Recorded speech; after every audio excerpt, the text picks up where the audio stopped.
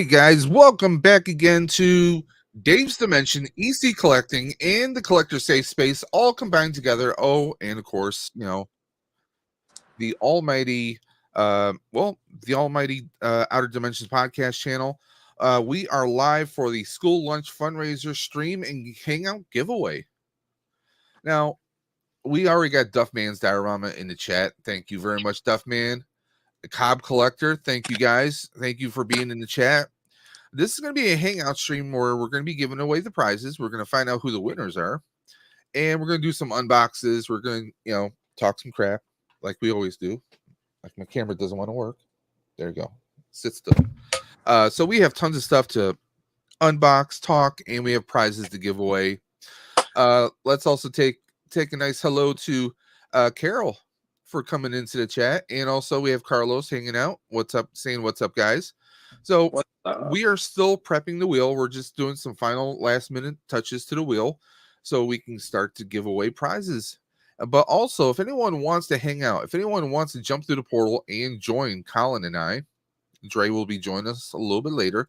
But should anyone want to jump in with us, well, the link is right there in the chat. Anyone can jump in if you want to talk about what you're collecting, you want to talk about if you donated to the stream, or what you may be hoping to win if you are entered, or hell, if you just want to just hang out and shoot the breeze with us, you are welcome to it. We got Nostalgic Toys. Thank you for popping in here. I'm sorry to hear that, Duffman. Not doing so good, going to the hospital when the old lady gets off work. Fingers crossed for you, man. If you need anything, you know how to reach us. Okay, Duff? Duff is one of the best in the community. I mean, I've known him for, it's probably been a little over a year now. Maybe a year and a half, maybe. And he's always been there with different charity events. Whenever there's a benefit fundraiser of some kind, he always comes out. So our thoughts are with you, man. I hope you start feeling better. Let's take a look here. We got my power just went out. I'm lucky to be here on phone. Sounds like the gods are against you, Cobweb, but don't worry. If someone drops out, it's not like, 5 seconds. Oh, you don't respond in 5 seconds. We're moving on to the next person. We're not going to do that. We're going to give some time. Okay, so I just got the updated list. Let me make those adjustments. Those final checks to the wheel. All right. It should be streaming to my channel now. Let's take a look. We have Outer Dimension, we have Dave's Dimension, we have Collector Safe Space, and we have 2 channels through Colin. So yes, we are fully up and running. Sorry to be late. No, you are not late. You are just in time. We just started the stream. We're still in the openings. Like I said, there is a link pinned at the chat there. Nice lady. There is a link pinned at the top of the chat. If anyone wants to join in with us, like I said, we're going to be doing a casual stream where we're going to do some unboxes. We're going to talk some entertainment, talk some movies and TV, while we are also doing the wheel. We're not just going to do 5 people, you won, okay, end of stream. No, we're going to do a hangout stream. You guys know we're laid back. We like to talk about the latest and greatest. Like Colin, being the evil influencer he was just talking to me about 4 Horsemen and a wave that looks very awesome. And it's like, you son of a... Makes me want to jump in. See, they hooked you. And I think we both have to blame Dre for that. Yeah. I mean, Dre sent me a Spartan kind of gladiator figure for my birthday. So I'm like, it looks really good. But the thing is, the only way I could buy Mythic Legions is online, because there's no shops in my area that sell Mythic. Yeah. I mean, there might be, like, if I talk to this one comic book shop, they might look into it because they do sell collectible figures. So we'll see what happens. So yeah, I was holding strong until this recent wave went up for pre-order, and I was like, that damn bear. I need to have that bear. So Duffman says, "Oh yeah, I'm sure they will keep me and want to do emergency surgery is how I see it going to be honest. Well, whatever happens, man, we're here. if you need anything, you need a distraction, or we're here for you. If you just need to vent through private chat, because I know hospitals can be stressing, we're here for you. Cobweb says no power, or I'd stream all y'all at once. And again, us mentioning the channels is not about watch hours or views.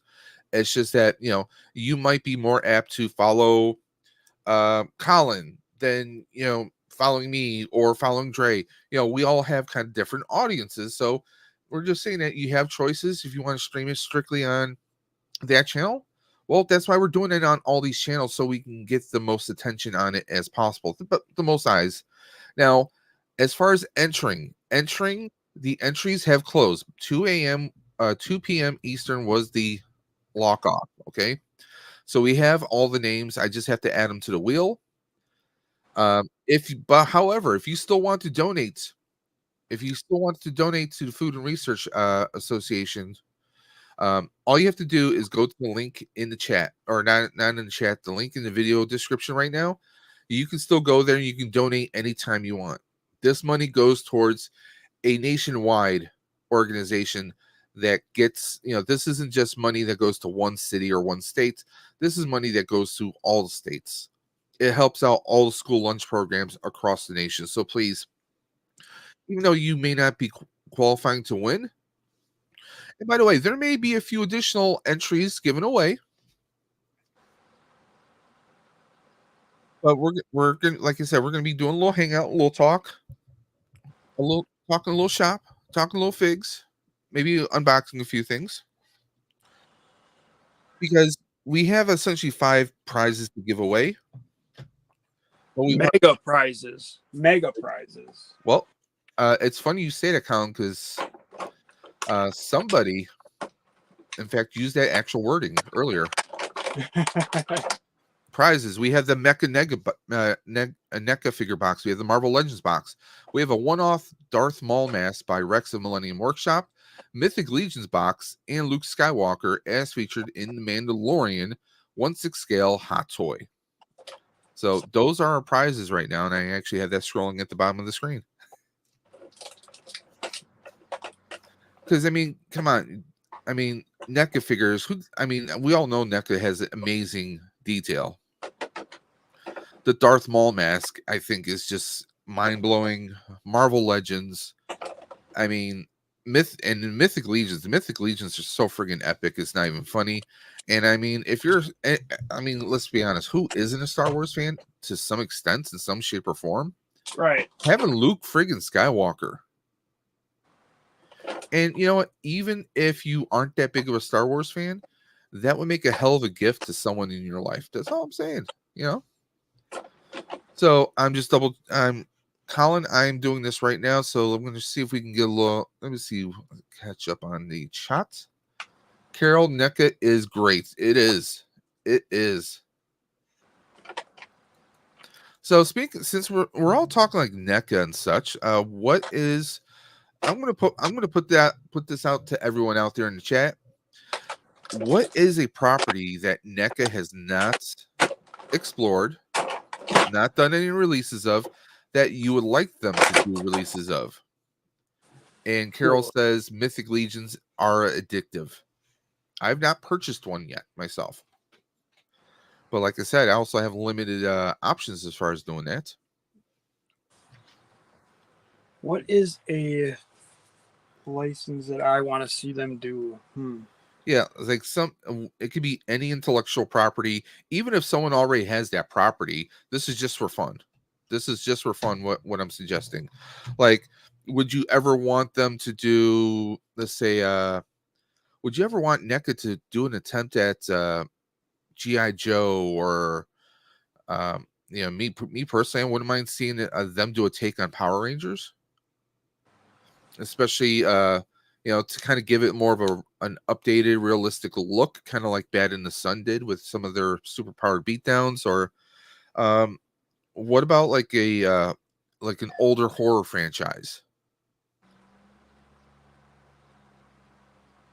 Dang, I'm thinking on this one. I want to, dude. There's a bunch that I'm testing you now, huh? I would like to see Street Razef. Sharks done by NECA. Street Sharks, yeah. I would like to see Cowboys of Moo Mesa done by NECA. Do you want Vin Diesel brought back to promote the Street Sharks? Oh God, yeah, I have to. Oh, Duffman, that is a good one. What do you say? Johnny 5. Oh, I can't believe they have not done that yet. Listen, if they do Short Circuit, I'm all in. You have no idea. Short Circuit is to me, that was one of my all-time favorites. And honestly, Short Circuit 2, I loved it. I love Short Circuit 2, and I know that's a hot take for some sci-fi people out there. Legend would be a great one. Legend would be. Duffman brought out Harry and the Hendersons. Yeah. Oh, yeah. There we go. But, I mean, Legend would be insane. I mean, could you them doing the Tim Curry Devil? And how big would that be, though? Oh, I would like I would like a NECA Ultimate Crow figure. Yeah, well, they've done a Crow figure, but yeah, they've done a Crow figure, but it was like the old school one where it's like more of like a statue. Doesn't really pose. Well, I have the one with the guitar. I thought that was NECA. Eric with his. I have the Diamond Selects one. Okay. Yeah. There's something that I'm missing that I really want from NECA, and I just can't think of it right now. Is it video game? It might be a video game. Ooh, I would like to see NECA Halo figures. I think those would be awesome. Yeah, I think McFarlane has a tight grip on that, but yeah, that would be cool. No, Cowboy says, no, you're right, Dave. Both short circuits are awesome. Love them because you know what they could do. They could do Johnny 5, or when he was number 5. You could do the version of him when he still had the little additional armoring or whatever you would call it, shell around his head. You could do 1, 2, 3, 4, and 5, so you could have the other robots. You could do each one could have as an additional his additional accessory when number 5 reprogrammed them to be the Three Stooges. I mean, there's a lot of different variants you could do. Do Johnny 5. Do Johnny 5 from part 2 when he first arrives. He's got his little stickers on. You could have him when he's beat up and partially destroyed, and then when he kind of rebuilds himself like a punk rock, a punk rock pissed off number 5. And of course, you got the gold variant at the end of Short Circuit 2. You got tons of different 5s, Johnny 5s you could do. You could do Ben and what's his name? Fred from part 2. You could have Ali Sheedy and Steve Gutenberg from the first one. There's a lot of different stuff you could do with Short Circuit. I mean, it's an IP that's really never been fully explored. There are some people in the 3D game right now who make some amazing pieces, but I don't feel like paying $500 or $600 for something that's only like this big. I want all the Lost Boys characters done by NECA. And also, I can't remember the name of the movie. It's a Guillermo del Toro movie. It's with those little creatures that eat the teeth. The family, I think, what's her name is in it? Katie Holmes is in it. They move into that house. Oh, I know what you're talking about. Yeah. And there's those little creatures that they eat like kids' teeth or whatever. Yeah, Cobb, I've seen a few of those Johnny 5s. I'm just trying to find the best one first before I buy them. I see them on AliExpress and also on Amazon. The little Lego knockoffs. Speaking of which, I was at Walmart yesterday. They had a Lego knockoff of the Moon Man. Remember the MTV used to give you the music awards, and it was the Moon Man? Someone made a licensed MTV knockoff of that. Nice. Almost bought it. It was $24. I was like, I don't know. I could get it. That's pretty slick, though. It's still cheaper than regular damn Legos, for damn sure. Right. Let me just fix this. Okay. And I do apologize if anyone's names on here are misspelled. I am only human, partially. Oh no, there's no excuse.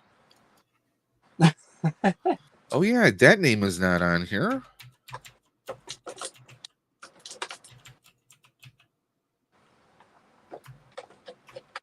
Oh, that's right. These are the hands I took out. Damn it. And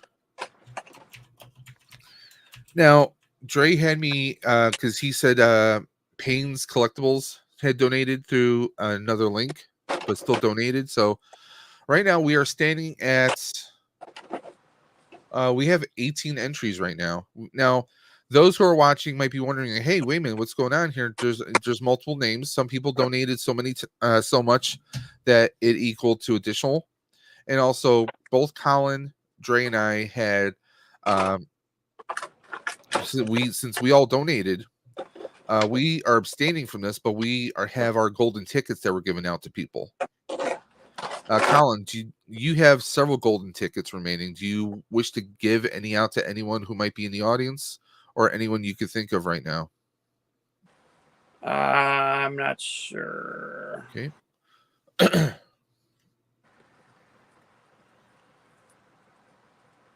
Oh, that's a pretty good one. Duffman said they could do Underworld, Kate Beckinsale. Yeah, I'm surprised we haven't seen that.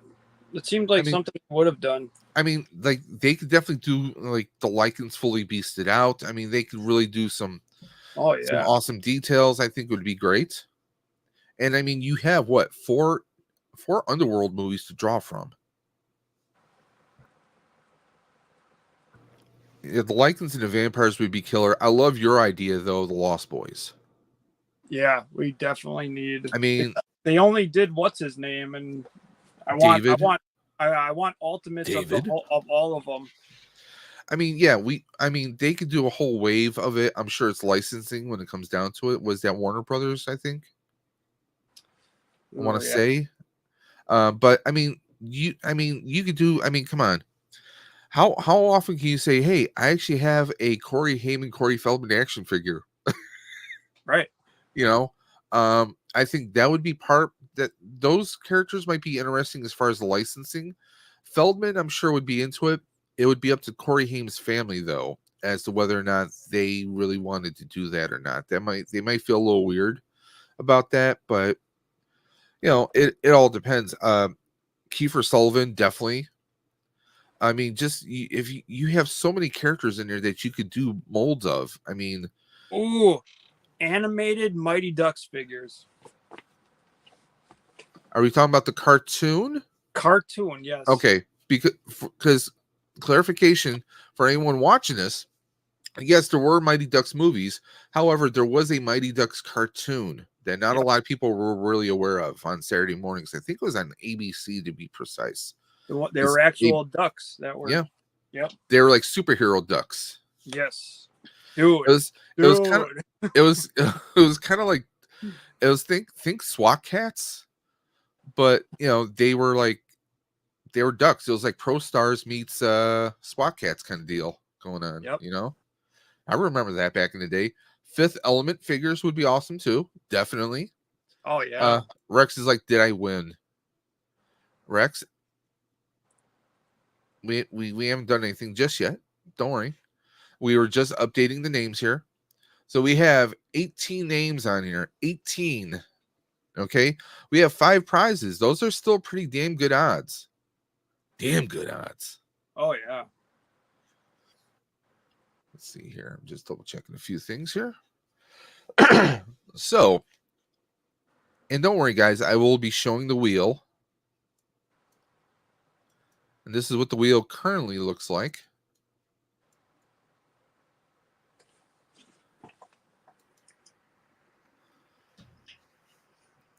Rocking somebody's colors there.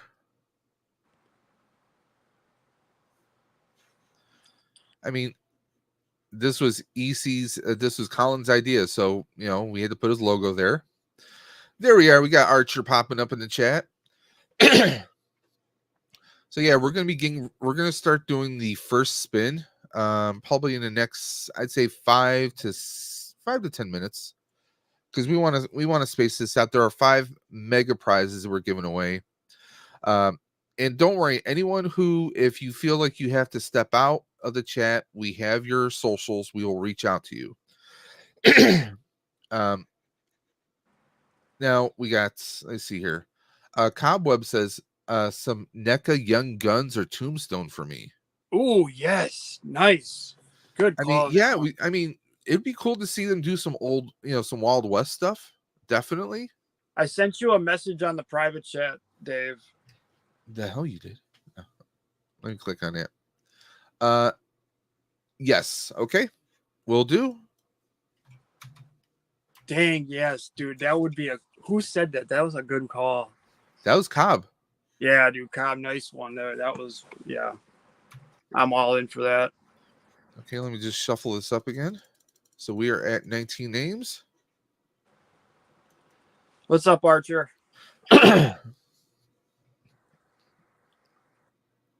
Millennium Rex says he's on lunch. Duffman says he Lilu Dallas Multipass.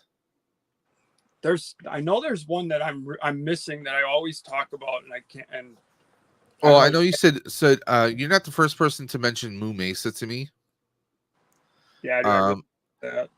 I mean, what if they did you can just go down all of our Saturday morning cartoons from back in the day, and that's tons of properties that they could reach out for. Could you imagine? I think Super 7 was doing it, but could you imagine if NECA did a version of Brave Star? Oh yeah. I mean, I would like NECA to do a Rocketeer. Dude, I love the Rocketeer, and there's never any. Could you imagine? I mean, they don't really do effects that much, NECA, not really. But could you imagine if they did the flames and exhaust coming out of the pack? I mean, there's a lot of stuff you could do with that, but also I think some of that intellectual property might be a little sketchy because it deals with the Nazis. Yeah, so it might be a little touchy for some. Although, haven't they done like Nazi werewolves in the past? Yeah, let's make Colin big for a moment here. Woo! He's got the Earl. He's got the Earl from NECA, and he has an amazing story. Apparently hell froze over, and Walmart did him good shipping wise. Oh my god!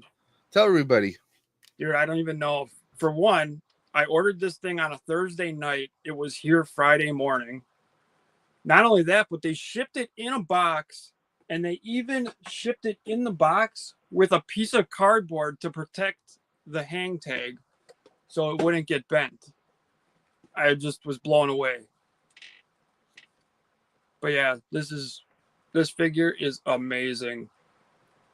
This is a must pick up for everybody.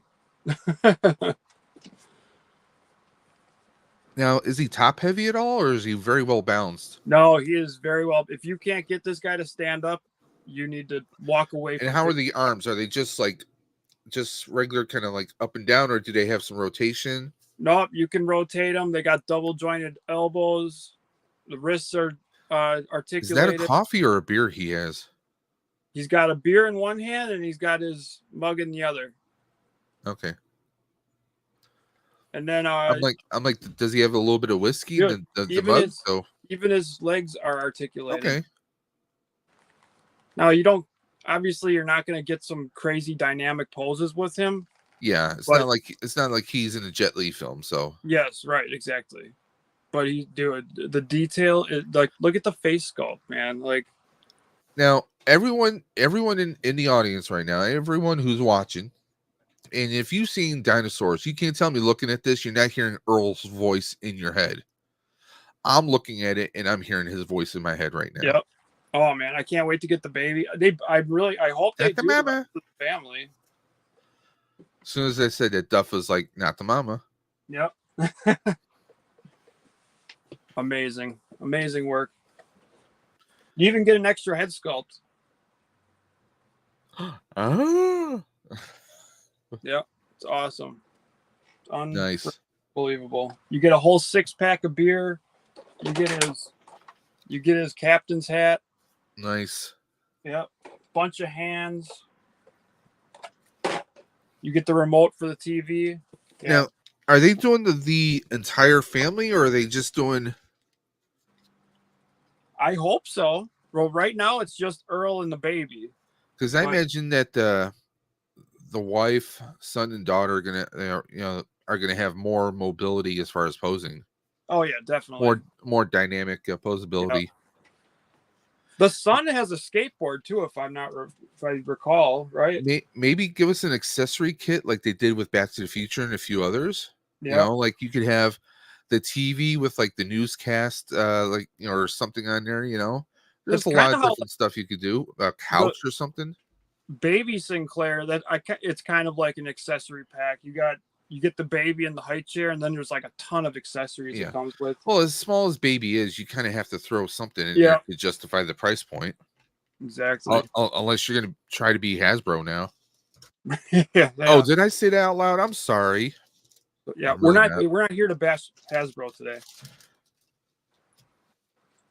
No, but we don't get paid to do it, and I do it anytime. Yeah, we. I got mad yesterday. I missed out on the. Those that know, I'm a Power Ranger fan.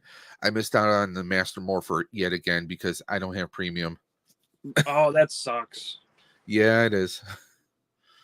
I might just say screw it. I'm going to spend the $50 so I have the 1 year premium. So next time there's something I really want, I can just go ahead and get the free shipping and whatnot. Well, it's really unfortunate you have. Hey, what's up, Cap? You know what? We got Cap in the chat. Oh, what's up, Captain? Captain, my captain. Captain can make it happen.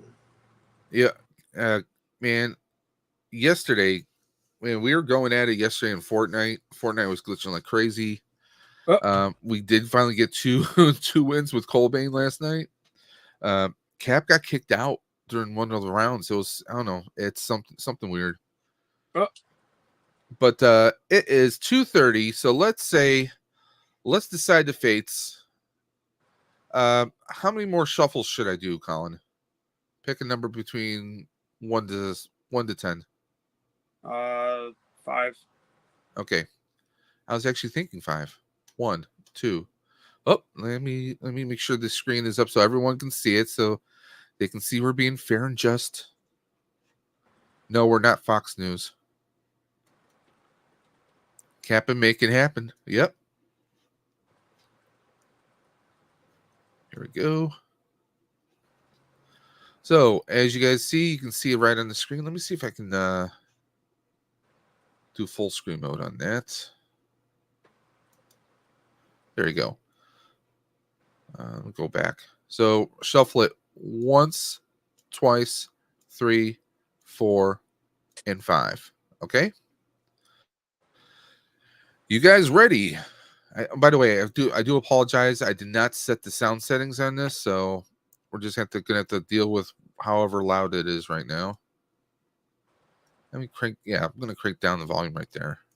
So we doing our first wheel spin? Yeah, sure. Are you guys ready? And we're gonna make the spin. Yeah, we'll make it 5 20 minutes long. I can make it a whole minute. Don't tempt me. We'll do 20 seconds there. Yeah, that's. Are you guys ready? Wish with this multi-stream crap they would pull the chats combined. Yeah, that's another thing that like there are apps out there, but unfortunately StreamYard and Restream and EVMux and a few of those others don't fully do that. There are third-party apps you can or plugins you can use in OBS, which can do stuff like that, but you can't have the multiple guests on an OBS unless you're screen capping from somewhere else, and it gets all crazy and goofy. Nerd affiliated in the chat, of course. What's up, Duff, EC, Dave? I hope you're doing good, Archer. You've survived your first week of being married. Oh, Here's you're doing many, good. many more. You're doing good. No wounds, no cuts, no bruises that we can see. So let's keep it going. We're going to go ahead and do the first spin.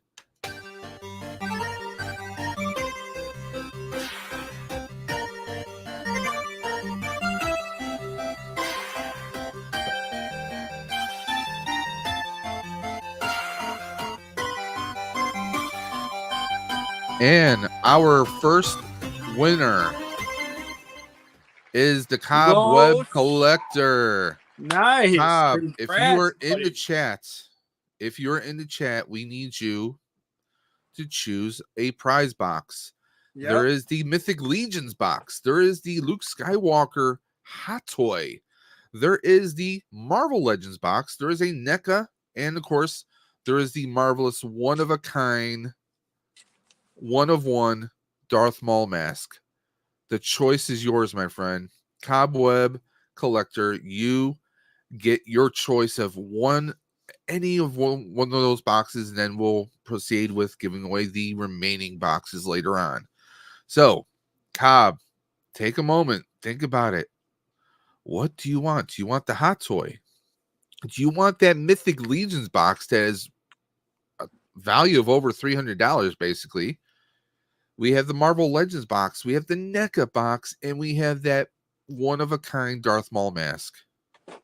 Yep, NECA box has Turtle 4. Well, it's going to have all 4 of them. You're going to have the Prey Predator in it. Yep. Among some other things. I mean, each of these boxes are going to be phenomenal. I think the lowest value box we have is around $100, and that's the Marvel Legends. Oh, Mythics. He has chosen. He's going Mythics. Nice choice. Carol in the chat gifted his first one, and he's hooked. So, yes, Mythic Legends is off the board right now. All right. Let me go ahead and make a note of that right now.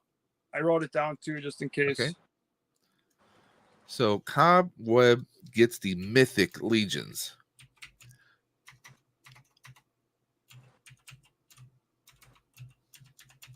And don't worry, we're going to be getting with you so we can get all your contact information. And Dre is going to be shipping that out to you very soon.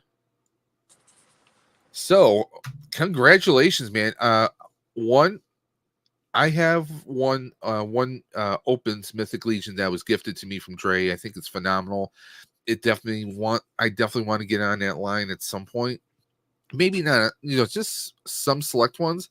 But dude, my friend, I think that's the biggest and best box. So man, I mean, what can we say? It's Mythic Legions. I mean, it's one of the hottest commodities. We're looking at it online. The new stuff that they have coming out, just the amount of detail, accessories. I mean, the sculpts. I'll say this. Looking at the images online, I will say that many of those sculpts, they definitely compete with NECA and they compete with McFarlane. Dude, that bear, I'm buying. I'm getting at least 2 of those bears. Like I was staying out of the Mythic Legions game for a while. I held off pretty good. And then they announced that bear, and I was like, you assholes.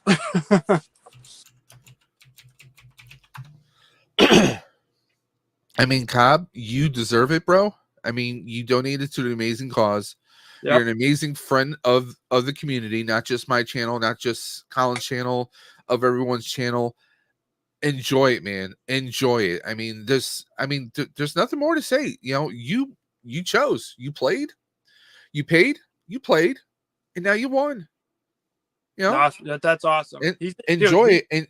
And hey, personally, we're looking forward to a nice unbox video. I'm just saying. Since I've met Cobb, he's like been in every comment section of every video I've posted. Now, like Colin was saying, he was just talking about Mythic Legions. I think we need to show everybody. What do you say? Oh yeah, definitely. Yeah, let's drool over it some more. Yes.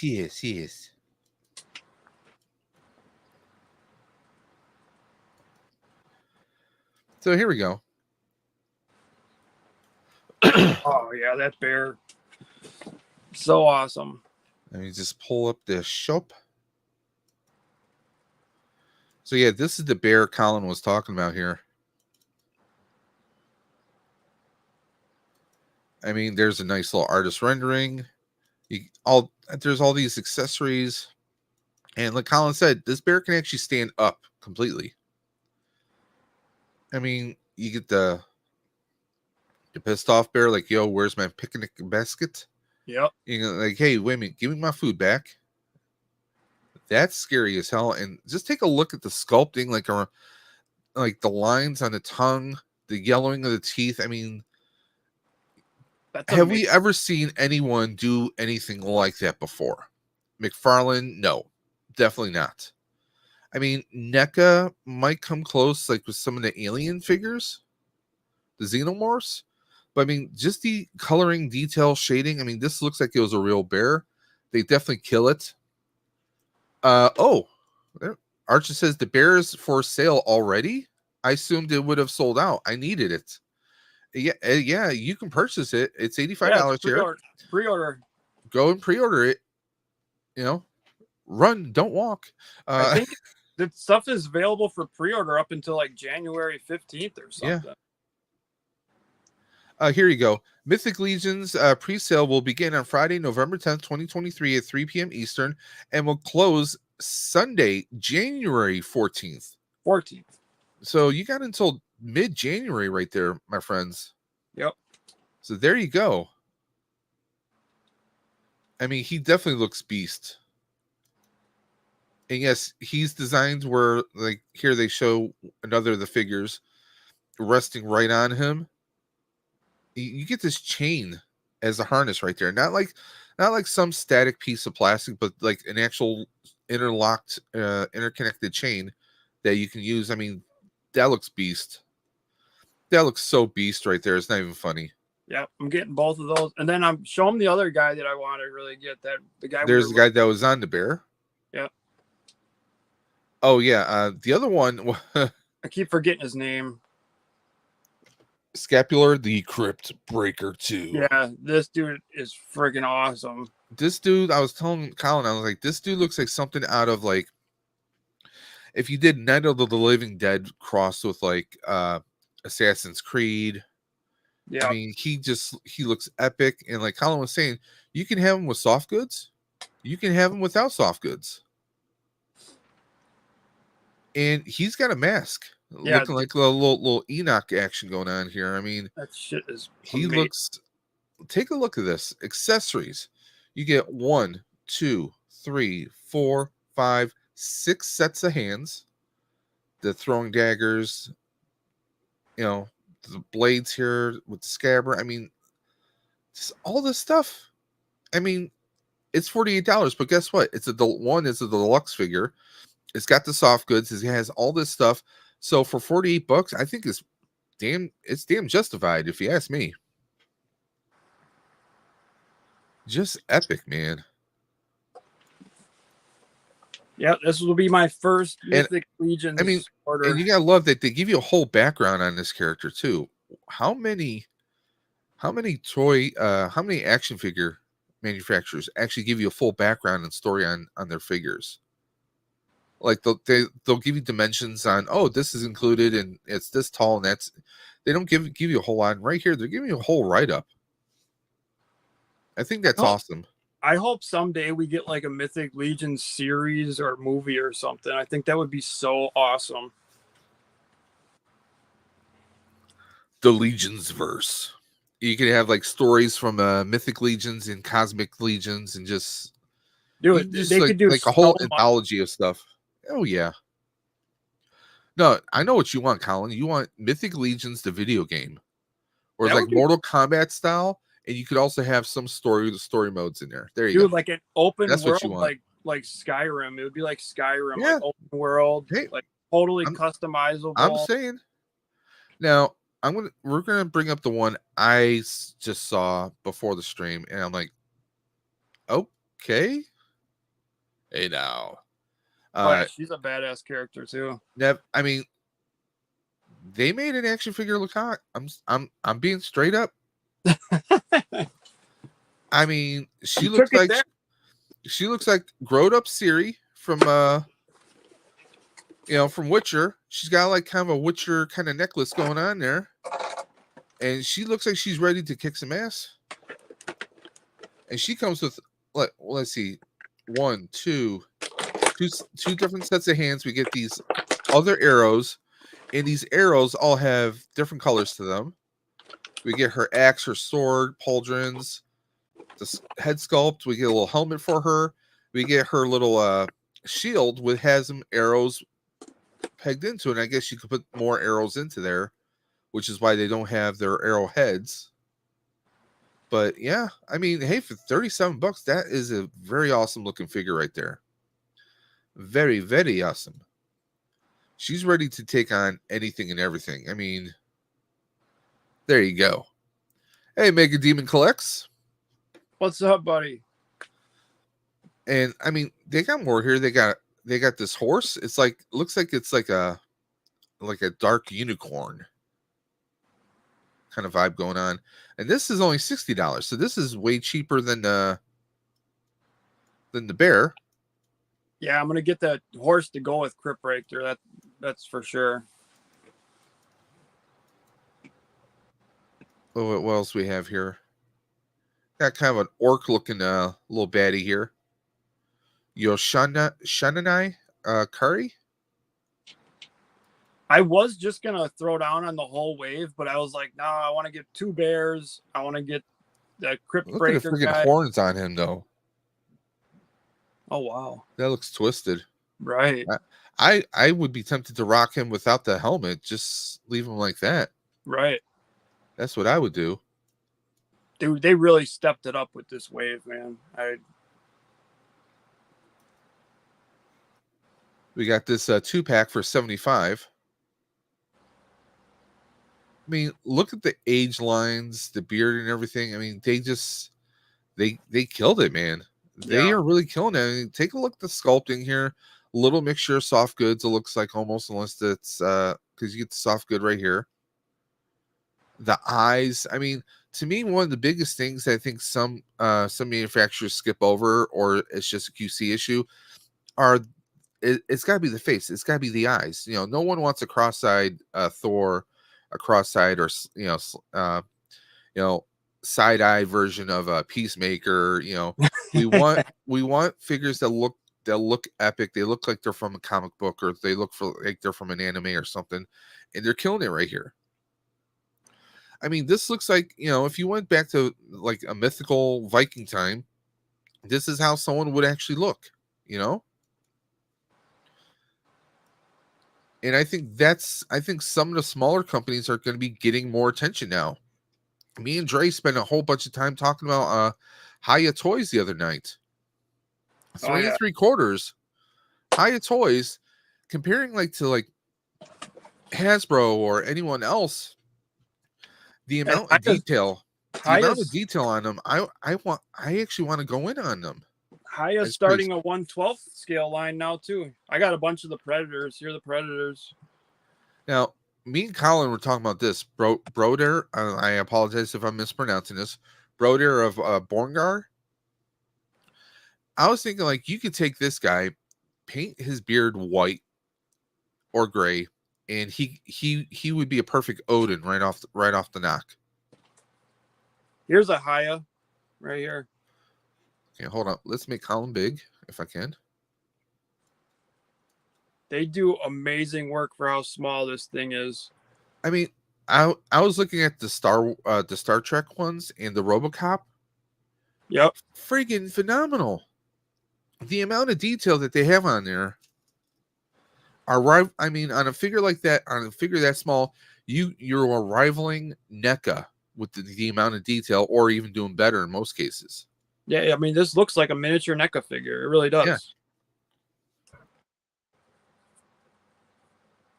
Yeah, I got tons of the Predators. I held off for so long, and then I finally went in on one, and it came, and I'm like, holy Now, how's crap. the posing on that? Oh, amazing. Amazing. You can get... It's like seriously like a miniature NECA figure. Mega Demon says those figures are seriously giving me Skyrim vibes. Yeah, the Mythic Legions will. Yep. You just apologized to the toy as if the toy was going to be offended. Love it. Ha ha.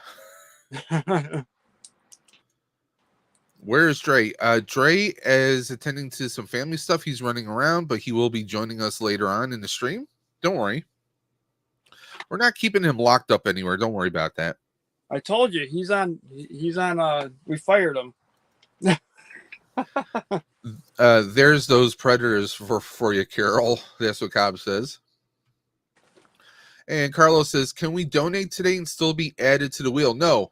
As per the rules in the previous streams and videos we released, the cutoff was 2 p.m. Eastern time. So unfortunately, if anyone wants to join a wheel, they are unfortunately, we can't comply with those requests. You can still donate to this amazing cause, and the link for that is in the video description below. However, the cutoff was 2 p.m. Eastern, which was our start time today. So unless you were able to send us a screen capture of your donation, unfortunately, we can't comply with that request. So I'm sorry, Carlos.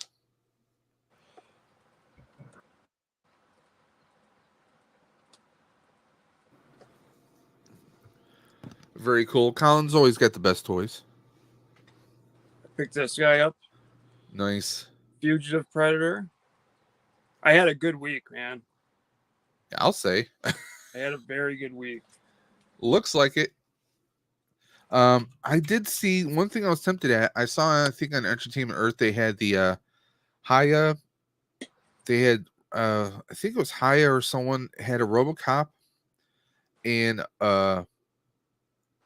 the samurai, the evil Asian android that he had to face off in RoboCop 3 for $20. I was thinking of picking it up. Now, how do you feel about the Cosmic Legions? Oh, they're cool. I really like them. I just, I was staying out of that whole thing because all my collection is like really nostalgia based, or it's stuff from movies that I really love, and even though Mythic Legions is amazing, there was I didn't have that connection to it, But I don't know. There was something about this latest wave with that bear and some of those characters where I was just like, man, I just have to have those. So they finally suckered me in. They pulled you in.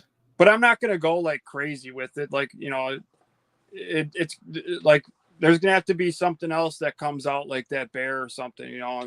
I'll just have a little Mythic Legion section. Yeah, you don't have to go full blown. Yeah, I'm not gonna be like starting a group or anything,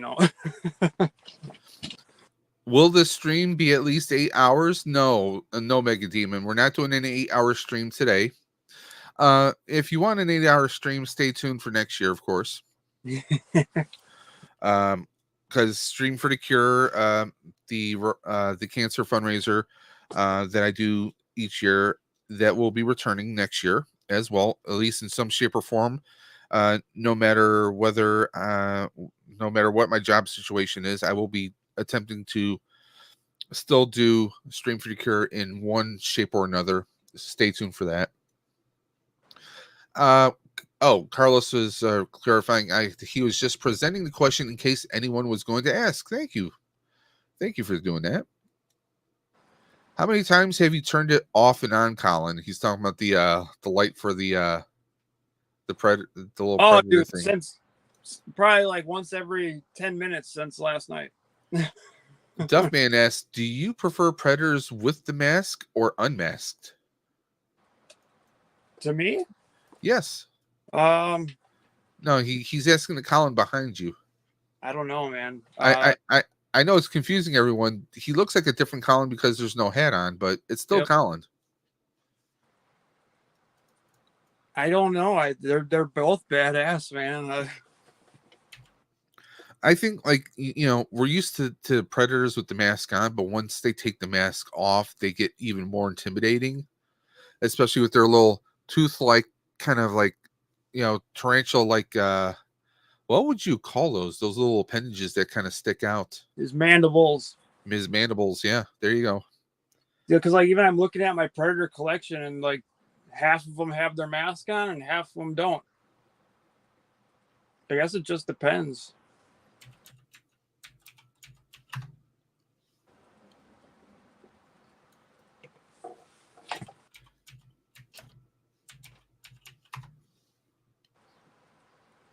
There you go. I'm going to pull this up really quick.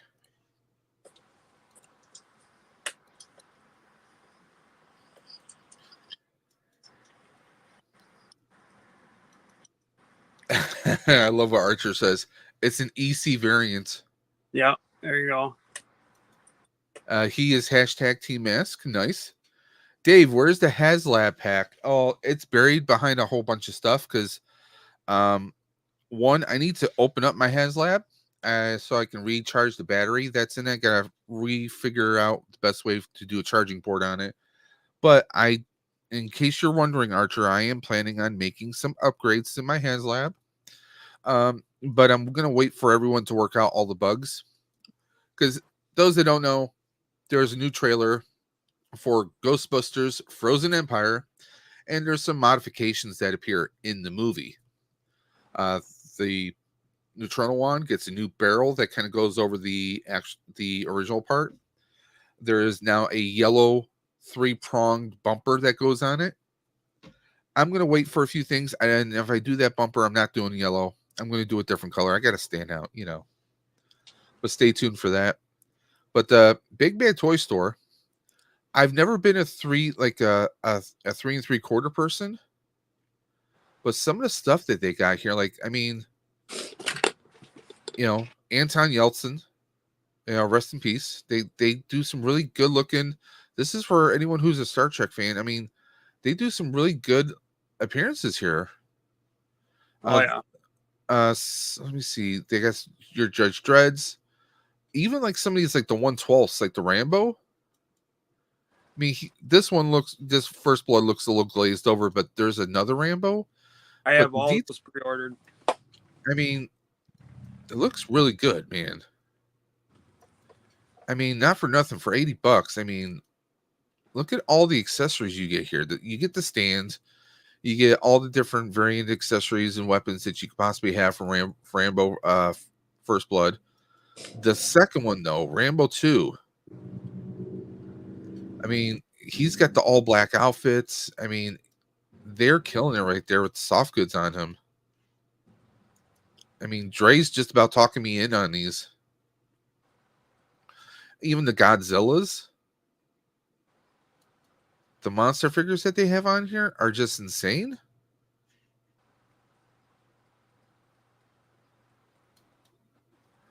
We are going to need an official count, Colin. Oh, well, I've already had to change the batteries twice, so. But like the Godzilla, take a look at this for $50. I mean, damn. I think for $50, this is good actually. I mean, take a look at the friggin' detail on him. Yeah, they're doing good work, that's for sure. And they're coming up with a lot of different. They have a lot of different IPs, yeah, and a lot of properties here. I mean, when I was buying just the Predators, I think they had like Predator. They were doing some DC stuff. I mean, look at the aliens here. Yeah. Now this is on sale for $40. They got tons of stuff coming now. I can't wait till I finally got the NECA Queen alien coming. Yeah, okay. I got pre-ordered. Right here, this 2 set. It's $40 on Big Bad, but if we go to Entertainment Earth, it's $20. I think for $20 to get 2 of them at the same time is pretty awesome. Oh hell yeah!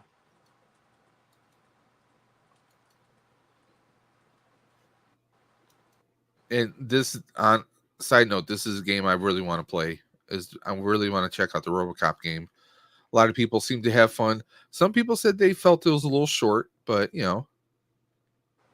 RoboCop. Yeah, You can only do so much. Get it too. Oh, do you know what I want to see from NECA? I want to see Judge Dredd from the Carl Urban movie. Yes. Oh hell, even if they did the Stallone Dredd. Oh yeah, I'd be down for that too. I just really liked. I liked the suit and everything from the Carl Urban movie. But yeah, I would take both, obviously. Yeah, I mean, the Carl Urban, there's still talk that they're going to do another Dread movie, and I'm waiting Oh, because that was such a good movie. Yeah, I saw that opening day in the theater in 3D when she falls at the end in 3D. Yeah. It's crazy. She was like coming out. Oh to yeah. the crowd, like holy shit. I mean, hey, $20 for this figure, but I mean, look at the detail and coloring on here. I think they did this way better than NECA did. I think they have a That's kind of a hot scale diecast one coming out from yeah. Dre and I were looking at that one, and because like here's a set, like you get $60, you get both of them, which is cheaper than if you bought them separately. But the thing is that they scale so perfectly that you can recreate the scenes that NECA you just can't. Don't get me wrong, the NECA figures are good figures. However, mine broke very easy. There's a little like pump, or I forget what you would call it, on the back of his leg, broke right off, and I still have to glue it back on. So I mean, for like $60, like some of these look really good, but you got to think like one. Also, if you go with smaller scale figures, you're freeing up more space. Yep. More space for more figs. I mean, that's kind of what. There you go. Yep. $20. I have him.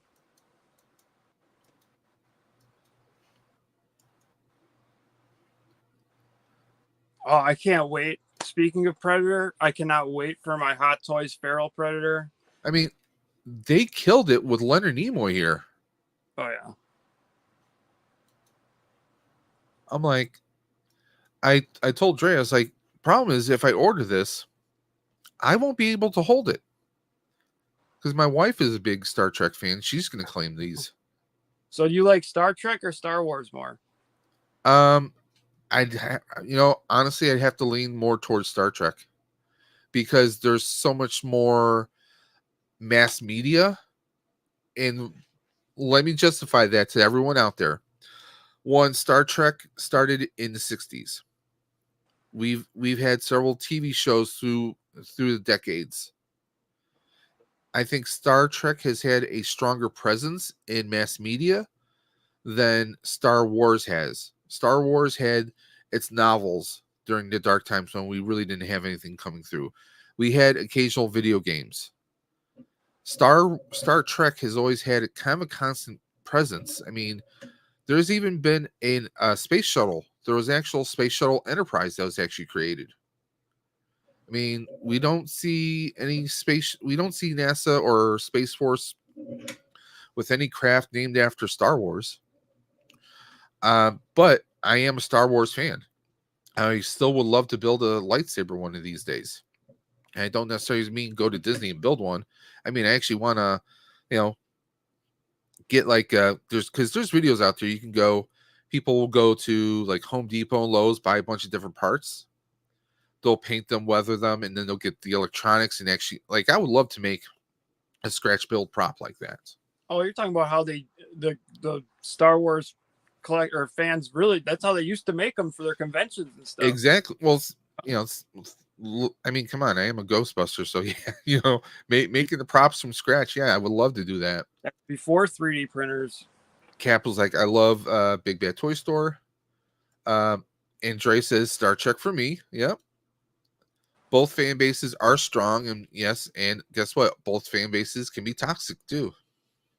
Oh yeah, you're gonna have the gatekeepers and everything. Star Wars forced my hand, LOL. So I'm Team Star Trek at the moment. Yeah, I mean it's also has to do with the content. I mean, for the most part, Star Trek has always been very consistent. As far as like, I mean, take a look. We had Star Wars. We had the original trilogy. Then they re-released it with special effects. They changed a lot of stuff, special effects wise, and we're like, okay, we're okay with most of this, except when they made Greedo the one who shot first. I mean, let's be honest, Han shot first. Let's be honest. And then when they did the prequel trilogy, some of the stuff kind of like rubbed a lot of the fans the wrong way. And then when they did the sequel trilogy, I mean, it was like, hey, Colin has a story.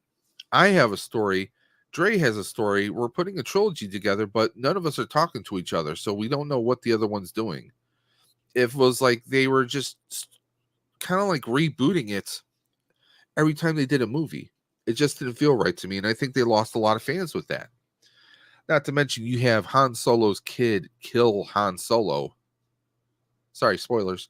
I mean, it's stuff like that is going to rub people the wrong friggin' way. It really is.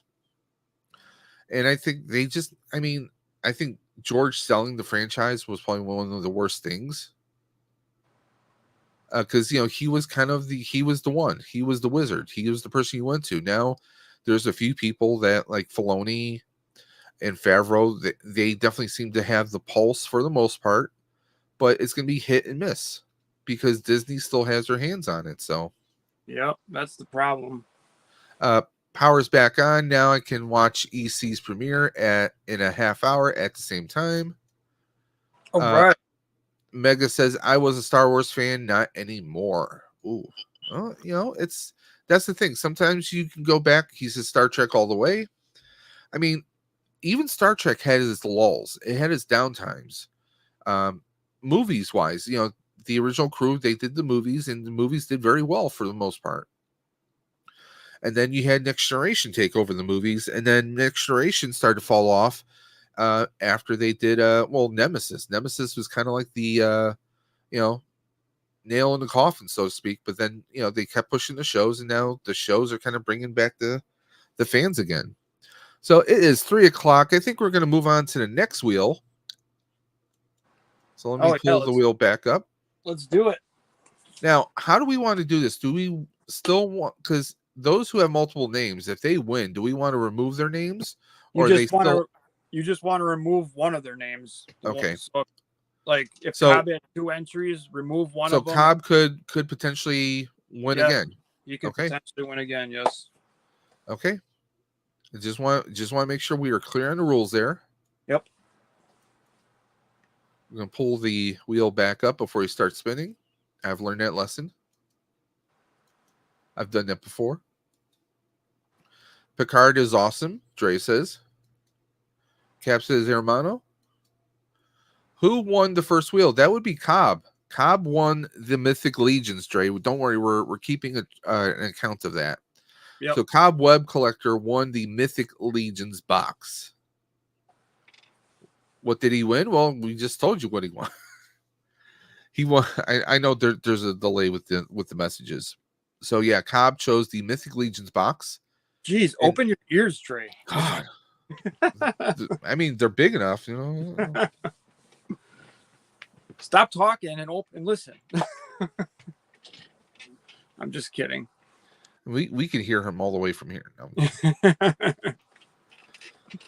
So I'm going to do, since we did 5 shuffles last time, I'll do another 5 shuffles.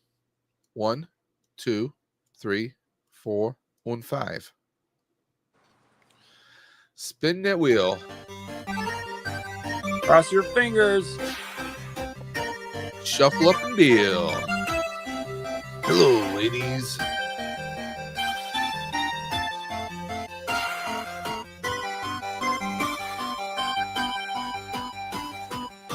And it is Archer. Holy smoke. Holy shnikey. Holy shnikey. Steven Archer. Hey, Archer. Nerd affiliated. All the above. You have won. So, Archer, let us know. We have 4 prizes left. We have Marvel Legends box. We have a NECA box, which I'm kind of thinking he might lean towards the NECA box, personally, knowing Archer. We have the 1 of 1 Star Wars mask, the Darth Maul mask created by Millennium Workshop. And there is a Luke Skywalker hot toy.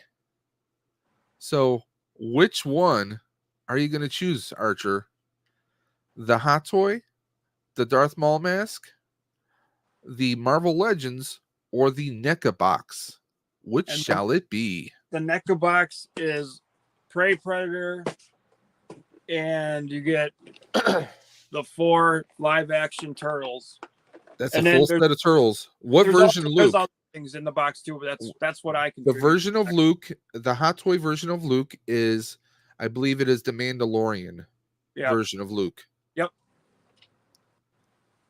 So it is the Mando version of Luke. Does that come with Grogu, I think? Yes, it does. Yeah, so it's Luke with Grogu from the Mandalorian. You got to have Grogu in it. That's the only reason it's going to sell. Hot toy, please. Hot toys off the market. Okay. Archer has won the hot toy.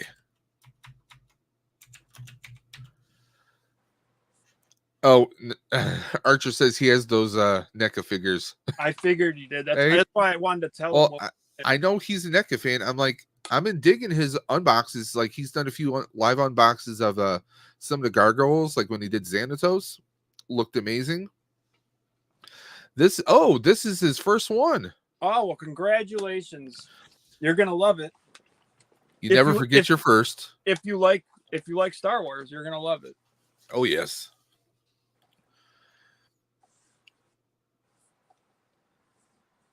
EC he says EC knows me too well. Yeah, that's why I wanted to tell him what was potentially in the box, because what's in the box? I figured he had them already. I know he had the Prey Predator.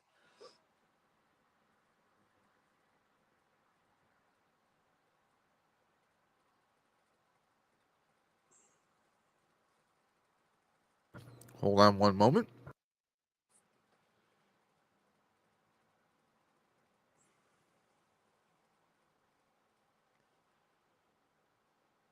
I think Captain Spaulding sent you some pictures. Yep, I'm trying to pull it up right now. Archer figures. I just trashed Star Wars and then win a Star Wars. Yeah, that's how it goes.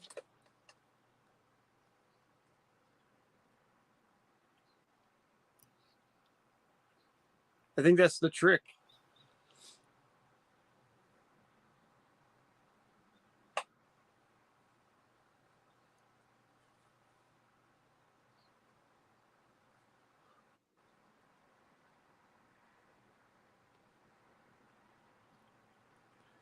Okay. All right. Okay, he sent me some pictures here.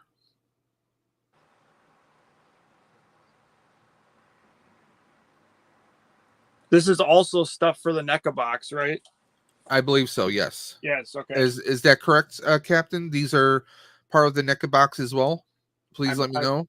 I'm almost 100% positive, yeah.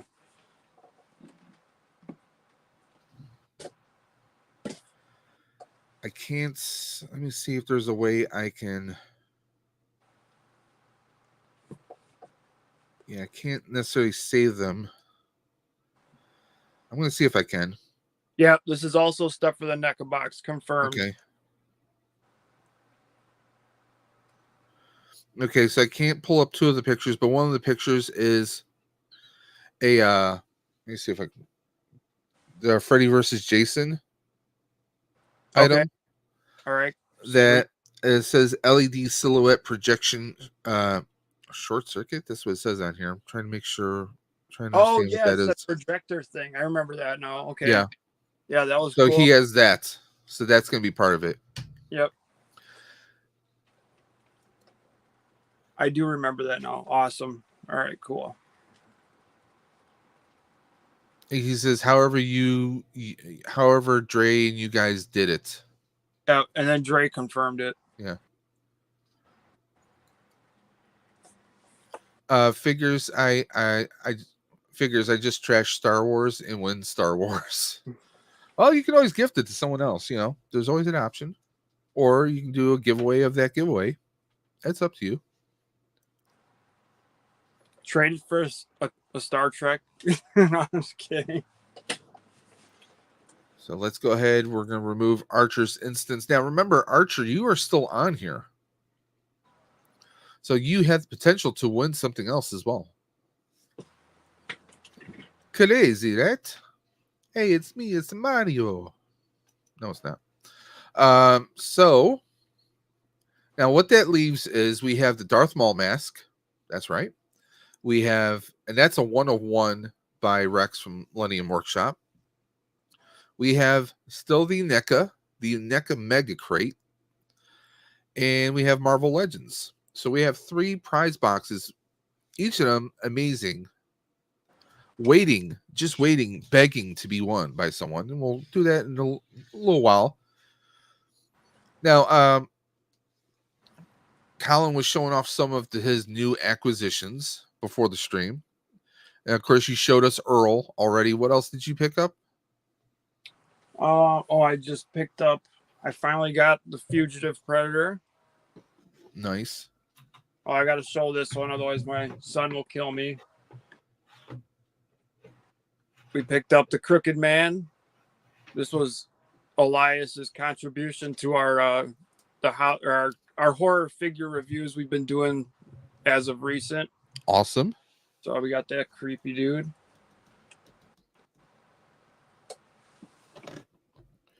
Now, while you're doing that, I'm actually going to unbox something here.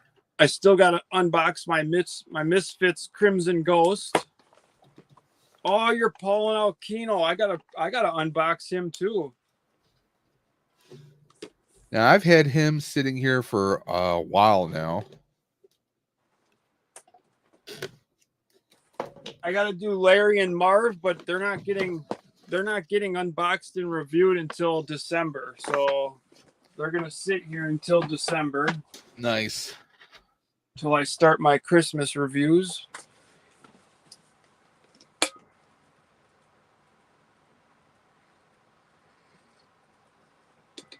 I got some Super 7 Turtle Ultimates I got to unbox still. I got Ace Duck I got to do. There's Ace Duck. It really makes me angry that NECA didn't give a cigar with Ace Duck in the NECA version.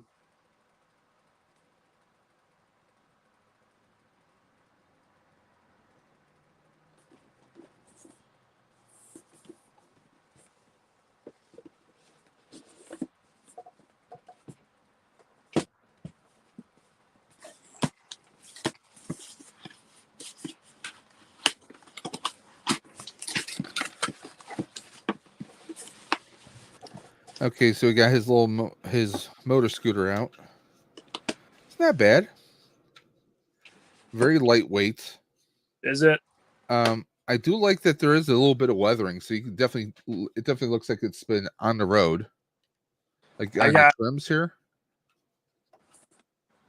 I got Sewer Surfer Mikey, but I'm not gonna unbox him today because I want to do this. I want to do a review with it because he looks amazing. So I mean, take a look at some of the panel lining on the inside here. Oh wow. And let me actually switch cameras so you guys can get a little bit better view.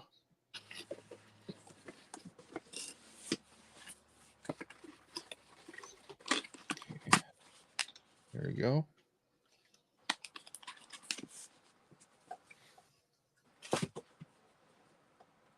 I mean, take a look at that right there.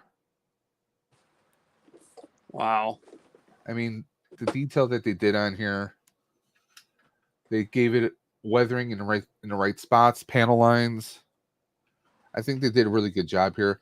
I mean, the turn signals and the headlight have that frosted kind of faded look to it, which definitely adds a little bit more realism to it.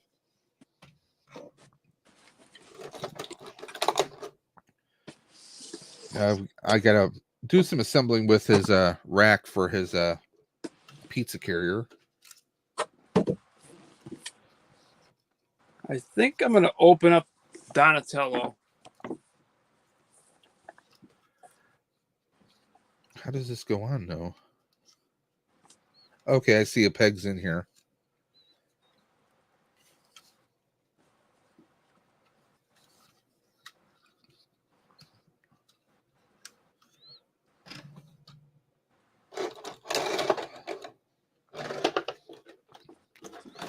Mute myself.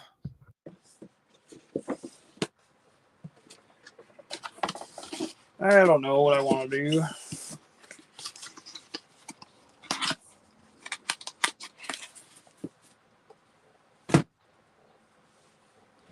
You're making me want to open up my Kino.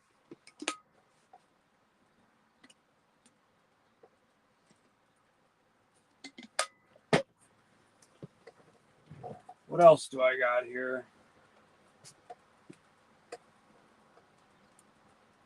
Oh, I recently got Lexington. This is my favorite gargoyle. Awesome. Figure. He's I so think this small. is a pretty good likeness for Kino. Oh yeah. I can't wait for the next one. They're doing the next one where he's got the fighting, where he's the fighting gi. Yeah. Yeah, he sneaks into the recruitment. Yeah, his Roy's Yeah. pizza right there. There's a bunch of black schmutz on here. I don't know if that's a QC issue or you see like there's a bunch of spots. That's probably from riding the scooters. That's that backsplash.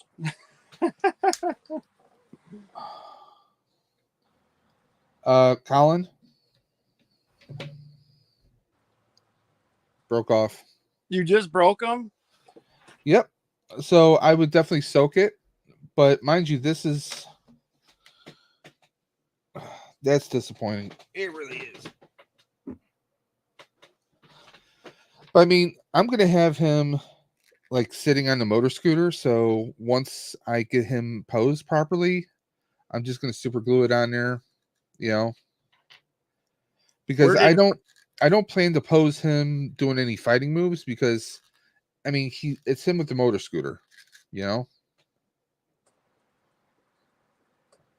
That sucks. This is my first NECA to ever break. Dang. Yeah, it would have been. Yeah. That'd be a good idea to give him the hot water bath. Well, see, I've never had to do that because I've never had issue with the other turtle figures I've had. The you know, even the Back to the Future ones I've had. Some of the horror figures I've had. I've never had any NECA break before.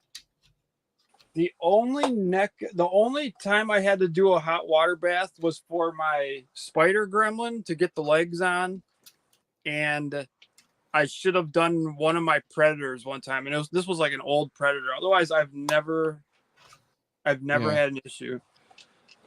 But that's just disappointing, though, you know. Oh yeah. Well, especially for that one because that was a San Diego exclusive. Oh yes.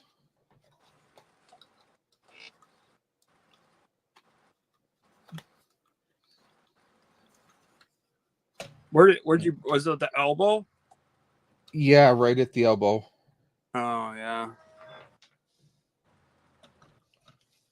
One thing I don't like is the kickstand's kind of loose. The kickstand is not really kind of like you have to like set it perfectly in order for it to kind of work, you know? Yeah. Like it keeps wanting to fold back. So what I might do is I might do a little dab of hot glue here and here behind it to kind of hold the kickstand in place. I could always peel the hot glue off at a later time if I want to. You know? Oh yeah, definitely. And I think what I'm going to do is because he doesn't perfectly sit on the motor scooter perfect. Like he can't hold on to the maybe if I did like different hands. So what I think I might do is I'll just glue the arm back on and it's just gonna be him kind of holding the pizza in his hands, you know, the pizza case, and him like standing in front of the motor scooter. So that's how I'm gonna do it. Yeah, that'd work. Oh yeah, Captain Spaulding's giving away a Crooked Man for the NECA box. So this is the figure right here. Very creepy figure. Very cool. Yeah, as you can see right there, it broke right in the. Oh yeah. At least you'll be able to fix. You can glue it though pretty nicely. Yeah. It's still disappointing. Don't get me wrong. Oh yeah. I mean, considering how long I've been getting NECA, and this is the first time I've had this issue, I kind of consider myself a little bit lucky. Yeah. Yeah, because I mean, I could just put him like this with both hands open. He's holding the case, and it should be good. You know? Perfect. But I think they did really good on the case. I mean, you even got a receipt on it. Oh, nice. Let me see if I can get it to focus. Dang, that's cool. I mean, he got a printed receipt right on there. I just haven't opened mine yet because I don't Yeah. have. I need to get another D12. Oh. Get out of here. Nice. Is there anything in the box? No, it's hollow. That's been fun. But that's hilarious, though, right? Hell yeah, Let's that's see if awesome. I can get it to focus. Yeah, that's awesome. That's cool. I'm like, it feels pretty solid. I don't think they would put anything in here. I'm like, oh, wait a minute, it's pegged. So yeah, it pegs shut. So yeah, that's awesome. Yes, sir.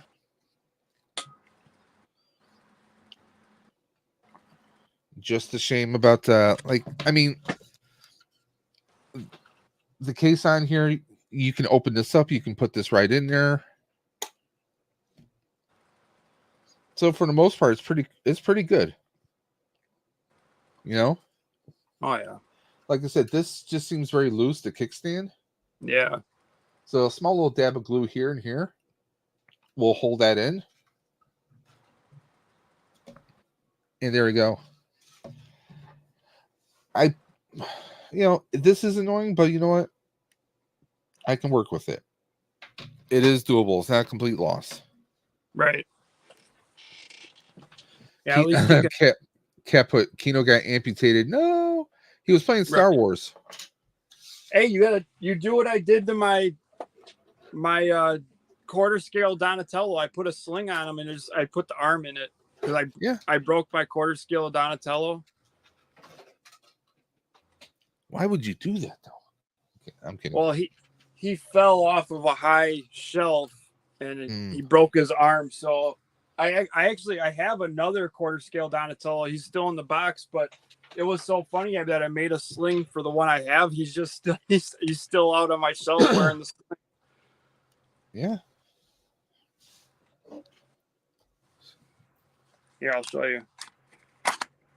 Let's go for a ride. Yeah, look, you see him? Nice. Hey, it worked. Hell yeah. And then you get some person who's like, is it canon? Well, it's canon now. Yeah. Fuck yeah, right? Yes, sir.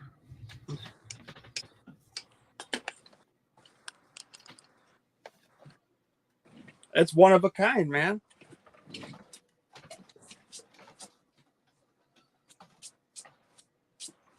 I mean, they're fighting Ninja Turtles. They got to get injured once in a while. Well, yeah. I mean, they get injured. Yeah. I mean, look at Raphael in the first movie. Oh yeah, I know. He's like in a coma. He gets his shell handed to him, man. Yep.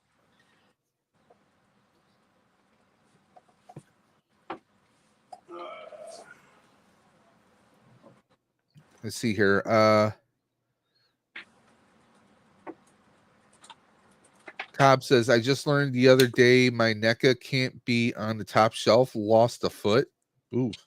Uh-oh. One, I'm a firm believer in the NECA stands, and two, like if I have a figure, like some of my Back to the Future are not perfectly stable standing upright, I will lean them against stuff.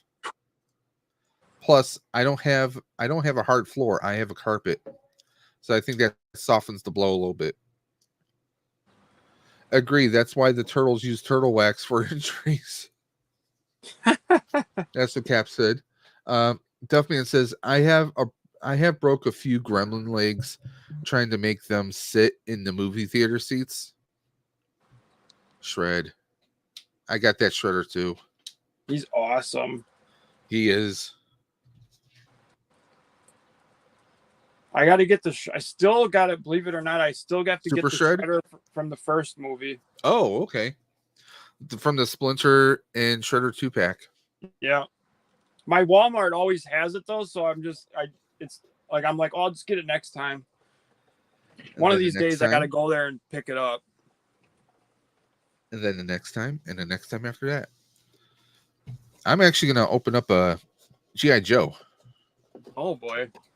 This is a Snake Eyes Desert Commando variant that they have.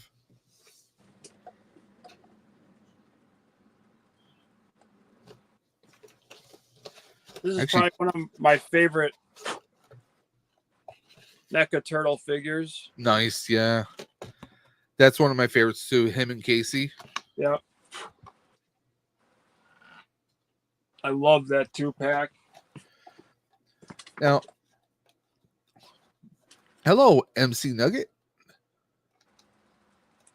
Or is it Mick Nugget? One thing I like about the Joes is like the accessories and the windowless boxes. They've actually been putting the accessories in these little cardboard boxes like they're a Foot Locker. Oh, yeah.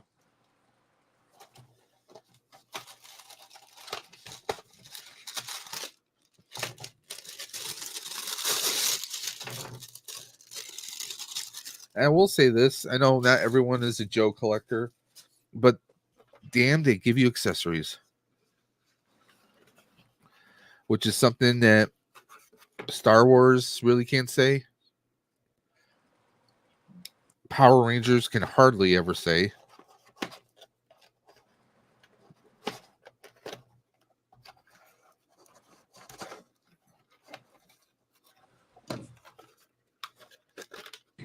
Yeah, this is supposed to be like a desert version of Snake Eyes, but he actually looks pretty cool. Oh, that is pretty cool. What was that one? You said that was special to wear? This is a Snake Eyes, a Desert Commando. So it's like his suit is all desert. Like Where'd desert. you get that one from? This I actually got at GameStop. Okay. But you can order him just about anywhere. I don't think he's an exclusive. I could be wrong though. But what I like is also the belts on here. They're very loose. Like they can move up and down. Mm-hmm. And that's another thing. Like Joe's have been killing it with all the accessories they give you, with all the detail that you can have on. I mean, they give you all these guns and just everything on here that you expect somebody in the military to have. I mean, look at the kind of like, I mean, they pose easy. You don't have to worry about any stiffness. I mean, the amount of detail that they throw on here is like, I mean, he's got holsters for everything. There's storage for all the stuff you have. So, you know, you buy like certain figures and it's like, oh, wait a minute. What am I going to do with this? I mean, where am I going to stow this? And everything goes on the figures themselves. And I really appreciate that, you know? Mm-hmm. And the only thing is this one blade is a little crooked, a little bit of hot water or some heat over it, and I can bend it perfectly back unless they just keep it in a scabber. Let's see here. Do we have... Yeah, this one I think I'm going to have to... take a look at the box here. Yeah, it doesn't show him stowing it. But I mean, like, some of the details on the weapons, though. And the paint on the weapons are spot on. Oh yeah, they're probably doing they're by far doing the best out of all the Hasbro lines, in my opinion. I mean, yeah, they are the Hasbro line, if you ask me.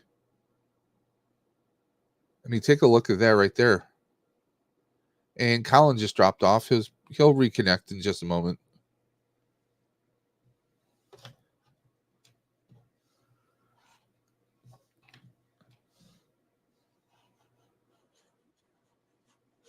There he is. I hit the wrong button. Don't. Whoops. Whoops. I mean, they even give you a suppressor to put on the gun.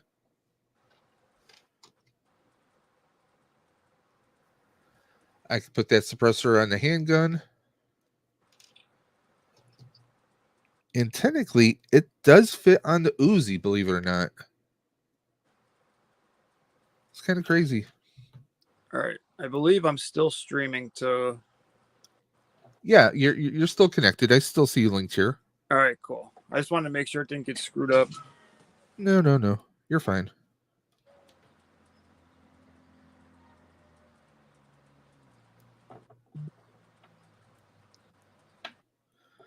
Okay, so they give you...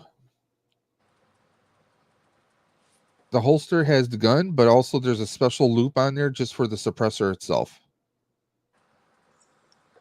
That's some next level kind of thinking that at least the G.I. Joe lines have been doing. Wish I could say the same for everybody.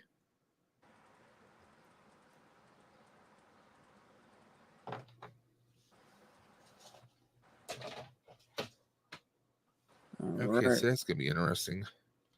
Gotta figure a way around. Yeah, I can slide it over like that. I never seen that that Snake Eyes before. Yeah, he's well in this area. He's been recently hitting the stores. Okay, this goes right there. Okay, yeah, the other sword just pegs on the side of the bag on his knapsack, so he can still hold one sword in one hand and Uzi in the other. I mean, you don't get extra hands in here, but I mean, they're pretty versatile as it is. Yeah. But I mean, you get like all these different. Let me see here if I can get that. The different tones, like you don't just have one or two shades of plastic. You have different shades of paint right there, so you can see the different color definition. Right. Now, one problem I do have with some of the Joes, some of the GI Joe stuff is the bags don't always stick in the peg on the backs. Oh, that sucks. Sometimes they don't fit perfectly on there. But again, if you're not someone who takes the packs off of them all the time, because you figure in the military they're going to be wearing their packs all the time. Again, a little dab of glue, like hot glue. I mean, and that's going to peel right out. So,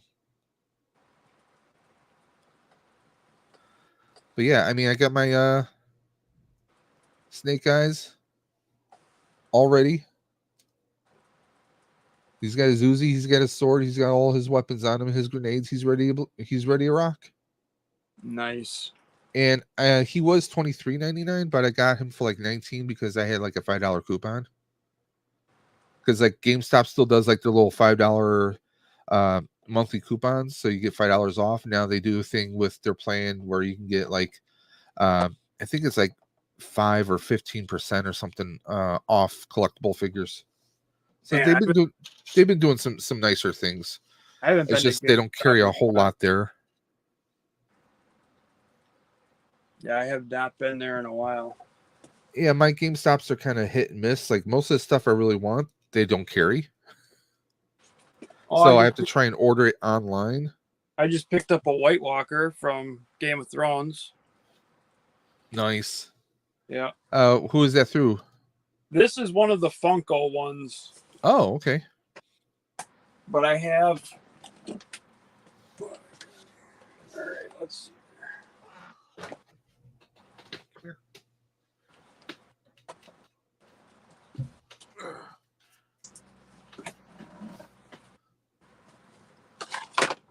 I have something I bet you don't have. What's that?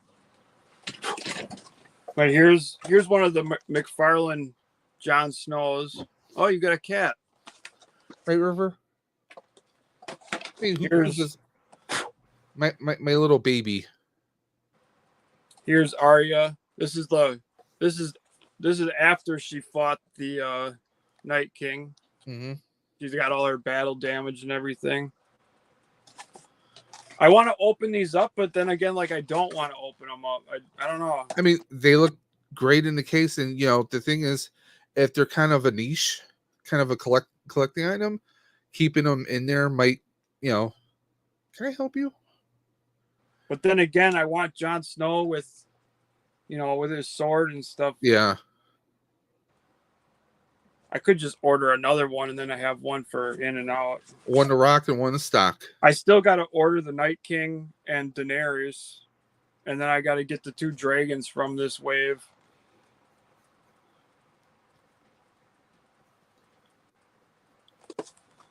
Dang, it's making me want to watch Game of Thrones now. Do it.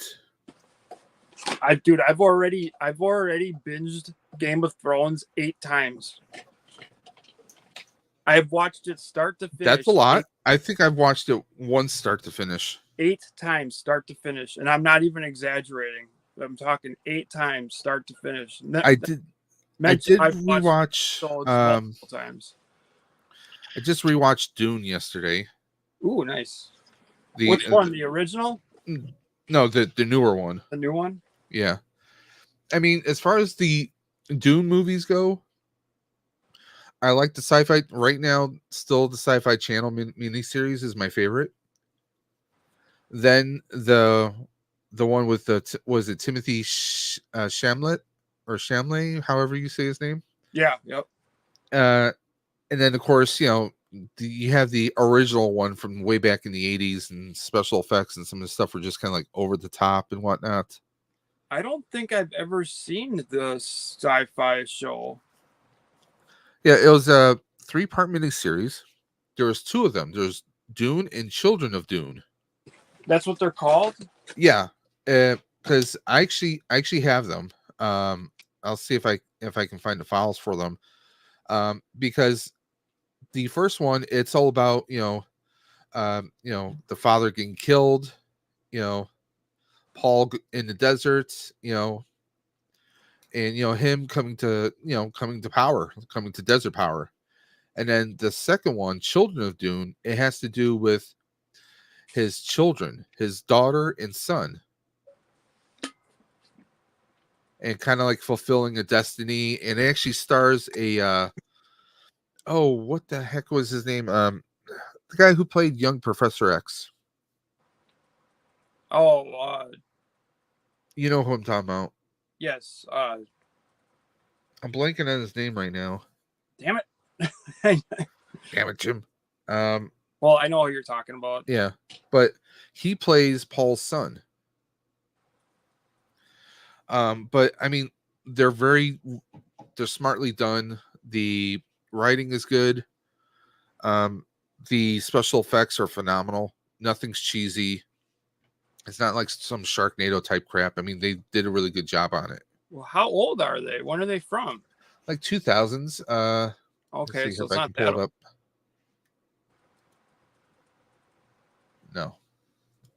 No, they're not terribly old. Now I gotta find those. Now I've never seen those. I don't think.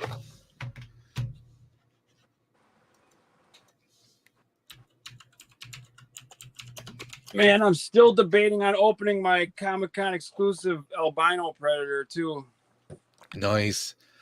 Children of Dune was 2003. Okay, yeah, so not that old. 20 years? Well, I guess it's 20 years, but I mean, it's like that meme, or no, not that meme, but people have been posting about this. If Back to the Future was made today, you'd be going back to 1993. Right. It doesn't seem that old, but like, yeah, it's 30. That's 30 years back, bro. So yeah, right. Yeah. So it is 3:42. I think it's time we gave away some more prizes. What do you say? Yeah, let's do it. Guys, if you are ready for us to give away some more prizes, give me a hell yeah.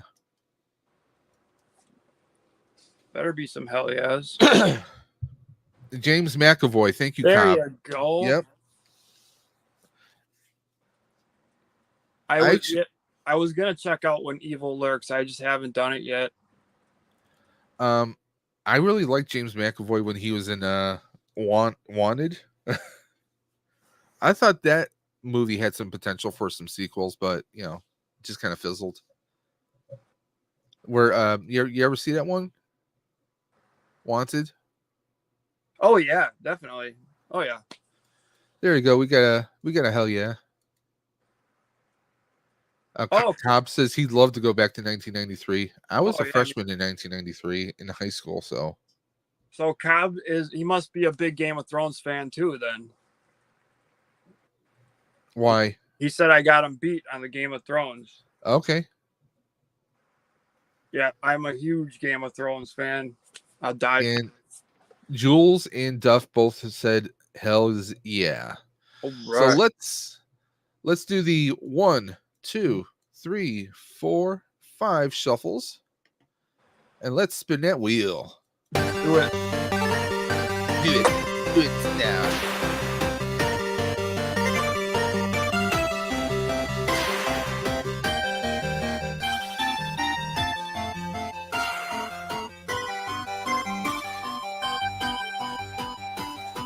Uh-oh.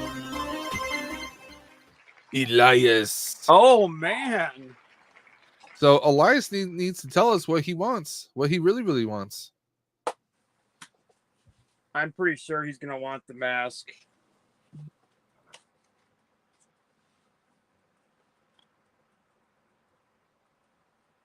Because what we got the mask left, the NECA NECA and Marvel. and Marvel. Yeah, he's gonna want the mask for sure. Let me text him. I'm just gonna type that down. Just you can always change that. It's gonna be the mask. I don't even need to wait for a response. Okay. So Yeah. Elias. Yeah, he's gonna be so happy. Holy shit. I hope he wasn't named after the wrestler. No. Dude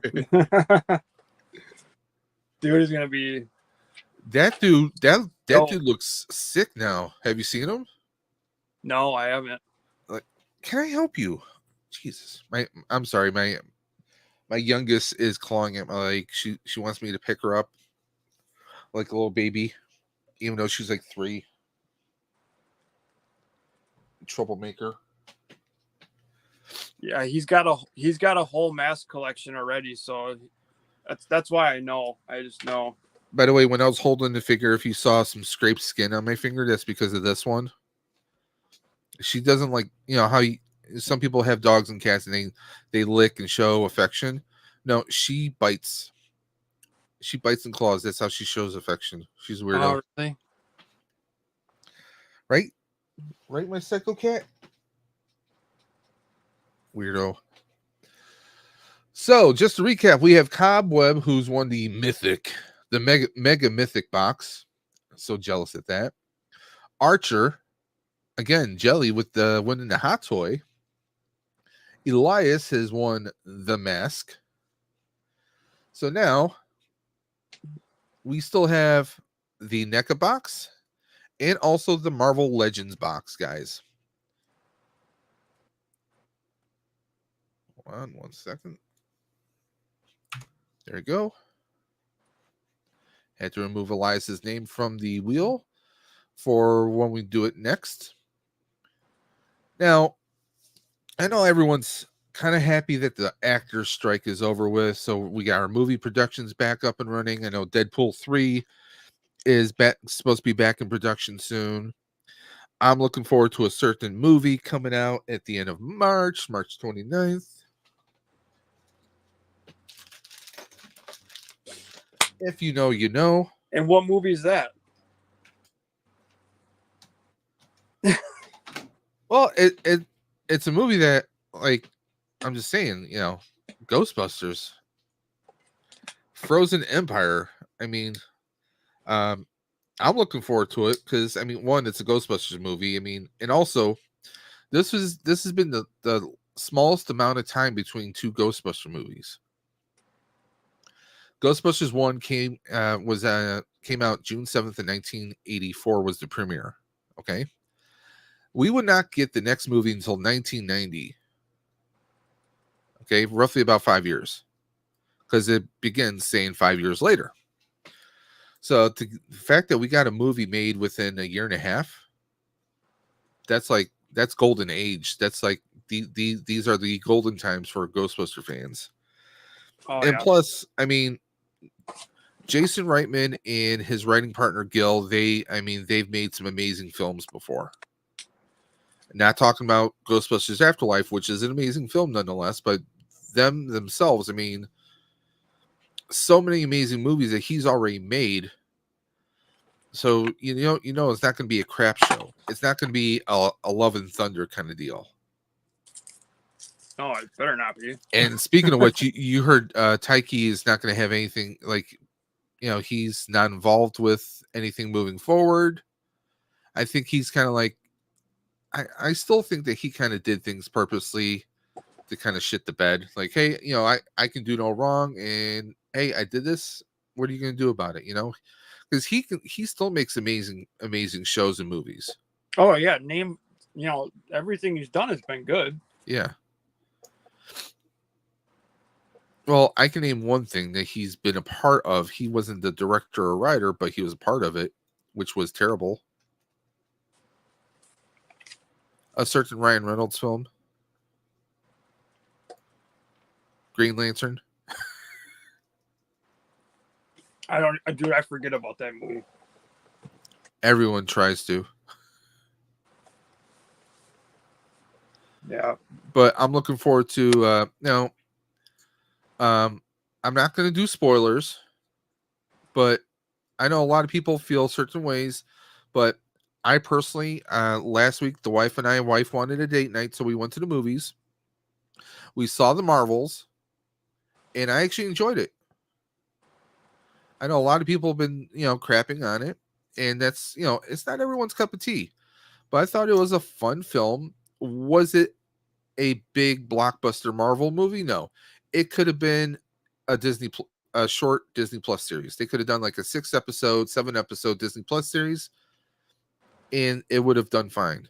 It did not feel like a full blown Marvel movie. It felt like a small Marvel movie. That's kind of what I got from it.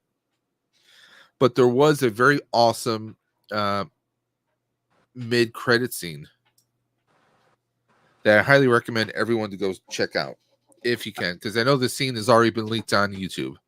I heard that's the main reason to go see it.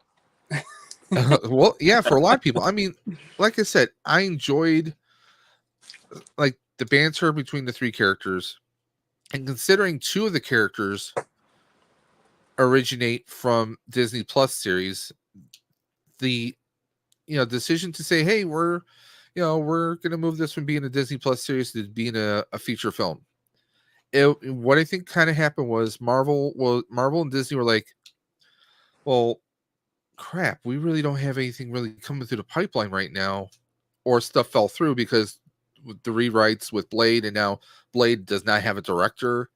Um, there's that going on. There's the Jonathan Majors situation, and I'll bring that up in a minute, but I think they were kind of scrambling, like, hey, we got to do something. Well, let's rip this out of the Disney Plus schedule, and we're just going to shorten it and make it into a movie.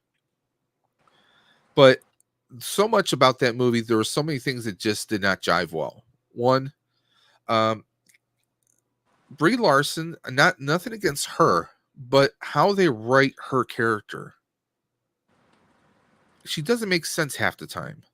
Like, either she's like the total badass loner type, or she's like very silly and goofy in some moments.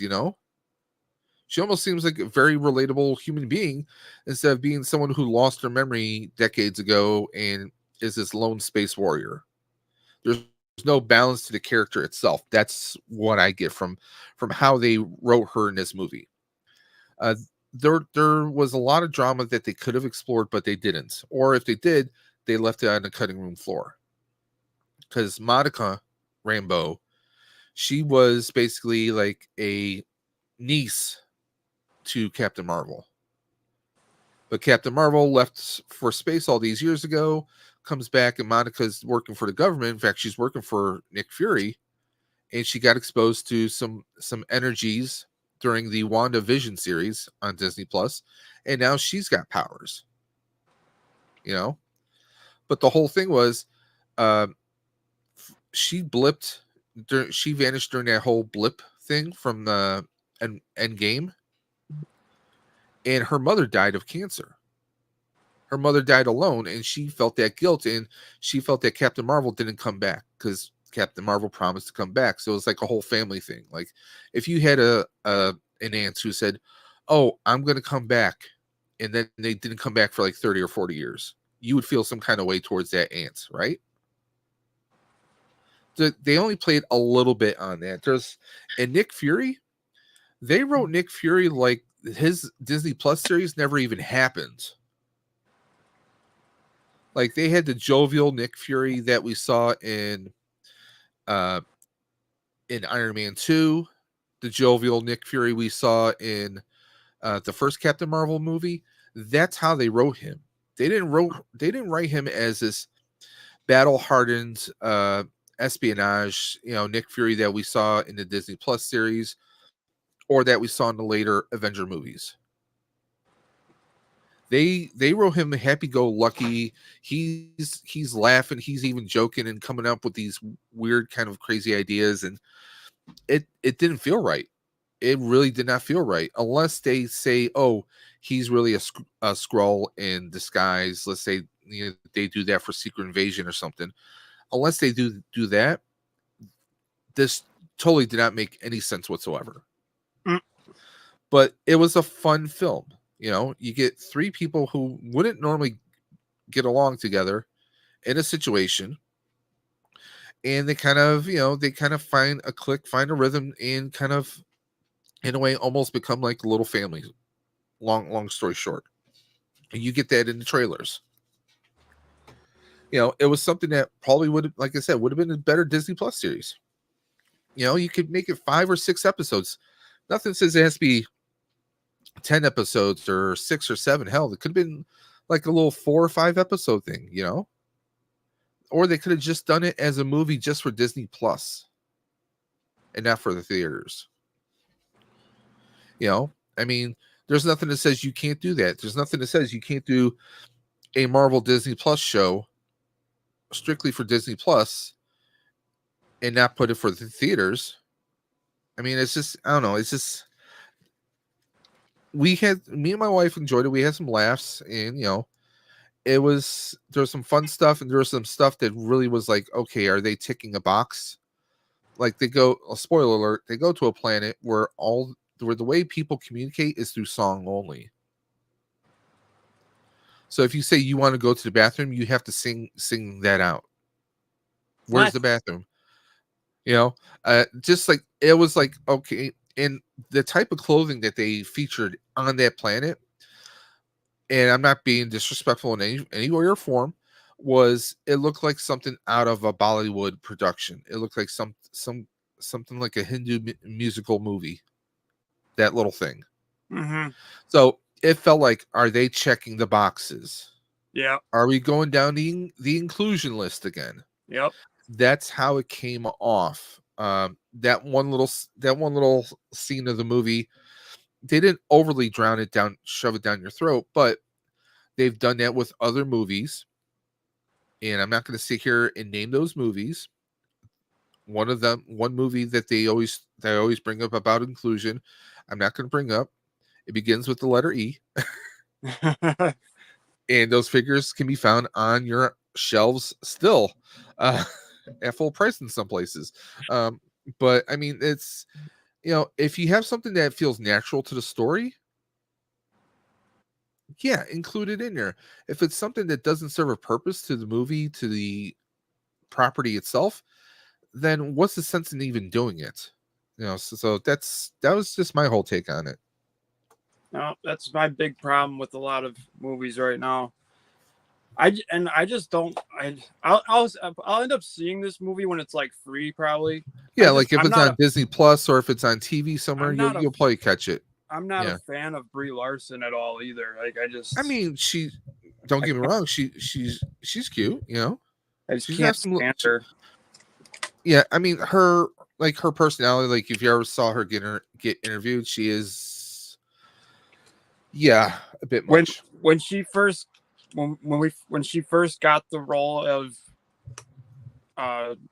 whatever, she was like, when she was comparing herself to I know where you're going with this. Yeah, dude. Like, I was like, are you fucking? You are not the first friggin'.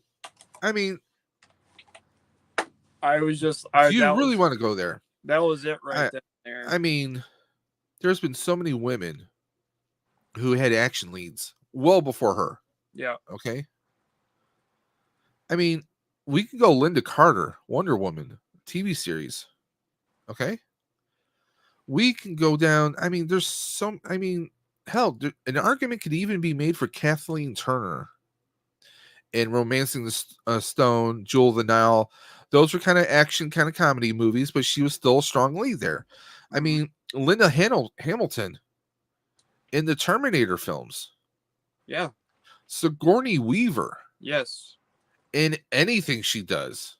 That's why when people try to use that argument that, oh, people don't want women-led movies. That's just bullshit, dude. That's straight Dude, bullshit. we've had women-led movies, A and lot of whether the biggest movies that people are in love with are yeah, women-led movies. So I don't want to hear that point like, oh, people don't want a woman-led movie. No, that's bullshit. That's straight bullshit. Jamie friggin' Lee Curtis, Exactly. We can sit here and name them all day. Halloween.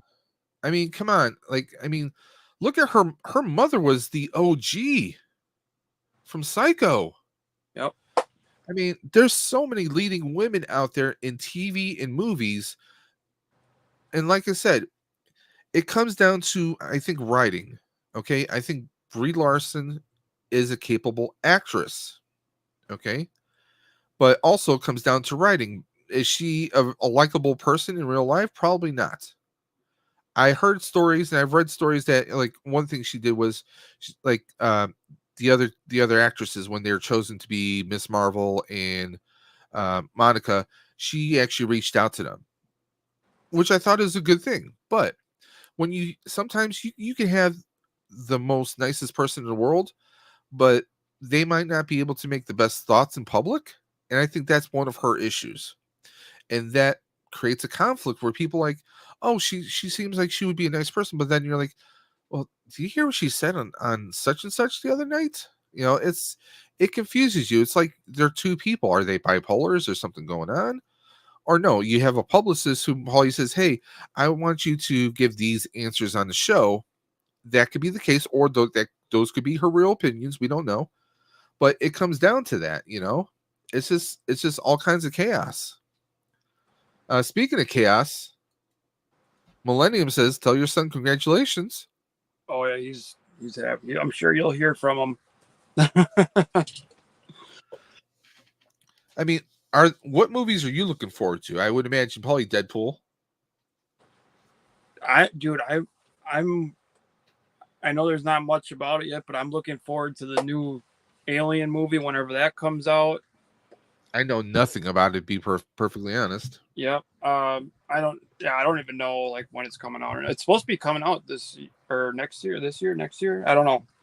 But that's one. I want to see Deadpool, but I'm not like crazy. I'm not going crazy over. Cap says Terrifier 3. Yeah. I have not seen.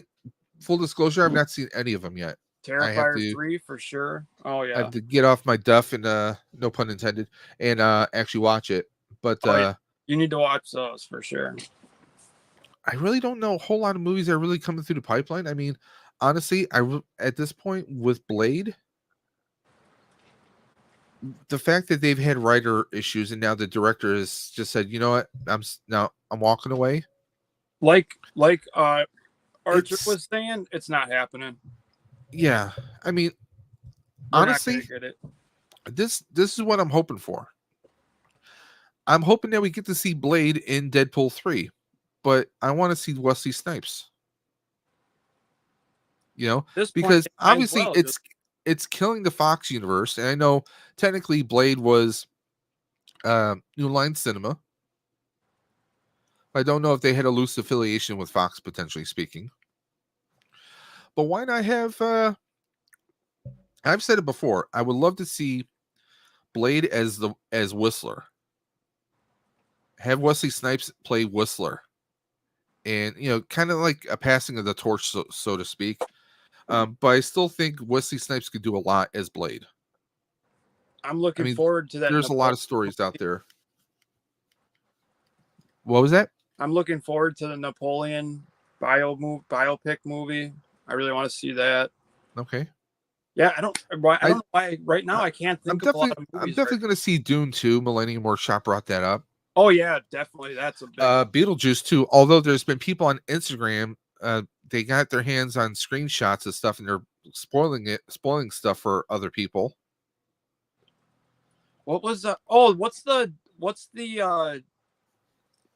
hell is that movie? The one that who made the Batman and versus Superman? Reeves.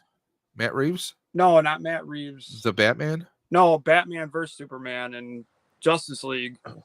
Snyder. What's the new Snyder movie that's coming out? That it's like a Star Wars type looking movie.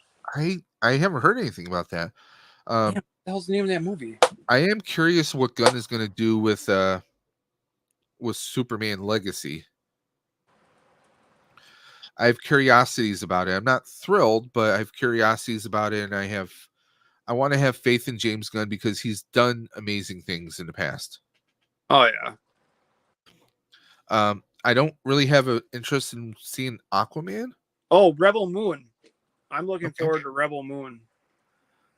I'm not interested. I know I'm going to see Aquaman too, but I don't really have a tremendous interest in it because Yeah, we know this is the end of the DCEU. it's whatever. I'm kind of like, honestly, I'm kind of just superhero movied out, like in a way. Like I'll still watch them, but I'm not like the last one I was really excited for was like the last Guardians of the Galaxy 3, but the last Yeah. Avenger, last two Avengers movies, those were like ones that like I was like dying to see. Well, this is what as far as superhero movies, it's not that I'm tired of them. Let's peel it back. Let's reset it. I'm not necessarily. I don't mean reset, but I mean let's scale it back. Okay. We like to see movies when you have someone who's starting out small. Look at Spider-Man. Look at the first Iron Man. There were no superheroes around. There's nobody that Tony Stark could really reach out to. He was on his own, right? Yeah. The first Thor movie, arguably one of the best Thor movies ever. And trust me, there's plenty of arguments that can be made, with the exception of Ragnarok. But I mean, we love movies like that. Batman, the very first Batman, 1987. There were no other heroes around. It's just Batman. Yeah. Not everything He needs doesn't to have be a he doesn't multi. have help. He Yeah. doesn't have help. Hell, one of my favorite superhero movies of all time, don't laugh, Kick-Ass.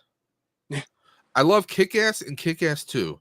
Those are I good. know they're it is a comedy, but I mean, come on. You got a vigilante, nobody's got special powers, You're kind of doing stuff on your own. Don't get me wrong, Nicolas Cage was hilarious though. Oh yeah. Nicolas Cage is Nicolas Cage, let's be Dang, honest. I gotta get those. What? I gotta get those movies. I don't hold those.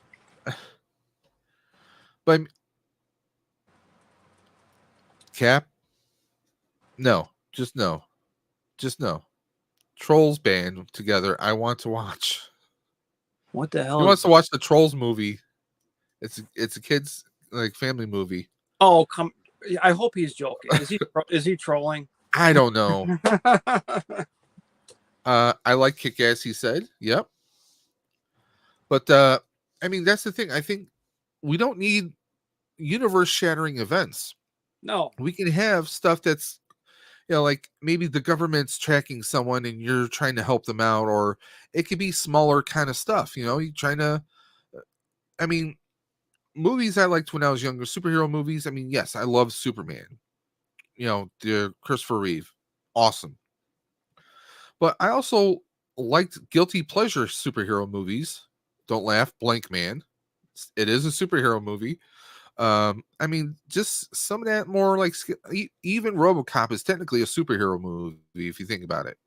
right. I mean, I love those kinds of things. What about The Crow? Is it world shattering? No.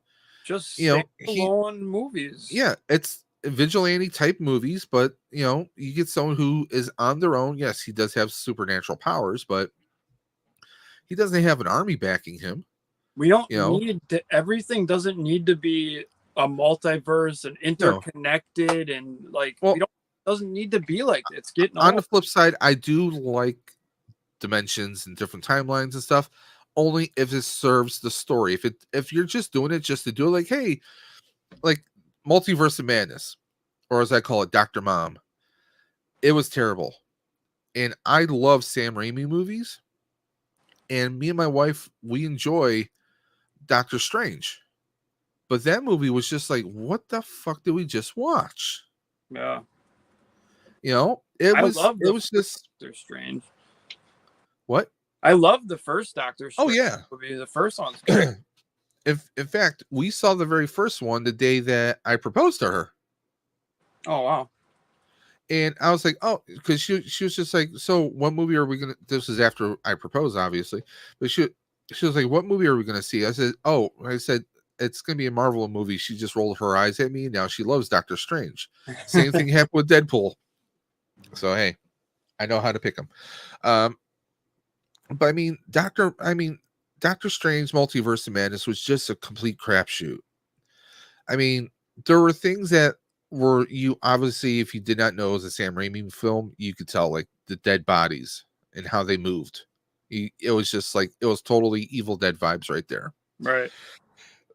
I mean, some of the writing was goofy. I mean, they could have done something different without going so deep into the multiverse like they did. And come on, getting Patrick Stewart to be there as Professor X.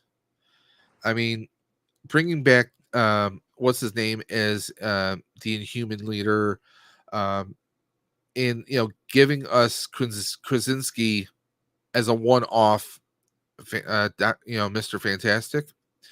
That was just it was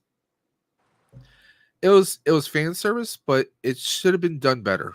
Right. They didn't have to go that route. They could have done something a little different. That they're this big council that kind of polices the multiverse in some shape or form. I'm like, it just, I don't know, it felt weird. It didn't feel natural. It didn't feel right to me. It's just too much. Like It was great to see those images though. To see, you know, Captain Carter, to see Professor X, to see Mr. Fantastic together. The imagery was great. It just felt cheapened in a way to me. All right, I'll be right back. I gotta. Yep. Dre says Brie is eye candy. Have you guys ever seen the Goosebumps series? The TV show way back in the day, yes. The movies, not so much.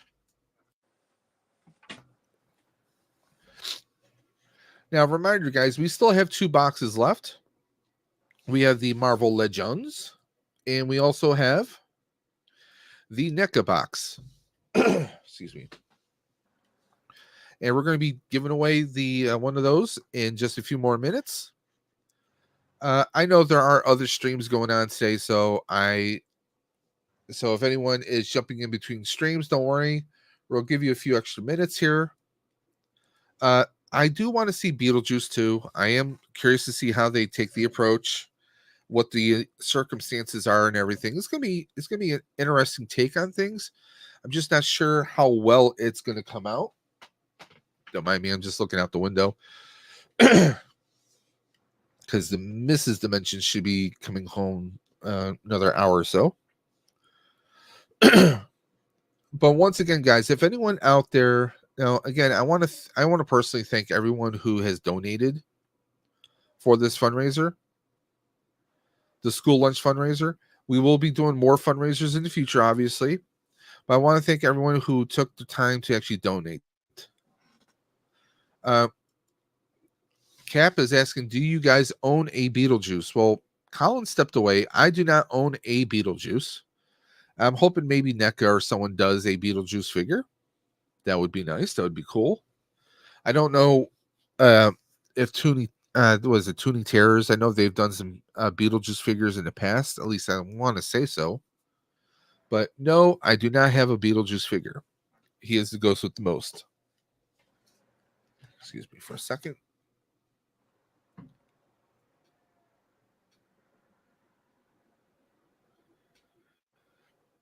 Friends of mine talking about different kinds of sauces.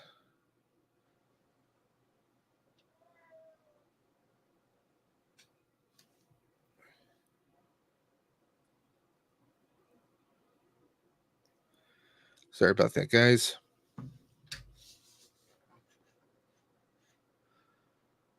Why? What Beetlejuice figures do you have, Cap? I have an 18-inch Beetlejuice, and Duffman did me his coffin. Oh, awesome! Maybe we need to see pictures on Instagram of this. That sounds awesome right there. The heck kind of email? Oh. Gotta love spam emails, especially when you're waiting to hear about potential jobs.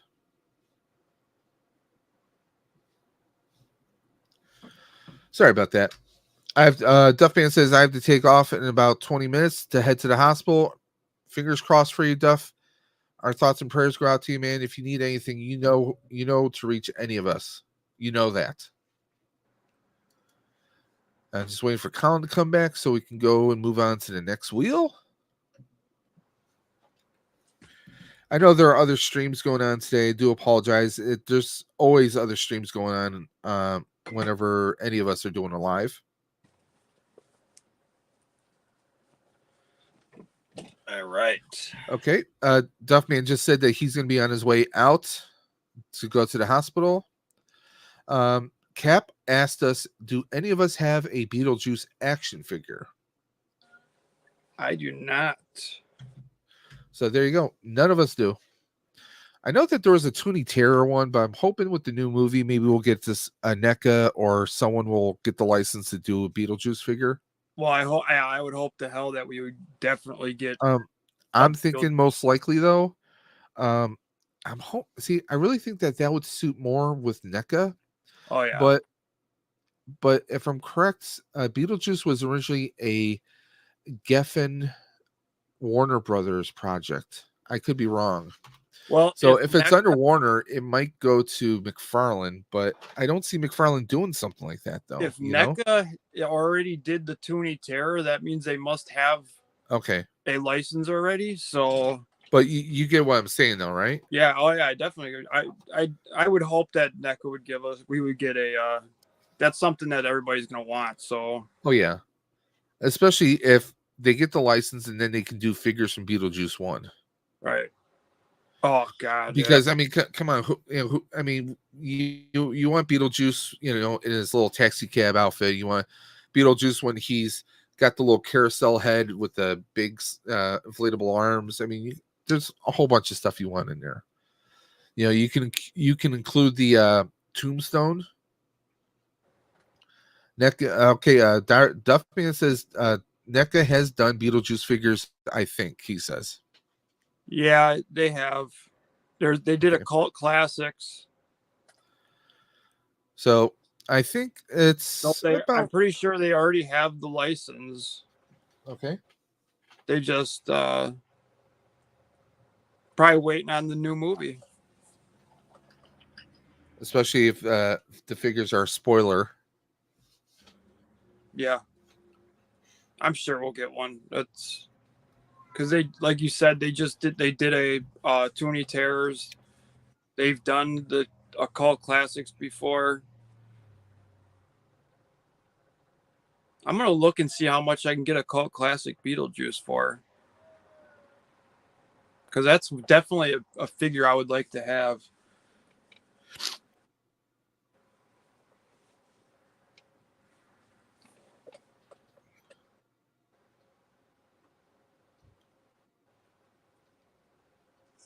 Captain Spaulding. I have an 18-inch Beetlejuice. Damn, nice.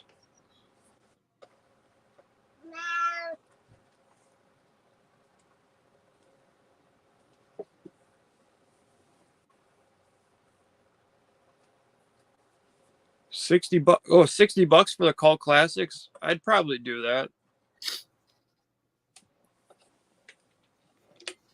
That's definitely one I want for my collection for sure. But with the new movie coming, I definitely have a feeling that there has to be something coming out, right? Yeah.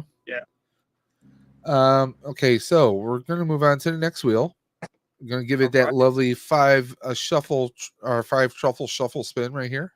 1, 2, 3, 4, and 5. Who's gonna be so who's gonna be the winner?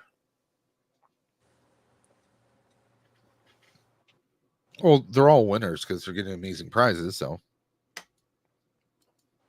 they're all winners just being here listening to us.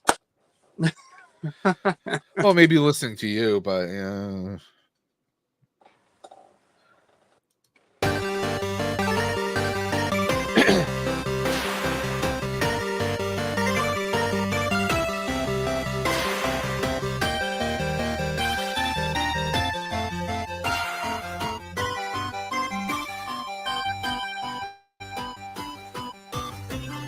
Okay. Justin The Williams. winner is Justin Williams, the Do pride and joy of the Buffalo Ghostbusters. you know what I noticed? Collecting Star Wars has just missed it like 2 or 3 times. I feel bad. I mean, let's see. I know my buddy would have loved the Luke Skywalker because he collects 1/6. He collects Hot Toys, oh, so it is what it is. I know that he will pass on a NECA. I'm messaging him just to double check because how do you think I got the Kino? Oh, yeah, we usually go in on orders together, so I know he has the Ninja Turtles, so I'm gonna see what he says. So knowing him, he's probably gonna take the Marvel. And I know he collects some Marvel figures, but not sure. I forget what ones are actually in that box. So we'll see what happens. And I know there's figures. I know there's comics in there. Buffalo Ghostbusters also do toys for tots, so he may just take the figures and donate them. Knowing my buddy, so we'll see what happens. Okay, so yeah, he is going to go for the Marvel Legends. All right. So let me just put that down. So the NECA box is still on the table. So the NECA box turned into the grand prize. Yes, sir.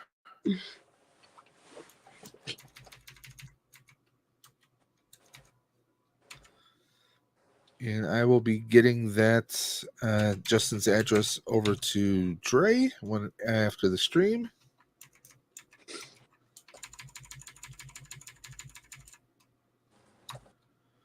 Okay, so there we go. We have one box left.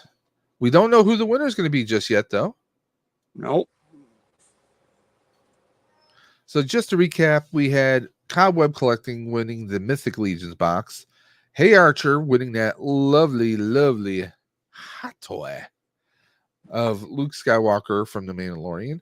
And of course, Elias has won the Darth Maul mask. And Mr. Justin Williams has won the Marvel Legends box. So now, I think we'll do the final box around 4:45. What do you think? Yeah. Works for me.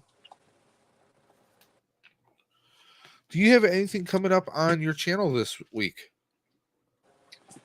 I just have. What do I got? I have a toy hunt video dropping on Monday.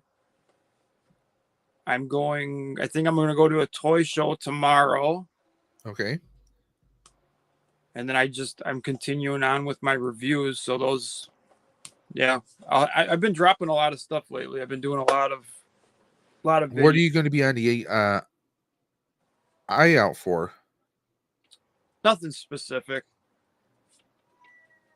Just gonna go see what's going on, what they got. And if they have mythics?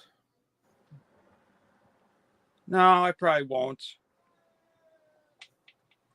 I usually don't. When I go to like toy shows and stuff, I usually don't end up buying much from them. I usually just go to hang out with like-minded people, really. I mean, Okay. I have more fun walking around, talking and doing whatever. I don't go there with the intention of spending a ton of money, you know. Sounds like you got a cat there. Yep, and he's yelling. He's been yelling all morning. I don't know what his deal is. Probably because my sister's gone.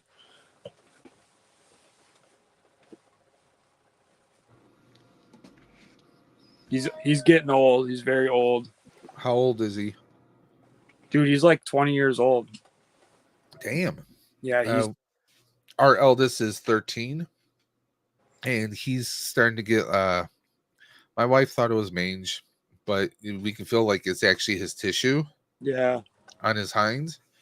So, and he's a skinny black cat, and she's thinking that his days are numbered. Yeah, But he still runs around like there's no tomorrow. He's got tons of energy. So he sleeps a lot. He obviously he's very old, but he was really good until the last recent, and now you can tell I think he's on his last. He won't be around much longer. He had a long life.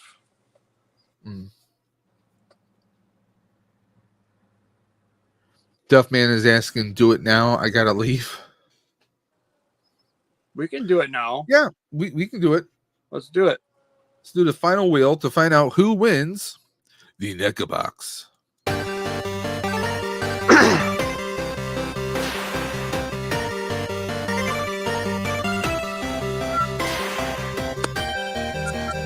Who we got?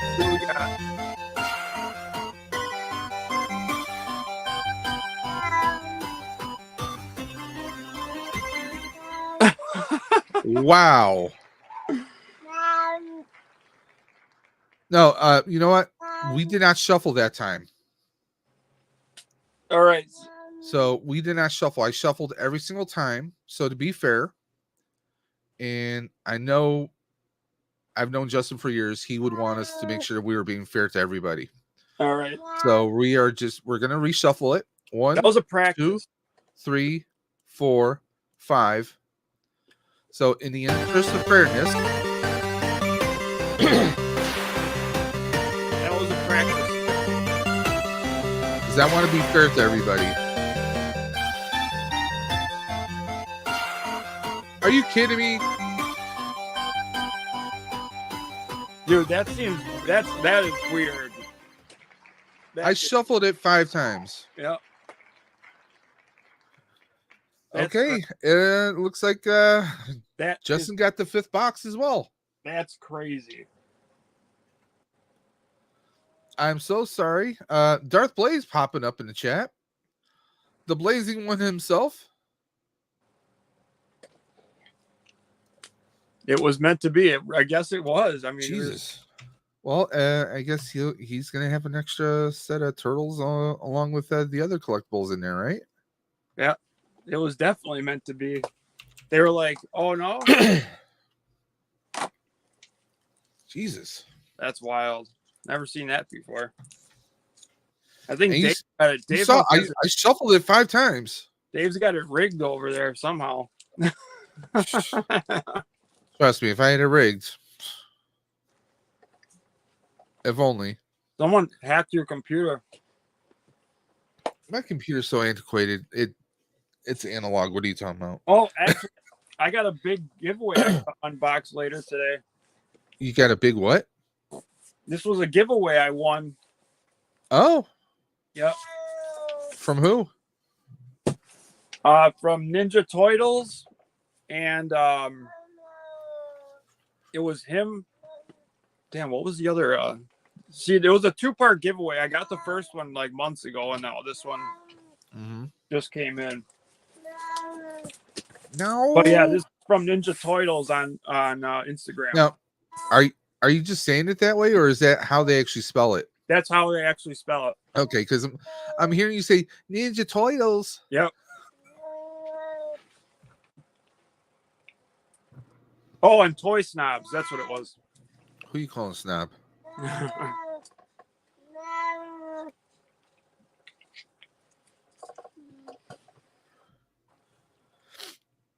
Oh yeah, that's right. Okay, the Ninja Turtles one, that was the first one. This is the one from Toy Snobs. Now I got it right. So there's a whole bunch of Ninja Turtle stuff in there, so that's awesome. Cannot wait to unbox it. I was gonna do it this morning, but I ran out of time, and then it was time to jump on here, and I was like, well, it's gonna wait till later now. Awesome. See here.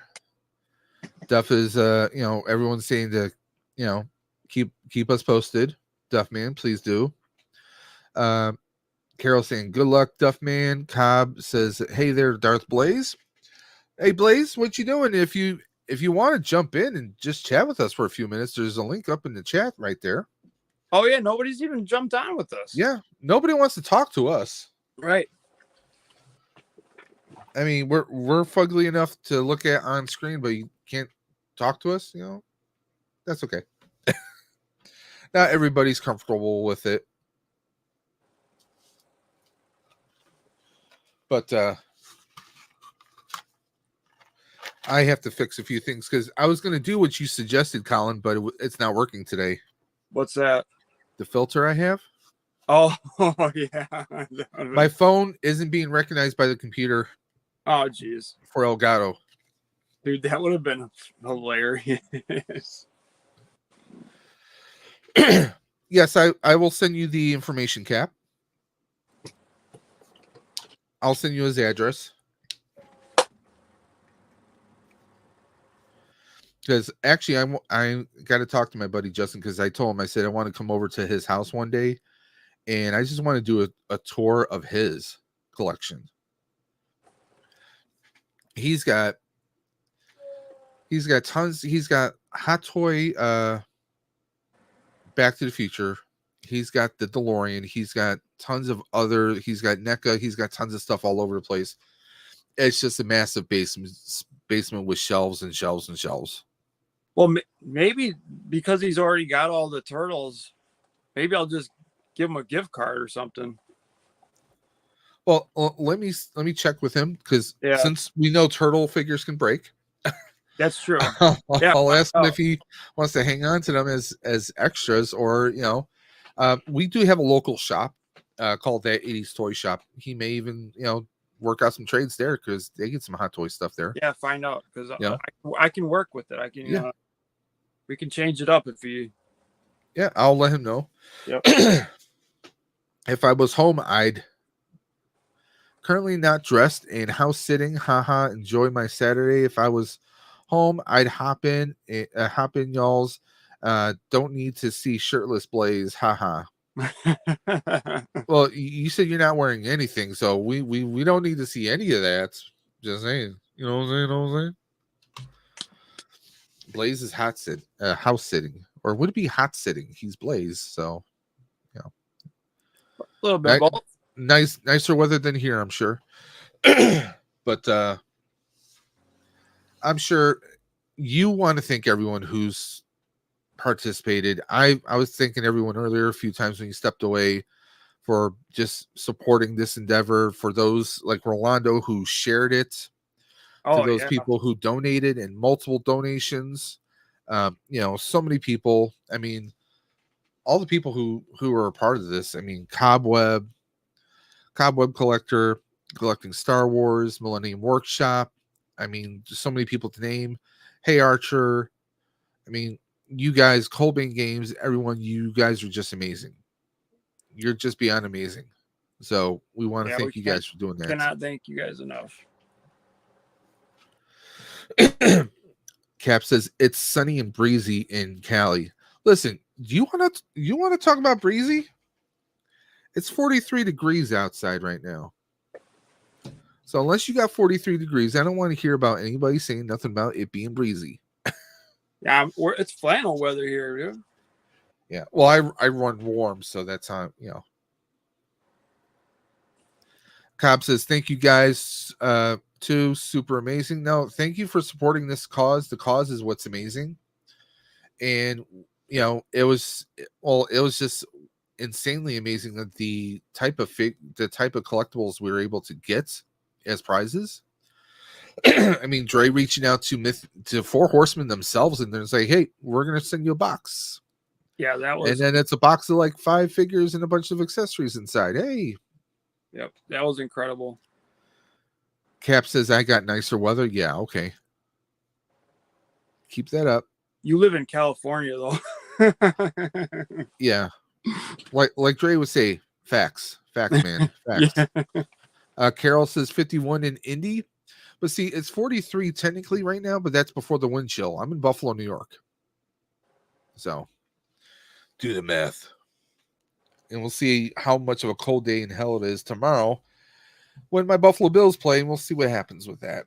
They fired their coordinator this week. They got rid of Ken Dorsey. He's got a temper and he's got issues. So, I mean, that's, he's been doing a lot of bad calls. And people are trying to blame the quarterback. Well, the quarterback is only going to perform the calls that he's given. So, I mean, there can be some blame. Speaking of blame, better late than never. Oh, that was a quick one. He was like, I don't want to talk to you guys. What's up, gents? How are you? He could have at least said something. I know. I love you guys. I was like trying to, say something and not say something, but then, of course, gotta love how technology works. My desk is a mess. I apologize. Thank you guys for holding it down. I appreciate my brothers. I've been very happy to see that we were successful. To give everybody that heads up, we did reach our goal of $500, and I wanted to let everybody know thank you very much for the donations. It's going to something really good, and it's at a time where you cannot stress that being hungry and making sure people have a meal is important. So I just want to say thank you. Big shout out to Colin and Dave for holding the shit down. I've been listening to the stream while I was driving, doing my errands, and myself on like a lot of caffeine. Thanks to Starbucks. They should sponsor us. And yeah, I'm Dre here. finishing up those pumpkin spice lattes that they still have. Oh on no, the I shelves. can't have them. I can't have any more pumpkin spice because the pumpkin spice latte has dairy in it. Oh. Even when you ask for no dairy, yeah, the pumpkin syrup actually has. So you're basic no more. Okay. I'm basic no more. So I do my shaken. What was it? My iced shaken oat milk espressos. Yeah, and those are. I be loving the caramel brulee. That's another. My wife loves that one. That's all her. Or you take the chocolate mocha and you turn it into a white chocolate mocha.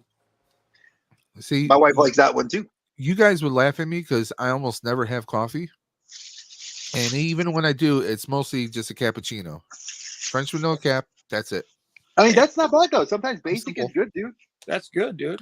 Hey! Who you calling basic? Cappuccino is not basic. It's not. Who you calling basic? Listen, Linda. You're all pretty. Calm down. Okay, Hey, Karen. I like those. I like you get behind somebody in line. It's like I need 2 squirts of this, 1 squirt of this, 10 squirts of this, half hold this. I need that. 1 more of those. Give me that. I'm like, dude, what are you doing? Oh, that's me. Listen, you don't want me to squirt. Coffee. Dre, let me tell you. You don't want me to squirt. I heard what you said. You get the Hershey squirts. But no, I actually, so a barista, I'll tell a funny story. A barista at the Harris Teeter, where I shop at the grocery store, she was a bodybuilder, and she's like, do you like it real sweet with low sugar? I said, yes. She's like, well, do it like this. Get the way the ice brown sugar shaken espresso, get it like that with an extra pump of the brown sugar syrup, and then 2 pumps of the 0 sugar vanilla syrup. Have it all shaken together, and you'll never drink coffee the same way again. Dude, every Starbucks I've ever ordered that drink at, when I say it, they're like, a barista taught you that, didn't they? I'm like, yes. I even have the 0 sugar syrup here in the house. It is that good. So Cap says, let's catch up here. I have a coffee, Senor Awesome. And we got Blue in the chat. Blue, he likes sharks. And also Blue, just so you know, yes, this is live. Finally. The Batman. Yeah, so if you guys don't know, Big Bad Toy Store was doing a bunch of rotating sales. And this is like $100 figure, and they did it for $54. Wow. I was like, I mean, I've picked up a couple of their figures. What was it? I got this one in today. Literally, I just walked in and it was on the porch. And this one, I'm going to do the comparison video of this with the McFarlane, because I have both McFarlane figures. They did of the Robert Pattinson Batman. So it's like Bruce Wayne in like the bummy clothes with the black like under his eyes. This is Cap sent me this. Oh, that this looks dope. Beetlejuice. That's a dope shelf with the shrunken head. He's got the Beetlejuice sign and everything. Wow. The sandworm, the snake. So yeah, this figure looks dope. But I mean, the fact that you get the head sculpt right there for Robert Pattinson, like, you know, for the cost of 2 McFarlane figures, that's how much I paid for this. So I'm gonna be getting, and a lot of y'all don't know because off camera I've talked to Dave about this and a few other people. There is a huge chance I'm probably purging a lot of my McFarlane stuff because I don't blame you. it's not that I know you were. I knew you weren't going to be Colin, but for in all honesty, McFarlane's quality has gone very, very, very down. Yep. And Well, Dre, what was the last McFarlane I actually bought? The vampires. the That's all I've vampires. been buying. And honestly, the last one I picked up was the stealth suit Aquaman because that looked awesome. And we're probably not going to get a figure like that unless Mayfex does one. And I was like, well, you know, I'll pick up that one because my wife likes Jason Momoa, and I actually have the Mezco 112. Whose wife Aquaman. doesn't like Jason Momoa? No, but there's a funny reason. Like I heard, how you proposed to your wife, and then you guys go saw Doctor Strange, right? My first date with my wife was we went to PF Chang's, and then we went to go see Aquaman that night. So Right. Aquaman 2 comes out on our what was it? Now it would be 6 years now. Damn, that's a long time. I didn't Hey, realize my wife likes the cumber snatch. What can I say? Hey, he's a good actor, dude. He's Smaug. He's a great actor. I love him. Absolutely love him.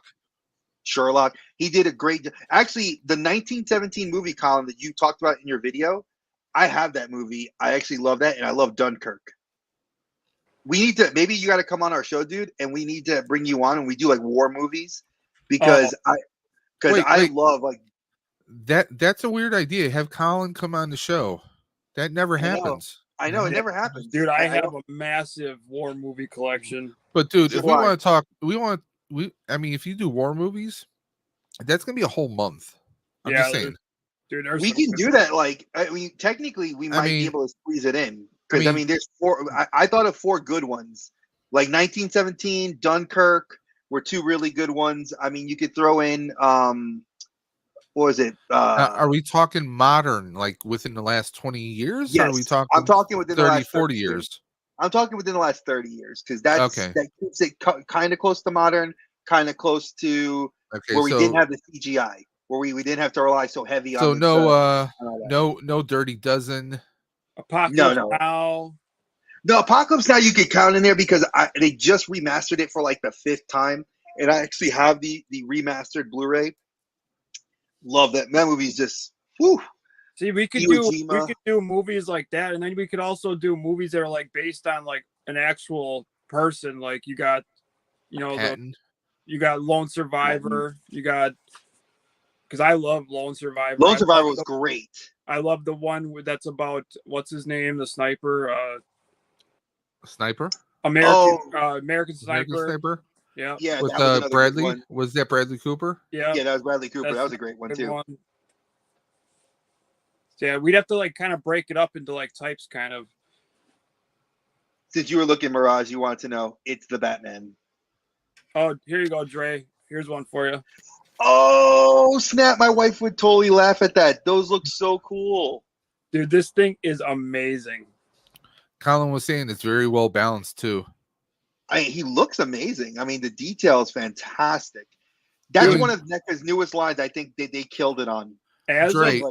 As of late, dude, every NECA figure, like all the newest NECA figures I've gotten, their head sculpts are just something else, dude. Like they're killing it. They're fucking they're killing it. Wait, you didn't know this one was out? The Batman's been out for about 4 months. They just had it on sale because I'm assuming that they had back stock at Big Bad Toy Store. So yesterday's big rotating sale discount character that I was considering, but then I didn't get it, was the Mayfex Huntress from DC. She was 50% off. So instead of like 120, they're still showing her on their website for $64.99. Yeah, it's not a terrible figure. I mean, it's just not. I'd rather get the Nightwing. If they had put him up, he would have been a. Because I'm gonna convert most of my collection into the 6-inch stuff. You McFarlane, know, unless McFarlane has like the odd characters, which he's starting to do more of, because we're noticing that he just announced this week like 6 new figures that are all kind of like the Justice Society. Like we're getting the Target exclusive Red Tornado. We're getting we already got Alan Scott. We got Hawkman. We're getting we have Firestorm. They've added a few more characters to that, and I was like, all right, a Red Tornado they're probably not going to ever make in a 6-inch scale. So that I'll pick up. But I'm not depends on going to which variation of Red Tornado, though, too. Well, if they do the basic, the JSA one, that's the one I noticed that they're doing, which is the one from also the DC television or the former CW universe, since it doesn't exist anymore. Technically, it won't exist after season 5 or season 4 of Superman and Lois, because that's going to be the final show. Well, technically speaking, the Arrowverse is already finished, because technically the Superman Lois show is takes it an place alternate in a parallel alternate universe. They might have some actors that appeared in the Arrowverse, but that's about it. Well, technically, he was allowed to cross over because Tyler Hoechlin, his universe. That's a different Tyler Hoechlin, though. That's a different Superman. He looks like Tyler Hoechlin, but it is a different Superman, different suit, and technically a different story because he doesn't mention Kara. Yeah. No, but he mentions Kara though. They've mentioned Kara in season 2. No, they didn't mention Kara by name. They just said cousin. So that's true. So I guess it would say that is completely an alternate universe. Yeah. So in a way, technically the Arrowverse is dead. Yeah. I mean, it was a cool looking Red Tornado though that they featured in the first season of Supergirl. Yeah, he was great. I love that. And Lex Luthor was good too. Oh, John Cryer. Yeah, I love John Cryer as Lex Luthor. Let me tell you, I still find it so hilarious that they got him because he was Lenny in Superman 4. Exactly. It's like you couldn't have written it any better that he was Lenny, and then you got him to be Luthor, and he was such a great Luthor. But if we're, he was an awesome Luthor. So for a few of you guys that didn't know, there were some pickups this week that came in because I had a lot of stuff that was pre-orders that finally came through, like this. The Cosmic Legions, if I can get rid of there we go. Yeah, we were looking at the Mythic Legions earlier. Yeah, so I am going to be pretty much cherry picking some of the new Poxus. I know that Aaron and I, KBG, and I had been talking about it. I've only picked up like 3 or 4 of the figures of the new Poxus wave, and which is like the wizards and dark elves, and then the wave that they've already put up for pre-order, which is Colin wants that. He wants that bear.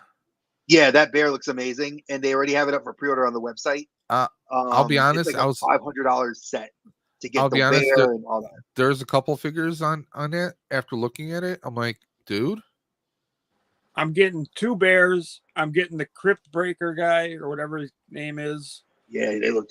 I mean, I might get 2 of him too because you can present them in 2 different ways, you know. Mm-hmm. And then I'm getting the guy that rides the bear. There's a few characters I'm getting, but I'm getting 2 bears for sure. I'm getting that Crypt Breaker guy or whatever his name is. So if you're interested in getting, for those of you that don't know, obviously 4 Horsemen Studios does the Cosmic Legions as Mythic Legions as well. This is their sci-fi setting. I have 3 of these, and they're all the female characters I'm only missing 1 female character from Wave 1. And this is a character from Wave 2, the Havalgar Book 2. And they are all customizable. Like I have a box of hands, alternate hands and weapons. I mean, it's a phenomenal thing, but I will say they are not the cheapest figures. This is a $50 figure.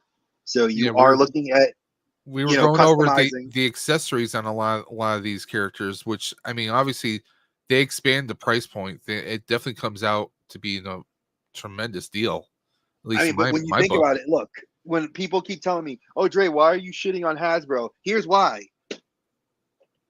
$50 figure, tons of accessories, alternate head sculpts.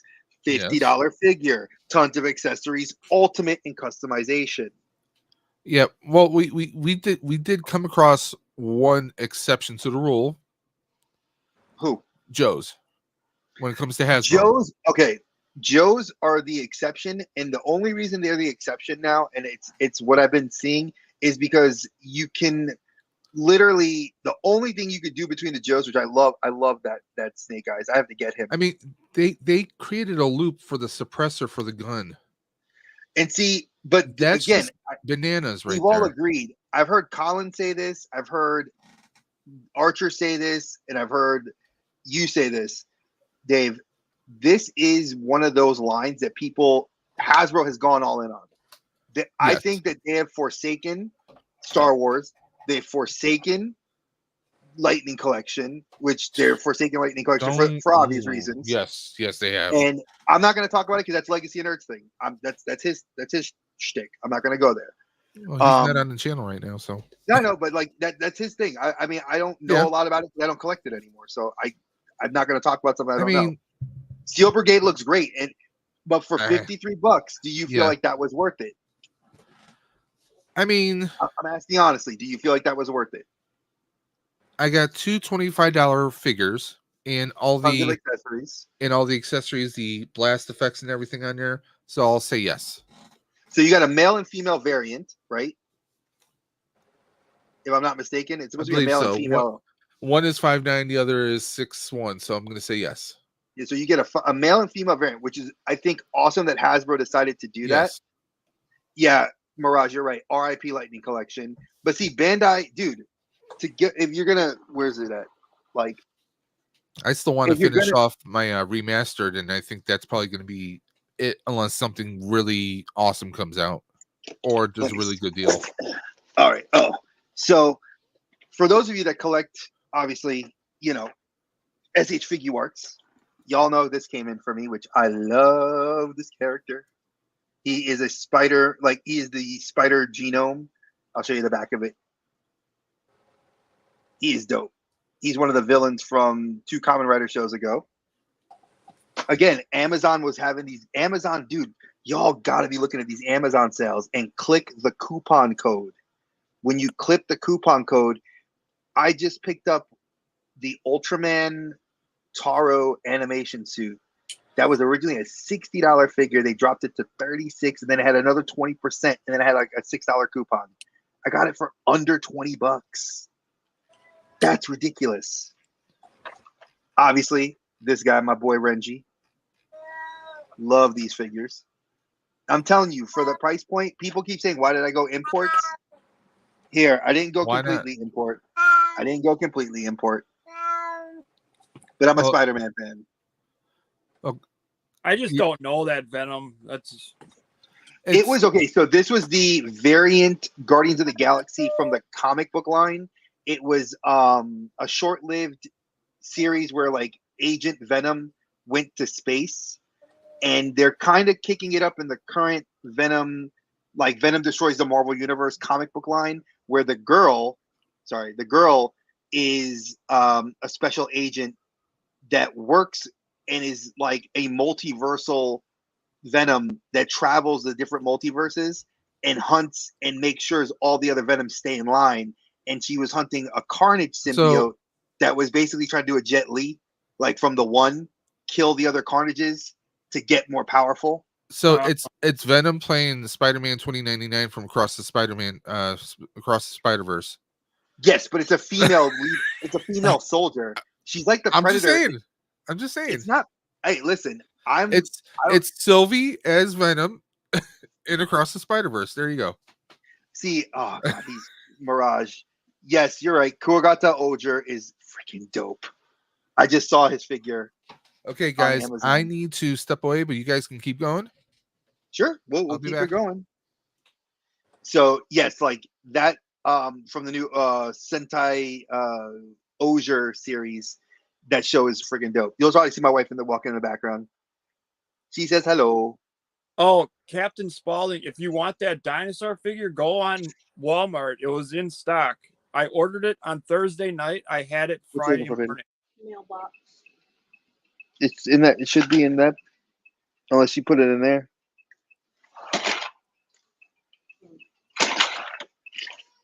It's where it should be. Unless it went under the couch. Yeah. But we get to the teenager who's got lost her voice. So yes, everybody in my house is sick. It's not fun at the Wyatt Saunders house, but we will overcome. But yeah, I'm not gonna lie, the SH Figure Arts bug has. I've been getting rid of pieces, and you know, I hate how people keep saying, "Oh, Legends are where it's at. Oh, this is where this is at." Honestly, NECA has been killing it, and I'm gonna give NECA its due. Like the gargoyle stuff looks fantastic. The dinosaur stuff looks fantastic, and the Super 7 I'm not a fan of anymore. I dropped all of the Super 7 stuff I did, but I respect my friends that are into it. I think they're great for the accessories. I just don't think they're worth the price point. That's my problem with They're them. not. No. If you wait for them to hit sale, I mean, Yeah, Amazon, Hasbro Pulse, Big Bad Toys, they drop them from like 50% to almost 65 to 70% off. They should And not. why would you pay that? NECA figure. There's no reason for that. I agree, but I think you know what's killing it though. I think they're trying to go with we're the designer figure line. I know, but you know what? They're not anymore because now they're going to big retail stores. So you can't play that card. You know, this is the Exactly. only SH figure we have. Oh, That's the only one we have. I love Chainsaw Man. I haven't even found. I have to get that one. That's one on my list. Yeah, he sold out like right away. Yeah, I literally I have to get. I had him pre-ordered, but then I didn't get paid, so I was like, nope, can't. Yeah, I had to cancel it, and now I'm trying to find them everywhere. I can find the villain variant with the school suit, and I was like, I can get because they have. If you buy both figures, supposedly each one comes with like accessories for you to set the battle sequence up, and I was like, that sounds dope. But again, I need Chainsaw Man to complete that. So Right. he's on my list. Jujutsu Kaisen figures are on my list because I love the anime and I want those figures. They look dope.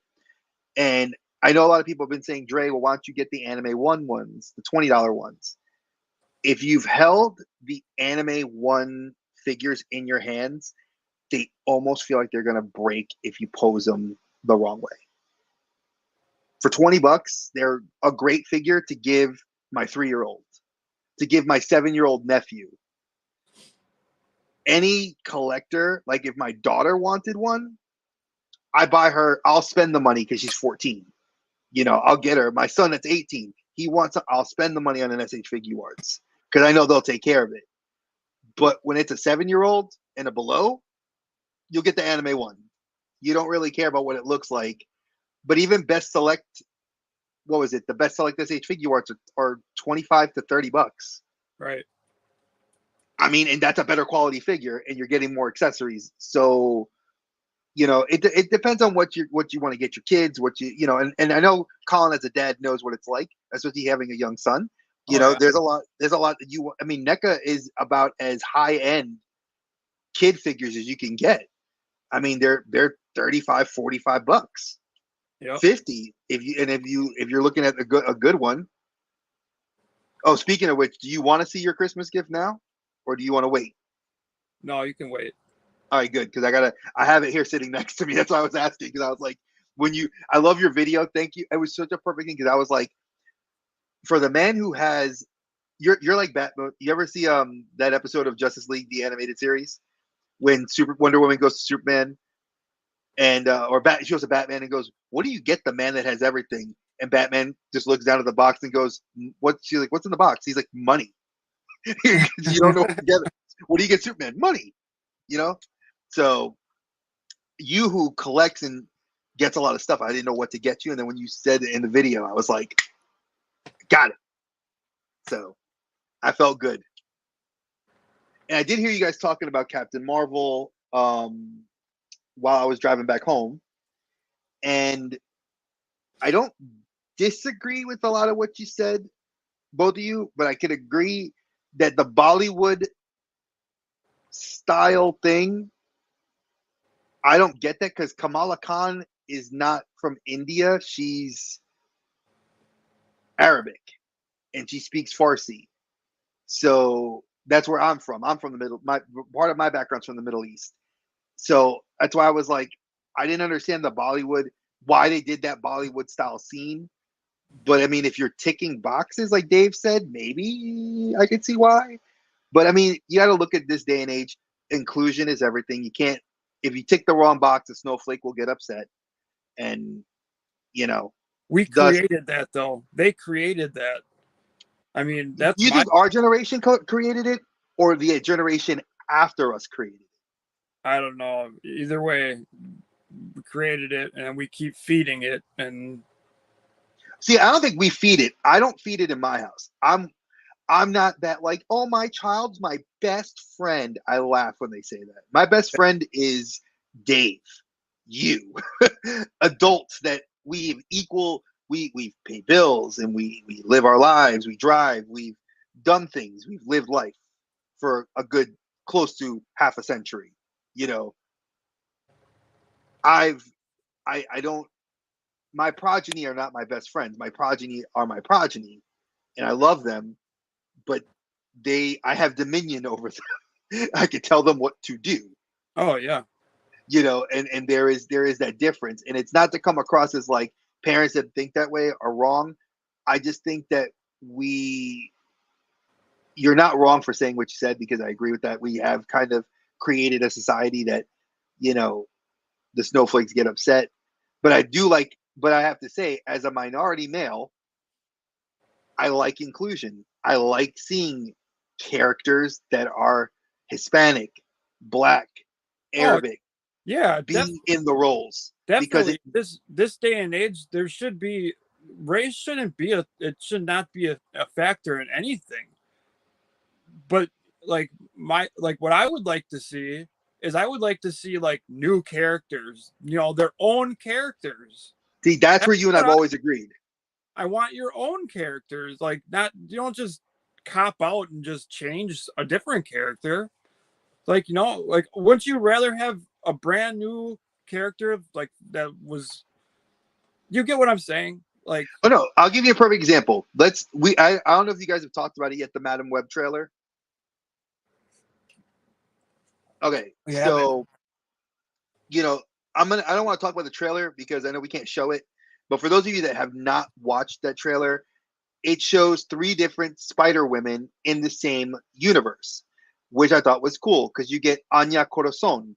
Anya Corazon is an actual Puerto Rican Mexican Spider Woman from the comics that they're putting in the actual universe. And I'm like, yes, thank you. We finally get her in the universe. We're getting an alternate Spider Woman that's not the one we got from the comic and the Across the Spider Verse. I'm like, that's another cool thing we're getting, And then I forgot, and then we get Madam Web. So I'm like, we got 3 different Spider Women, and I'm like, this is what I needed. You're paying attention to a minority character. You're paying attention to, you're paying an homage. And I agree with you. I don't need to see, like, Miles Morales is as close to original character we're gonna get as a Black Latino Spider-Man, and that's awesome. Would I like to see the Black Superman? Yes, because he exists in the multiverse and is the leader of the multiversal Justice League. Do I want to see an original story like Static Shock get in there? Hell yes. Like, Static Shock needs to be. It was such a great cartoon. He's a great character, and I've been reading the comic books again. Put him in the DCU. Again, he's not a created character that's like, oh, we're just going to create a character because we need to fit this. Who's not a created character?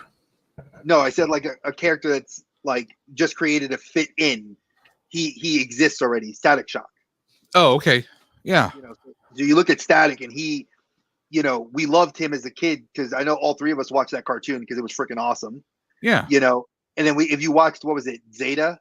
He was in Zeta. It was Phil Lamar. Yeah, and Phil Lamar, who's a freaking, yeah, he's amazing as a voice actor. I mean, GL, and I mean, he's done so many. Exactly, and yeah, that's what Batman I want. Beyond. Yeah, why not give me Static Shock as a live action character like you gave me Blue Beetle? Yeah. And for those who hate Blue Beetle, I'm sorry. I'm gonna shout some people. I'm not gonna say names, but if you're a minority and you shout it out against Blue Beetle and you're Latino, you're stupid. I'm gonna say it just like that. You can't be I'm gonna Hispanic. watch it tonight because it's on Max now. So. Yeah, my boy just texted me last night, right? And I've known my boy Eric 20 years. I've known Eric, and he said, he's like, yo, I watched Blue Beetle last night, Dre. He says, as a minority getting to see Blue Beetle, they did it perfect. He said the authenticity of the culture being tied to Mexican culture and showing that connection of his culture and the scarab and connecting all the pieces, they did a great job. I was like, dude, 100%. 100%. Now, the Latinos that went out there and other minorities that were like, this movie's terrible, and you call him by his wrong name. His name is Jaime. Jaime, not Jamie. Okay. Jaime. I'm going to say this, and this is just an assumption, and we all know assumptions are the mother of all fuck-ups. I'm going to say this. Those people, one, probably aren't comic book fans, potentially, or they are the casual comic book fans who, oh, there's a new movie come out, let's go see it, and they don't actually know the context. But see, you're right, Mirage. Exactly what you just said.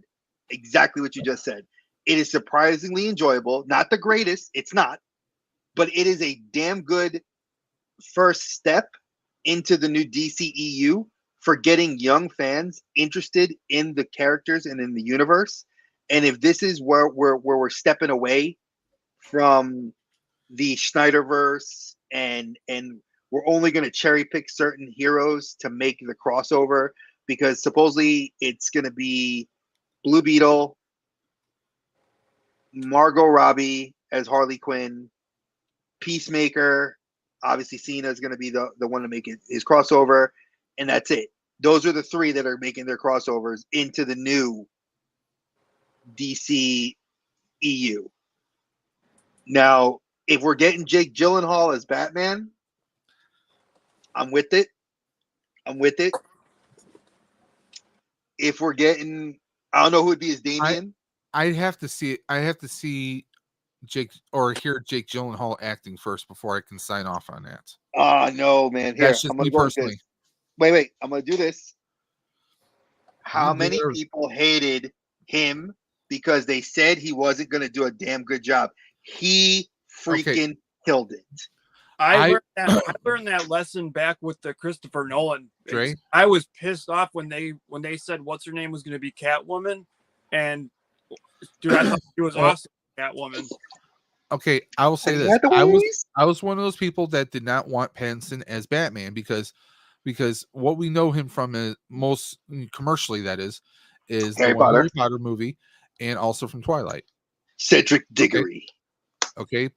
So, but with that being said, that's where my hesitation came from. Now, as far as Gyllenhaal, I'd have to see him play Bruce Wayne or hear him do Batman, because that's a completely different, like a hesitation right there. It's like, I've seen him play stuff like, okay, the last superhero thing we saw him in was Mysterio. Okay. I mean, I can't exactly recall seeing him play a character dark like Batman.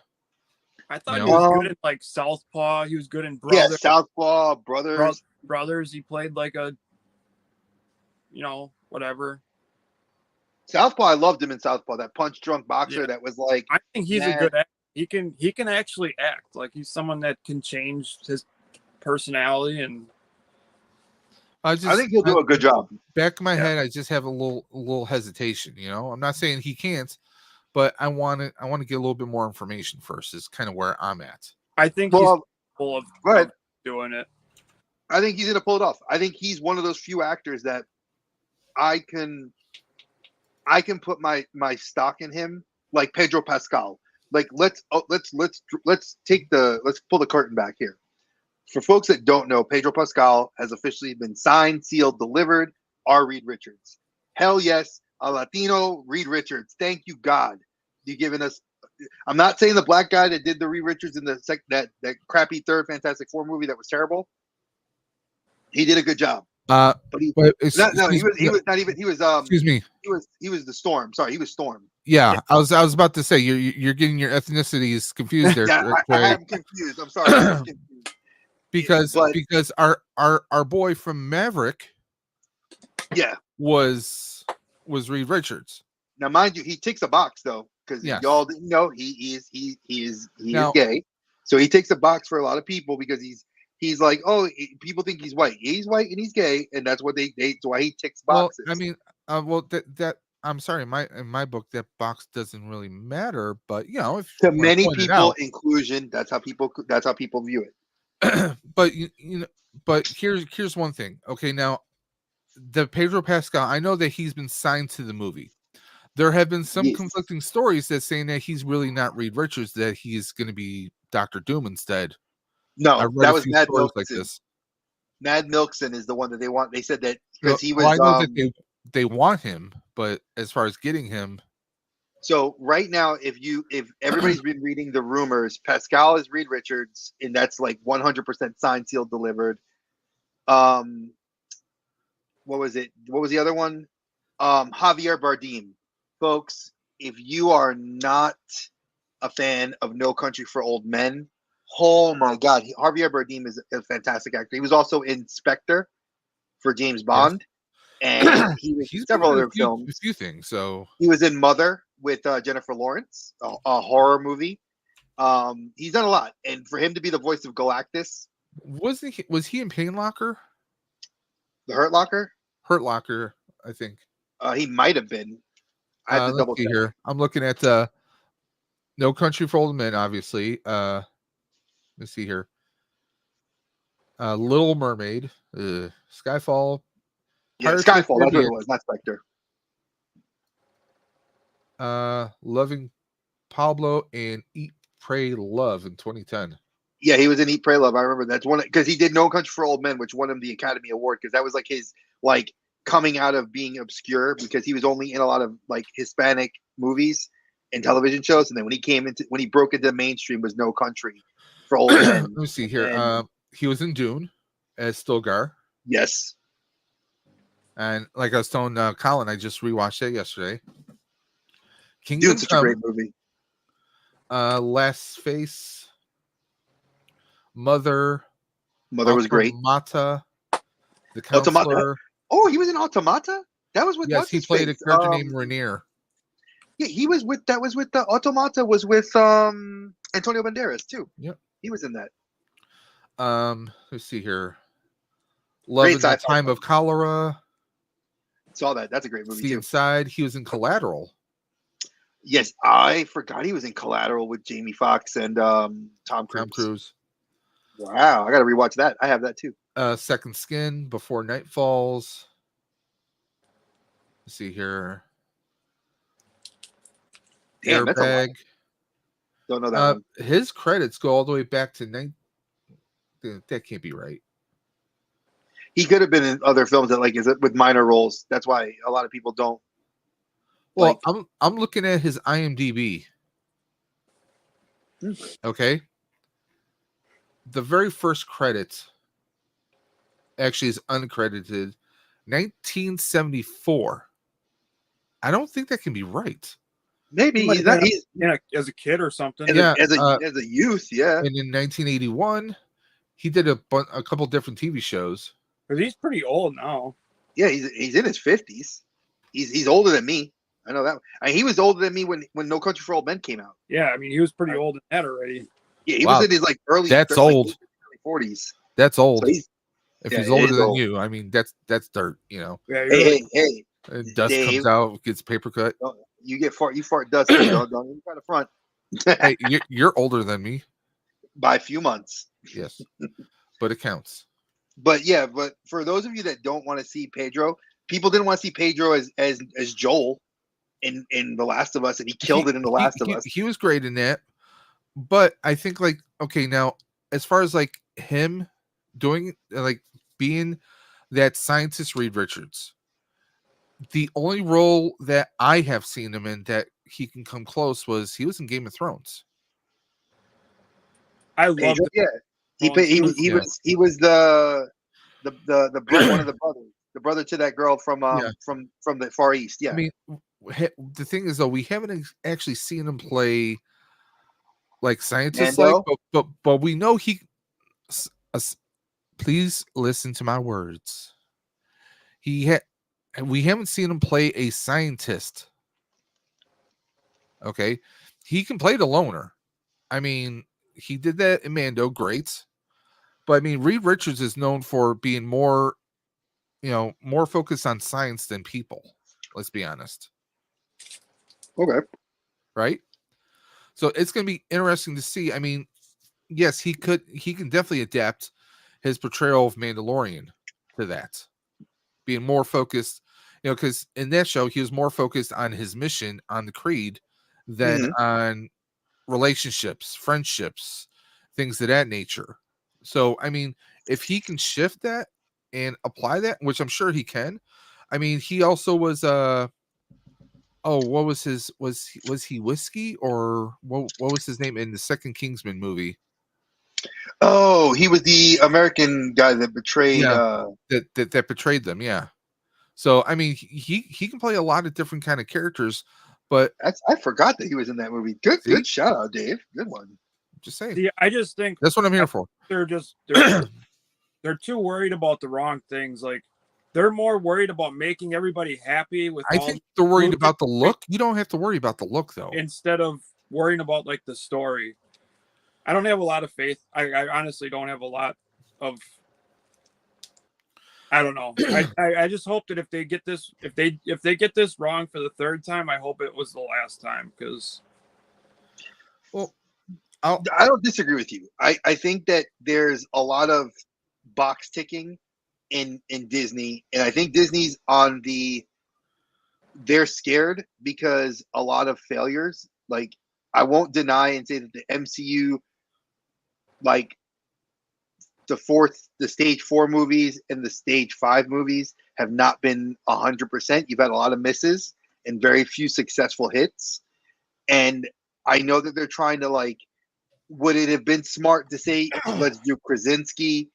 But technically, Krasinski's dead. His character. I think they shot themselves in the foot by doing that, because we were talking earlier about Doctor Strange Multiverse of Madness.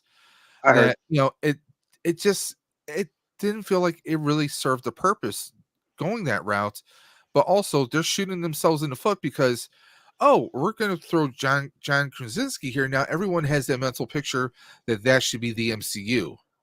Yeah, and they shouldn't. But it's not necessarily true. But that's just how people are going to. People look at something, their minds are made up before they even hear or get the evidence, and I think they shoot themselves in the damn foot by doing so. You're 100% correct. It falls into that realm of we have an expectation. We're shown this. Yeah. This is what the standard you've set is. Like, pretty much everybody knows that. Yeah. Picard, Sir Patrick Stewart is Xavier, right? Yeah. We all know Xavier is Patrick Stewart. But then James McAvoy steps in and does a fantastic job. He kills it. And he does a great job. So people are like, well, who do you rate more? Well, I mean, obviously you're going to say the acting chops would go to Sir Patrick Stewart because he's 85 years old. When he's 85 years old, how many more years? Truthfully, I love him to death. How many more years am I going to get an Xavier out of him? Not really. I mean, look at Picard. He's getting very, very frail now. Well, he already said that this last season of Picard was his last. Yeah. He's done. The franchise, he's done with the franchise. Now, here's one thing that they could have done in Multiverse of Madness that would have helped maybe correct the course, so to speak. Right? Tell me. Tom Cruise. He was supposed to do an alternate Tony Stark. Had they done that, that would show people like, okay, not everything is set in stone. There will be variants, which we obviously learn if you see Loki. But not everyone's seeing it. That's the thing. Like, everyone sees like, I see green light, I can go now. I see red, I have to stop. People, they see the visuals and they're just going on reflex and not thinking. But I mean, it all depends on also how they write. And I'm not going to. I'll tell you this, and this is my hot take on this. Tom Cruise, and people are going to hate me for saying this. Tom Cruise would have been a great superior Iron Man. And for those of you that don't read comic books, stop assuming because you hear and you read on one website or read on two websites. Read the damn comics. Superior Iron Man was the ultimate asshole. Superior Iron Man suit was the color of the Ultron suits that were in the Multiverse of Madness. So they did Yeah. check that box correctly. One. Two, Superior Iron Man. I think Tom Cruise would have killed it because he's an older Tony Stark that's a megalomaniac that literally does put the suit of armor around the world. Listen, Tom Cruise already proved that he could play that superior Superman when he was jumping on Oprah's couch way back when. Okay, we know. I was going to say Tropic Thunder, but okay. We know he's full of himself. I mean, yeah, and anyone who's ever seen Tropic Thunder, that whole dance routine and the concept of him being like bald and stuff, that's all him. I think, yeah, and that was all him. And he decided he wrote that comedy skit for himself with Ben Stiller. So for you guys that don't think he has the acting chops, yeah, he can have some bad movies under his belt, but like, what actor doesn't? And I think he would have killed it as Superior Iron Man. That's just my personal opinion. There are movies when he has gone over the top. I mean, like what was it, Jerry Maguire? I mean, there's a lot of stuff that he's done. I mean, he's done sci-fi stuff. Oh God, Oblivion was amazing. Yeah. Well, he's one of the highest paid actors for a reason. I mean, come on, Maverick. You can't tell me Maverick's not full of himself. I mean, in real life, I probably wouldn't hang out with the guy either. But no, I mean, he's what? I don't like all his movies at all. I really don't. But there are some movies like Maverick being one of them. That's top. Top Gun has been a top movie of mine my entire life. And it's still in my top 5, probably top 10 favorite movies of all time. Yep. My wife and I definitely love it, and we've watched it together.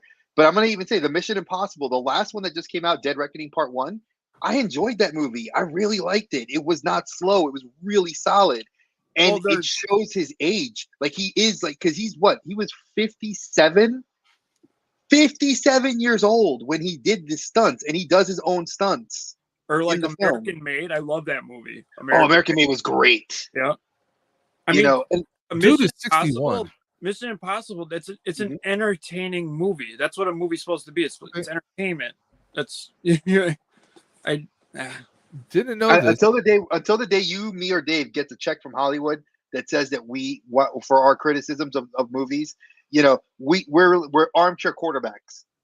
We will say what we think, but it's not fair to make the assumption that we know it all. It's our opinions. It's worth whatever. Like, as my old college professor used to say, it's worth a fart in a spacesuit. Aren't all your college professors really old?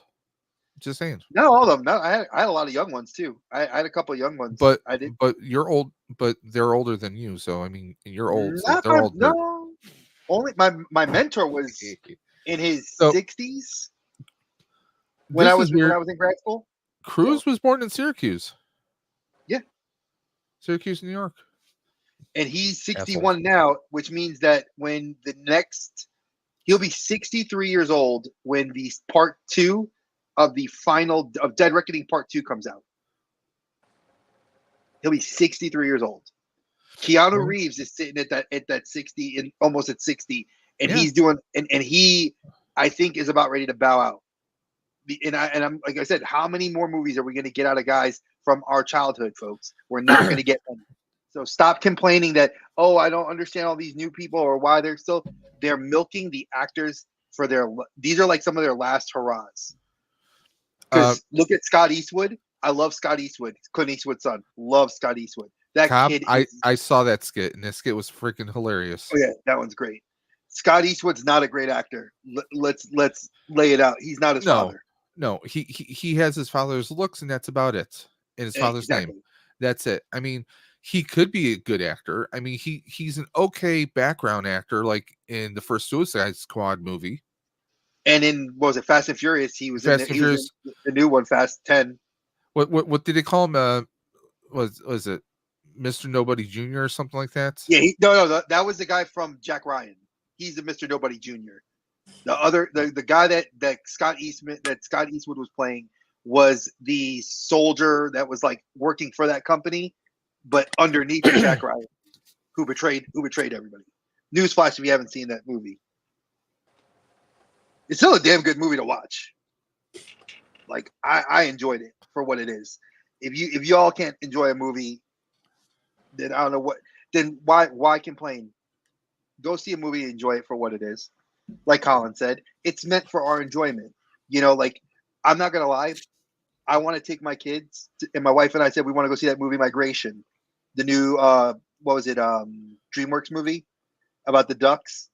It looks hilarious where they have the whole sequence in the Chinese But restaurant. are where it's they like, mighty? Cook. You know, no, they're not mighty. Oh, okay. But it looks like a cute movie. I want to see Wish, which I didn't know Chris Pine is the voice of the villain. Was it King Magnifico? You probably want to see the new Garfield movie. Come on, let's be honest. No, I don't. I saw the trailer. I was like, what was it? I watched trailer reactions of it and I laughed because people were really? they're like, Chris Pratt is so amazing. My Elias wants to see it because he used to watch the original Garfield a lot growing up. My little pinky has more amazement in that than no. Star-Lord's good, but he's overhyped. I love him. Don't say it like it is. Chris Pratt, if you ever watch what I say here and you want to come talk to me, bro, hit me up. I'm gonna tell you what it is. I think you're overhyped. I think you're good for the MCU. Just stay in the MCU. Stop trying to venture out and be Mario. There's plenty of movies Chris Pratt, I ain't afraid of him. I ain't afraid of his father-in-law. Okay, that's all I'm gonna say. There's plenty of movies I like of his. I don't think he's a chop off actor though. Exactly. He's not a Harrison Ford. He's not a Mark Hamill. Most of our young actors, they're actors is because they're related to somebody else in the industry. You have the few rarities like Jason Statham, there are some exceptions. Ben Affleck. I mean, Matt Damon. Like these are guys that are aging out, folks. You're not going to be seeing these guys anymore. Robert Pattinson, he's our age. He's in his mid to late 30s. You know, you're getting. I wish I was in my mid to late 30s. I mean, well, he's more like closer to Colin's age than me or you. But Jason Statham is 47 years old. Yeah. You know, you're looking at Terry Crews is in his early 50s. You're seeing Michael J. White just turned 50. You getting a lot of these guys that we loved growing up that are now aging into that role of like, kind of like where Stallone is. And you know, Hollywood is finishing their run and finding young people that are actually real actors. They just hired a bunch of fucking people that were related to our real actors. So that's why that's why Hollywood's going down the shitter now. No, I'm just kidding. Like Kurt Russell's kid. He's not a bad actor. He just gets bad roles. I don't like his face, man. I'm sorry. Just can't stand him. What about Skarsgård? Wait, what about Skarsgård? Don't forget Pennywise, his son. The guy that Skarsgård from Thor. Listen, all the Skarsgårds connect. Awesome. I love dude. Okay. I love okay, this is hilarious. Dre's drinking apple juice. I got orange juice. Oh, there's apple juice. There's orange juice in the fridge. I just did my wife with. I got my coffee like always. See, I might drink more coffee. We're the Breakfast Club. There you go. Exactly. We're the new Breakfast Club, folks. Recognize #Breakfast Club. But yeah, like, I mean, I can go down the list of actors that are like, do I want to see up and coming? I do. Like, do I want to see Kurt Russell's son do more? Yes. I think the Skarsgård sons do amazing work.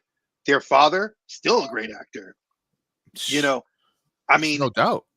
I mean, and they're branched into several different franchises. They're in the Godzilla universe. They're in the Stephen King universe, and they're in the MCU. I mean, you got 3 different multiverses, and they're touching each one, and they kill it. But then you get who's in the Skarsgård that played Pennywise. He was in the 4th John Wick movie. Yeah. Yeah, that's right. He was. I had to think. I had to think for a second. Do your homework. I do have my homework. I just had to think. He's one of my favorite young actors. Stand in the corner for 5 minutes now. No, but yeah, he's right. Colin's right, and you're right. I loved him in that too. I forgot. I was thinking because you know what? I keep thinking the people that outshined him, like Donnie Yen. Donnie, he's just, and you know what the thing is? He kills it, but he really kills it as a blind man, no matter Star And Wars or can I tell you something? Did you hear the hate he got yes. for doing the role of Chirrut and doing that? He got so much hate that people in Hollywood were like, how do you get to play a blind actor? And he's like, I'm Chinese. I've done it before. You guys have no complaints about if it was a white man that did it.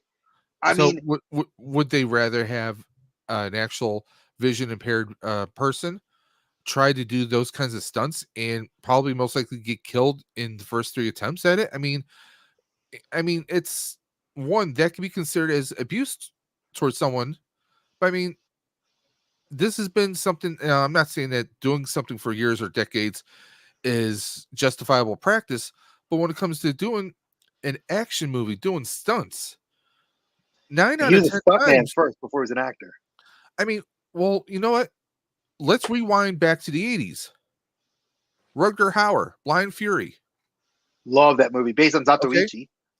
So, I mean, had that movie been made now, I'm sure all the Karens and Kyles would be bitching and moaning about it. Daredevil. Look at Daredevil. Like, go into the fact that show, they got mad at Charlie Cox for not being blind. Thank you for saying Charlie Cox and not Ben Affleck. Oh, no. No. Notice that exactly. I know where the only accuracy with Ben Affleck as a blind person was his hair. the only accuracy about him was being blind reading that script. Well, But I mean, it's too bad Ryan Reynolds didn't go back in time and shoot him in the head. but honestly, like if you look at all those like actors, like even okay, I'm gonna hit people with a little obscurity. Takehishi Miike, the guy who is world famous for Ichi the Killer in Japan and several other horror films and action horror films, he did a version of Zatoichi, which is, if you don't know, is the blind samurai action film where the same actor from Ichi the Killer was Zatoichi, and he had a whole line of films. And it's all about a blind samurai that fights against like these, crazy warriors in throughout feudal Japan. It was fantastic. And people didn't hate on that. You don't hear the hate coming out of Japan. Oh, he wasn't blind and he wasn't this. I mean, so the girl that's in Echo is deaf. They found a girl that can act, fit the role, and happen to be sensory impaired. Yes. Okay, awesome. That I'm glad that it ticked all 3 of your boxes. But who gives a shit? They were able to do that in Walking Dead. Yes, they did. I forgot that later seasons, but still, the only way they're able to do that is because they found someone who was an actor, who was sensory impaired, and who was comfortable and confident, and they had a support system so that person could do those kinds of stunts, that could do that type of acting. I'm sorry, but you're not. I just can't see you getting a blind person to do what Charlie Cox does for Daredevil. That's just, dude. That's Donnie Yen. And same thing. I mean, Donnie Yen's a beast. Not playing a blind person. I mean, it's, you can't get a blind person, anyone visually impaired, whether they're completely blind or partially blind, to be able to do that. Right. I mean, there's just no way in hell. I mean, how many times do you have someone who's not an amputee play an amputee? I mean, it's you. Who is that? Wasn't it that in Crash? Wasn't it not James Spader? Maybe it was James Spader. There was a version of Crash, the older version, that they had an amputee, and I remember seeing that movie, and I was like, and the girl in it wasn't an amputee, and there was a lot of hate on the fact that they're like, oh, we couldn't find a girl without a leg. I mean, I'm sorry, I'm not against anybody filling those roles. If you can't find somebody, but the actor can fill it. Hey, Tiger, what's up? I don't care. Like, I honestly just, To me, I'm a story-based person. Like Colin is. I know Colin's the same way.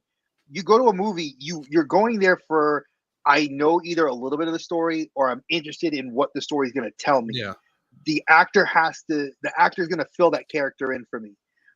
Dune's is a novel. It's based on a novel series. So it's going to be good. You hope. James Bond, another novel series. Lord of the Rings. I can go down the list of series that are like that. And if you don't stick to story, some of the original stories like Prey by far was one of the best films that never got a film in the theater. Hands down. Yeah, they won't make that mistake again. You put that on a streaming service. That movie was fantastic. I wish that was a video game. I wish that was a comic book series. I wish it was a animated series. Give me the sequel. And if they're holding true to what the sequel is going to be, that's World War II, I'm going to go nuts because that will be awesome. A Predator in World War II. I would have liked the pirate one, though, to kind of give an homage to Predator 2. Oh, yeah. When they gave him the gun and it was marked 1697, where it was the one Danny Glover gets at the end of Predator. Exactly. 2. Because that to me would have been like the perfect way of showing the synchronicity of the universes. The Predator gets it from Captain Jack Sparrow. There you go. I want to see him keep doing all different times of period or all time like periods. The samurai one, that's the one that they need to make. Why they have not done the samurai one? Do an Egyptian one. Dude, that would be fire. All time periods. I want to see one from all time periods. That's just me though. A ninja and a samurai team up to fight the Predator. Tell me that would not be fire. Didn't we talk about this, or we had a conversation about this before? I want to see medieval too. Medieval. A knight on a horse fighting the Predator. Imagine dun dun dun dun dun boom boom dun dun dun dun dun, and you get the guy on the horse. Viking period. The Viking ones would be insane. Yeah, dude, that would be some straight Valhalla. A Predator kind of is like a Viking to me.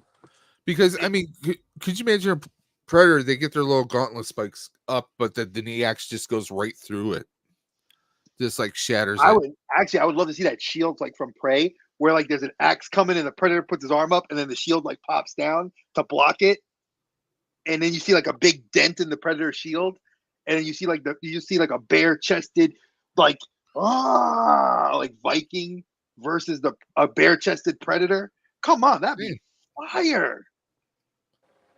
Dude, we're writing it, Hollywood. We're telling you what to give us.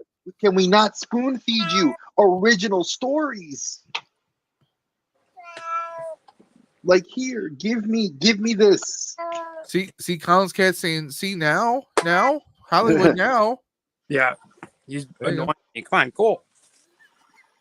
I mean, there's so many good things that they can do, and I've been on that kick lately of just like wanting originality, and moreover, like, because for those of you that don't know, my youngest has been addicted to wanting to watch robots, and when she says she wants to watch robots, this is what she wants to watch, which is a damn good film. It was a good movie, and I hope they continue the breadcrumbs that they dropped off at the end. I thought you were talking about the actual like Pixar Disney robot movie or whatever, whoever made DreamWorks. That was DreamWorks. Yeah, it was DreamWorks. Robin Williams. Yeah. No. She has. My friends all know that I am the geek dad. I will always be. And when Rory, she tells me, she'll be like, Papa, robots, and I'm like, this. I go to Netflix and I'll show her the older one. She's like, no, Papa, this one, and she'll bring me this. And I'm like, you know what? I'm showing her right. She gets to see Optimus Prime, Bumblebee, RC, Mirage. She's seeing Optimus Primal, Rhinox, Cheetor. I'm like, all dope characters, all great from my youth.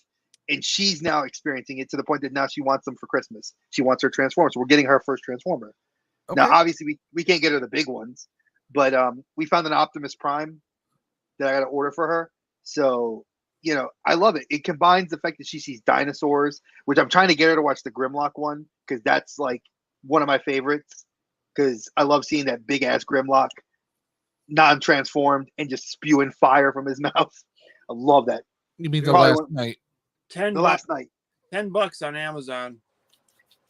I have the regular Blu-ray version of that. I love it though. I love having the movie. I didn't love the movie. And I know, hot take, I'm an asshole that does not love that movie. But I have it because I got it cheap at Target, and I'm one of those that like physicals media, you know, because I was at Best Buy last night and I saw that they had the Prey movie, they had Prey, they had Barbie. They Best were Buy like has empty. movies. Dude, if you run into a Prey steelbook at Best Buy, grab it for me. I got you. I was looking for two last night. And I asked, and they're like, "No, we haven't had that in a while." And I said, "All right," and because my Best Buy, there's only like two close by to me. The other, they're like, there's no. The other one's like almost an hour away, and the other one's like an hour and a half away. And they're just nobody's interested in them anymore. Like, there's just no. Because I think people are going digital, and that's where some of it's coming from. Can I tell you something though? Physical media. Can we all agree physical media is where it's at? Yeah. I don't trust, dude. You have no control. One day you could wake up, go on your If internet is out, your you iTunes still or something, and all your shit could be gone. You got no control over it. I mean, dude, I don't want to buy stuff I have no control over. Exactly. Because how many times do we see that you get a movie, right? And I think you talked about this, Colin, on your channel, and I know you've talked about this with other people. Like, you go on iTunes and you buy something on iTunes, right? You're only buying a license. You're not buying the actual movie. You're buying a license to watch the movie. So you pay the $10 or whatever. Now, if iTunes decides to pull that movie, you just got ousted $10. You're not going to see that $10 come back to you. So is it fair?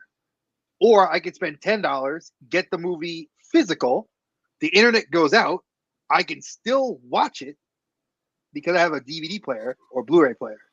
That's how I am. I have hundreds. Or how many times do they fucking pull some scene out of a movie to make somebody happy or something? Dude, like, yeah, I want my original copy with the actual movie, not whatever you feel I should. Well, here's the thought. Here's the thought for you guys.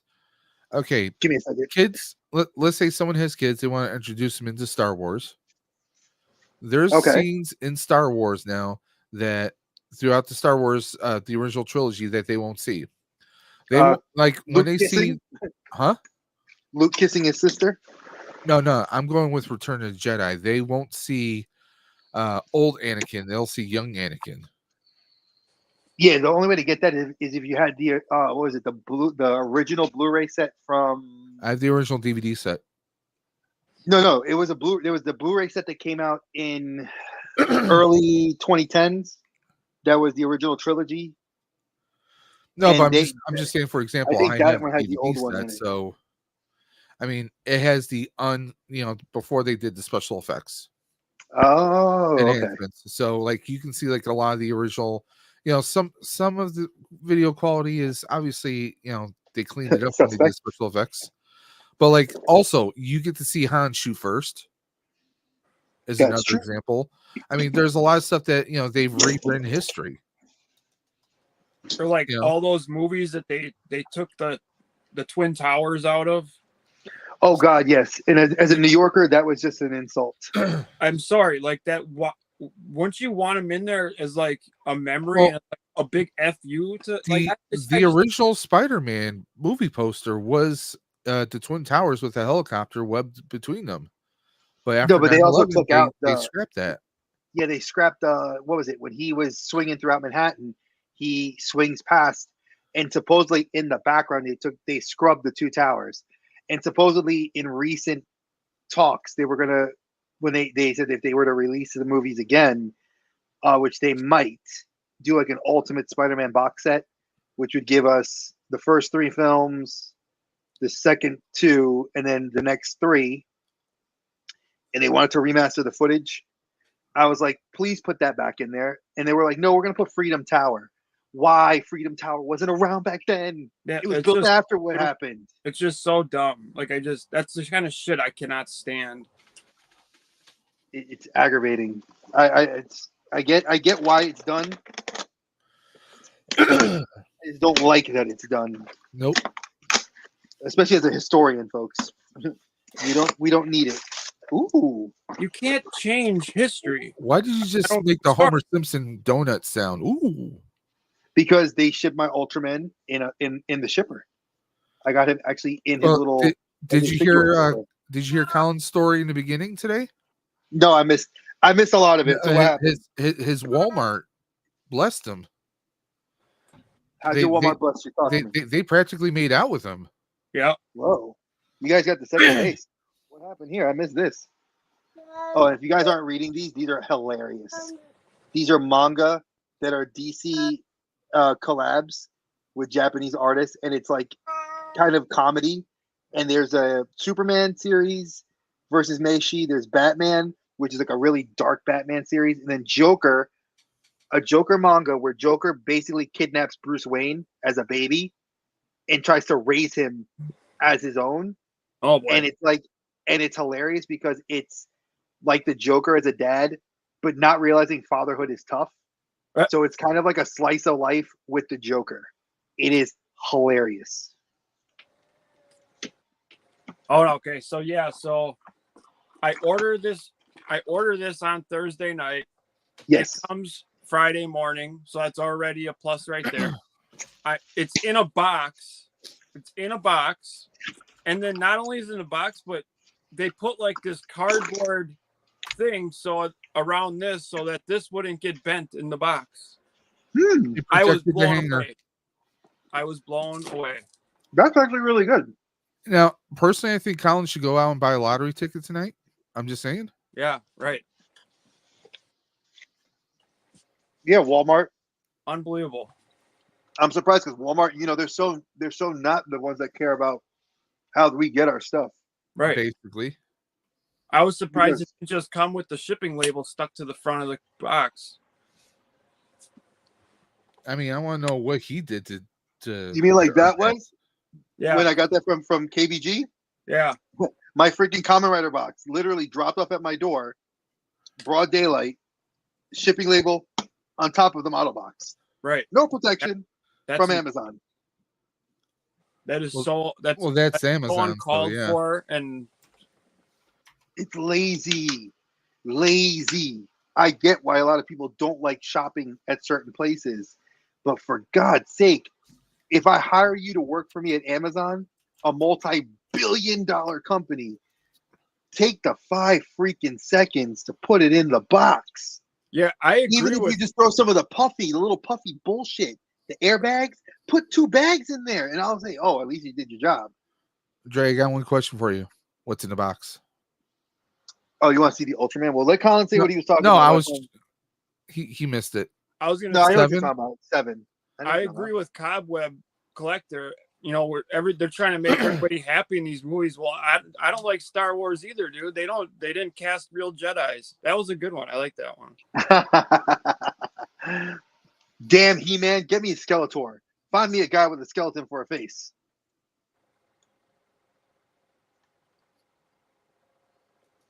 Let me see. Yeah, I want to see if I could try to open this. And I'm gonna blame Fig Picks for this one, Mr. Fig Picks. Yeah. I liked Ultraman, but I blame you. Yeah, Fig Picks he's a bad influence. He is. He was like, he wanted to try to get me into the monster, the SH Figure Arts Monster Arts, the Godzilla line. Oh yeah. And I love those figures. They look phenomenal, but they're like, if you miss it from its pre-order date and you see it like 2 months down the line, they're like $300. Yeah. And I was like, nope. Dude, I can't wait for that new the new Planet of the Apes movie. Oh my god, that movie looks fire.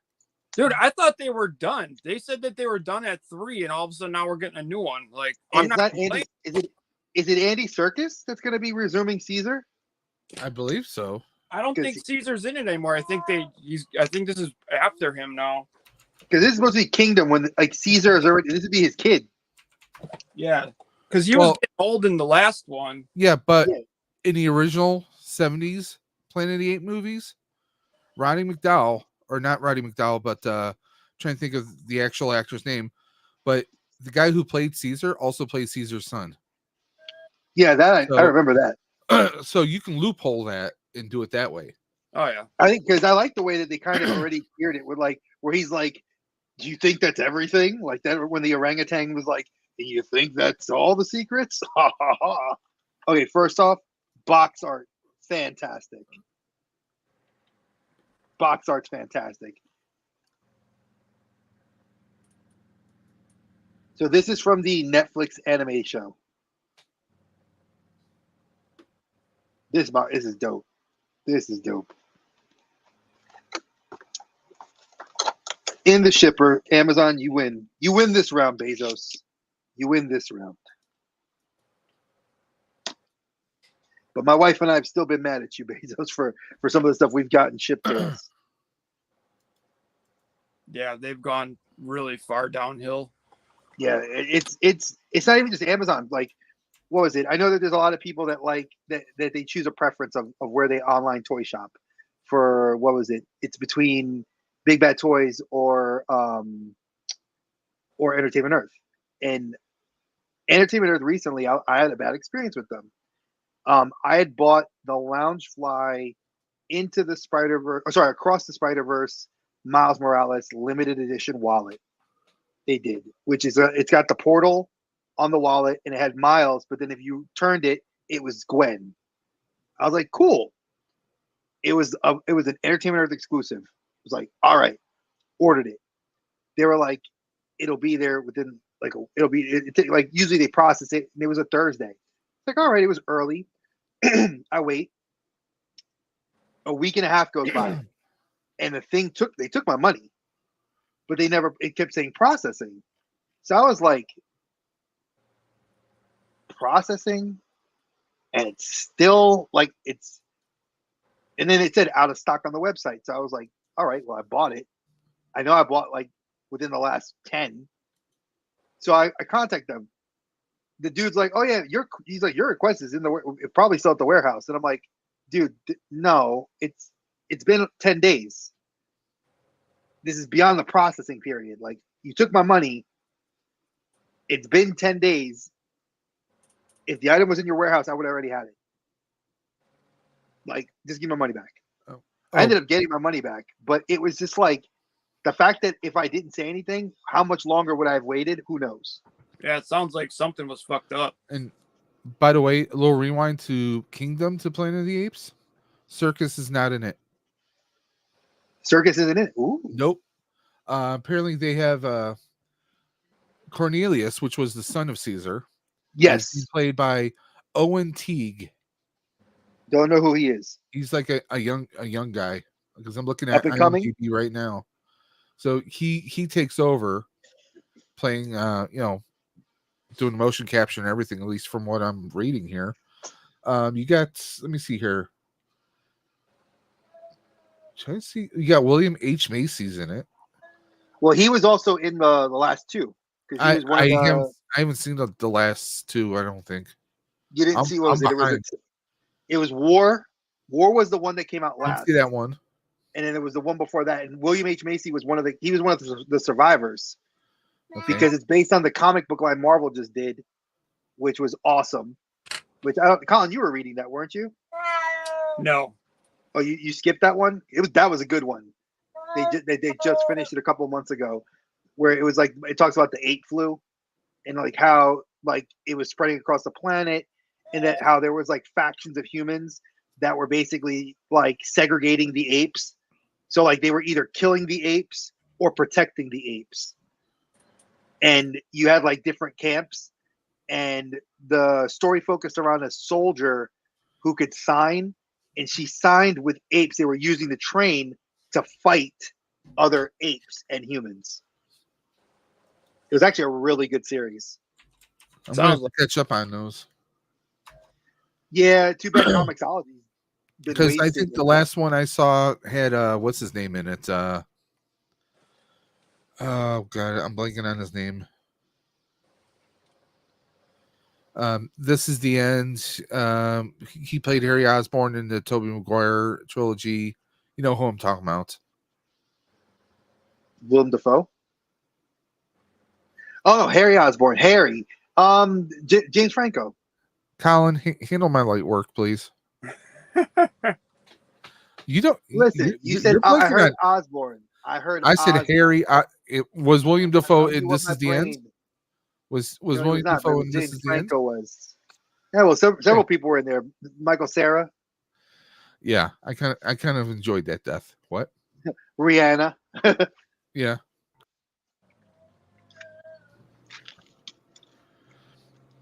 That's what I'm talking about.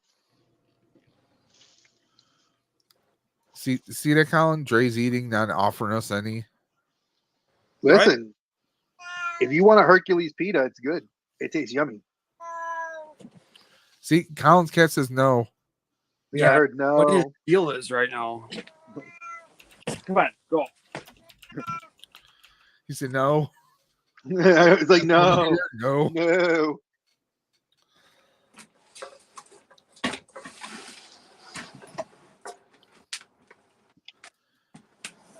So, Dave, did I miss any more spins of the wheel while I was running errands? Because I know Cobb and Archer won. So the Hot Toy and the Mythic Legions boxes are gone. We did all the spins. All right, I didn't know who else won. That's Before what I you was even asking. came on. All right, well, I'm asking, man. Yeah. Okay. We have Cobweb 1 Mythic, Yeah. Archer won the Hot Toy, I texted him. Elias won the mask. Elias is getting the mask. Yes. Nice. Okay. And I gotta say, He's stoked. all right. Well, that's gonna go out to you with your Christmas gift. And the Marvel Legends and NECA went to one person. Who? Justin Williams. My All right. teammate. All right. Well, send me. And here's the thing. Yeah. We spun and Justin got it. I'm like, okay. We wait a while when we do the next one. I forgot to do the 5 shuffles because we did 5 shuffles each time. I was like, okay, we're gonna redo it. Now his name had came up. We do the reshuffle 5 times. His name comes up again. That's Kismic right there. That's a universe. So yeah. All right, Justin I'm Williams. gonna Dave's send you gonna his address text me. and yeah. Yep. And the NECA box, that's gonna go between Colin and Cap Spalding. Yeah, so I So got the addresses. Yep. All right, and Colin, I already got your address, so your mask will go with your Christmas gift. He knows where you live. He knows where I live. He lives where you live. What? No. Oh shit. Oh, that's like, oops. I keep hitting the wrong button. So Dre, you know how I'm collecting the 97 X-Men's. Well, going through the websites last night, I was like, oh, well, I guess I could do this. They have Morph on the VHS in the VHS box. And I was thinking of like I could just get him. He's still at retail price, $24.99. I could get him. And he doesn't have the cell shading like the other figures of that series have. So I'm like, that will work perfectly, and he'll pair perfectly with Wolverine. Honestly, yeah. I mean, because I've seen people sell that Wolverine already, 97 Wolverine. I mean, I'm getting the Mafex one because I love that Mafex one. Yeah. The X-Force. I think he looks. I know my 97 X-Men are not going to look the same, but I don't care because like I'm using Age of Apocalypse, Colossus. I still have yet to find a Nightcrawler, and that's killing me because I really want Nightcrawler, and damn it, Marvel Legends Nightcrawler is pricey. He's not making me comfortable for the price I want to pay for him, even out of box. So, but I need a Cyclops. I still have yet to decide on what version of Cyclops I want to get. And Jean Grey, I'm going to just get the Mafex Jean Grey because she looks amazing. And I think for the amount of accessories they put with her, it's worth it. And eventually I need to get an Archangel. I had an Archangel at one point. I did too. I had the one that was the big Marvel Legend box. Yes. With both heads. Had that one. sold him for a good. When I sold my X-Men, and that was actually before Rory was born. I sold that entire X-Men set for like close to $1,000 because I had my original Xavier. I had the wheel that was with the hover chair. Yes. I personally like the Krakoa Xavier better. For those of you that don't know, the Krakoa one looks way better with the Cerebro helmet. I need to get that one.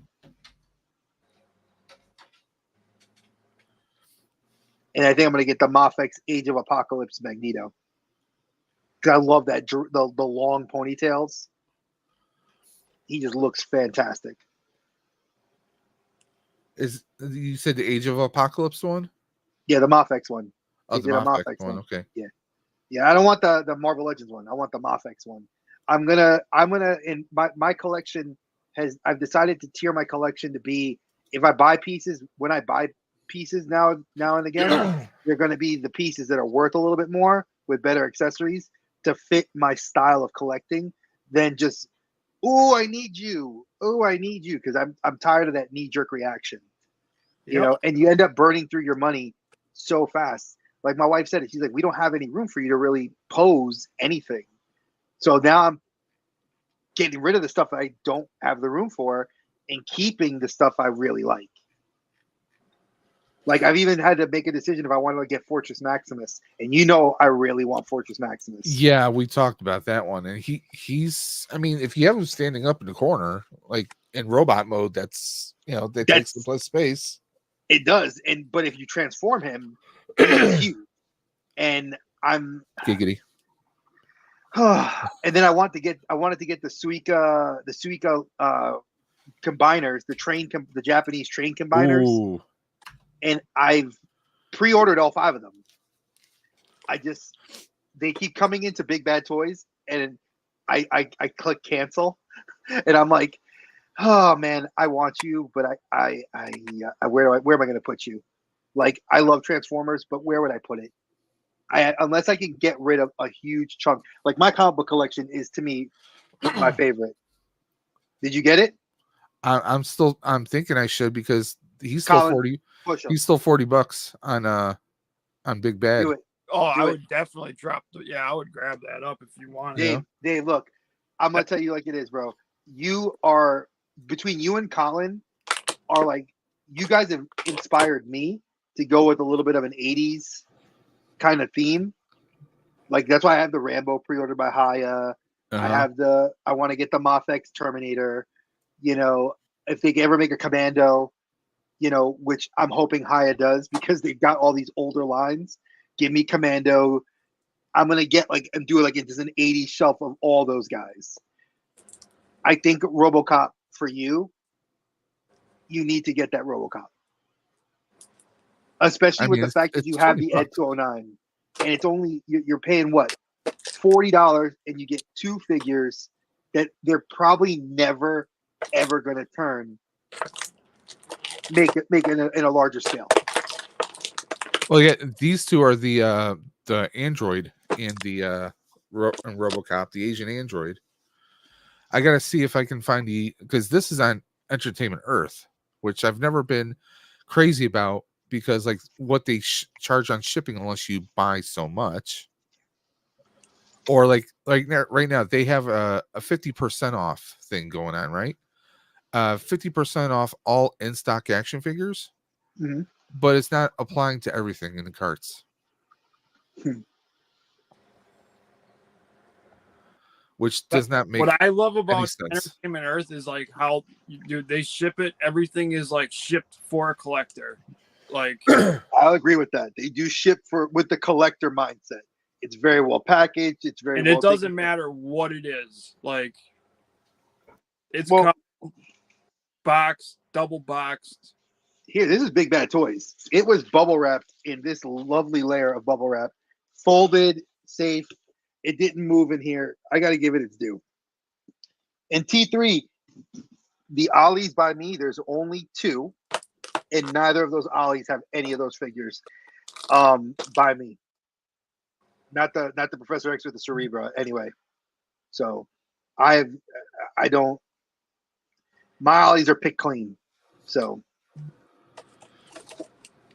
Yeah, my Ollies right now, like the only Marvel stuff they have right now, they have some of the Doctor Strange wave.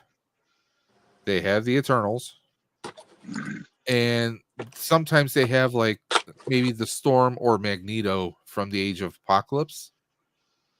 And they have the remember the Captain Carter was a Target exclusive once upon a time? yeah, the stealth suit. They got a crap ton of those right there. Which is funny because that figure skyrocketed in price. Yep.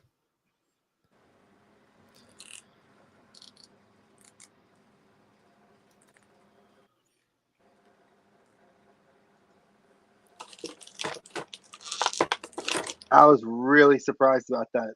I was like, man.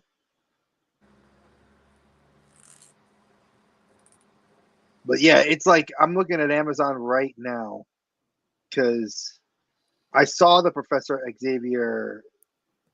I think he was on sale because right now they're still doing a bunch of this. They're still running their sales stuff.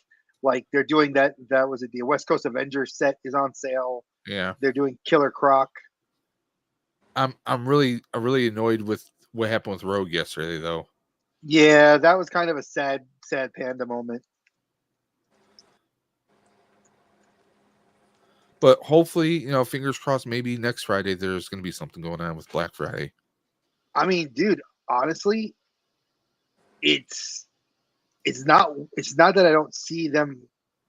It's not that I don't see it like them doing a big sale. I see that their stuff that they have up right now, it's not terrible. Like they had, what was it? They had the Killmonger figure, that Yeah. Amazon exclusive Killmonger yesterday. I didn't get him. I was tempted to. He was $9.99.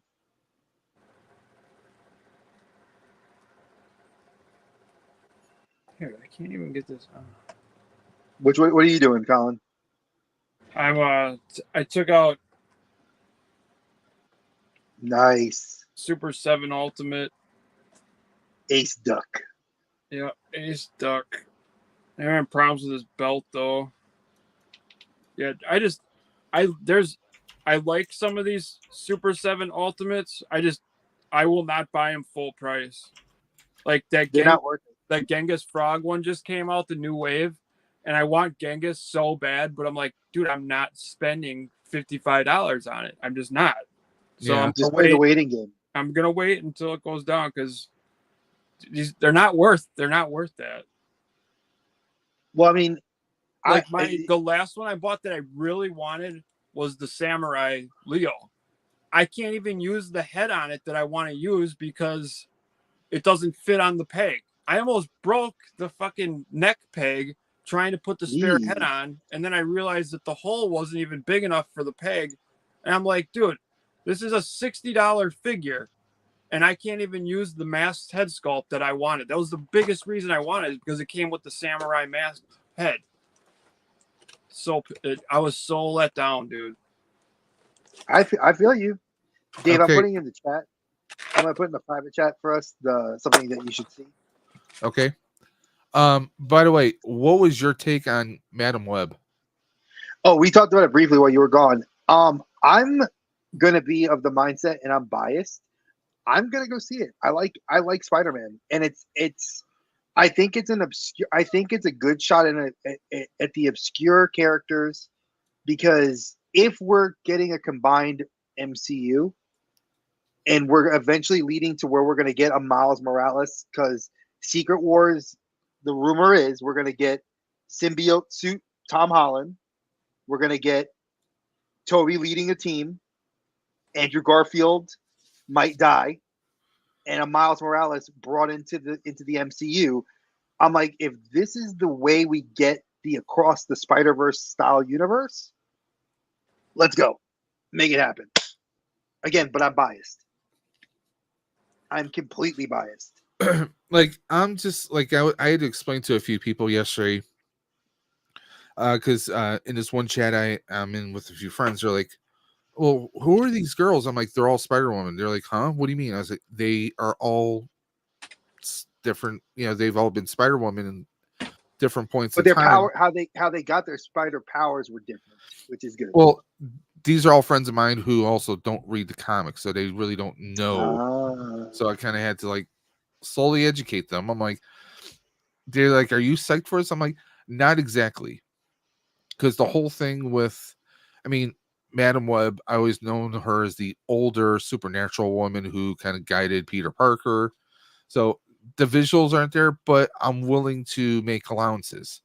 And Especially, she's also a villain too, because in yeah, Edge of the Spider-Verse, they made her a villain. yeah, So I'm kind of interested to see that dichotomy of her being the kind of like the watcher for the Spider-Verse, because she has that. yeah. She's the one who supposedly helped weave the web with the Great Spider, Mhm. Anansi. You know, are we going to see Anansi? I'm kind of hoping we do, because again, that ties to African folklore, which I would love to see if Anansi's like, hey, I'm the giver of all the Spider-Men and the Spider People's Well, powers. it's gonna be interesting. I mean, we saw what we saw in the trailer, and it's gonna be interesting to see how the rest of the story unfolds. Whether it sticks to landing, or does it, kind of fall apart like a lot of people view Mobius was, or Morbius rather. And Morbius, okay, and Morbius was a fail, but for different reasons, because it didn't execute the way fans were hoping. But then again, Blade Matt, 3 Matt Smith didn't. was a great villain though, Matt Smith was a fantastic villain. And I think and it Jared was Leto kind of a did a great waste. job.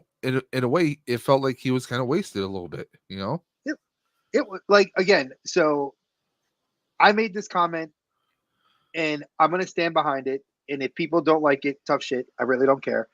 It's our show, and this is how I feel. Um, for people that complain that there's no investment in heroes or villains, my wife said it best. She's an English teacher with multiple college degrees. I'm gonna take her word for how, when a movie's written, how I can interpret a character's growth and or my investment in that character. When we say throwaway heroes or villains, there's a reason why. You're paying attention to the antagonist or the protagonists.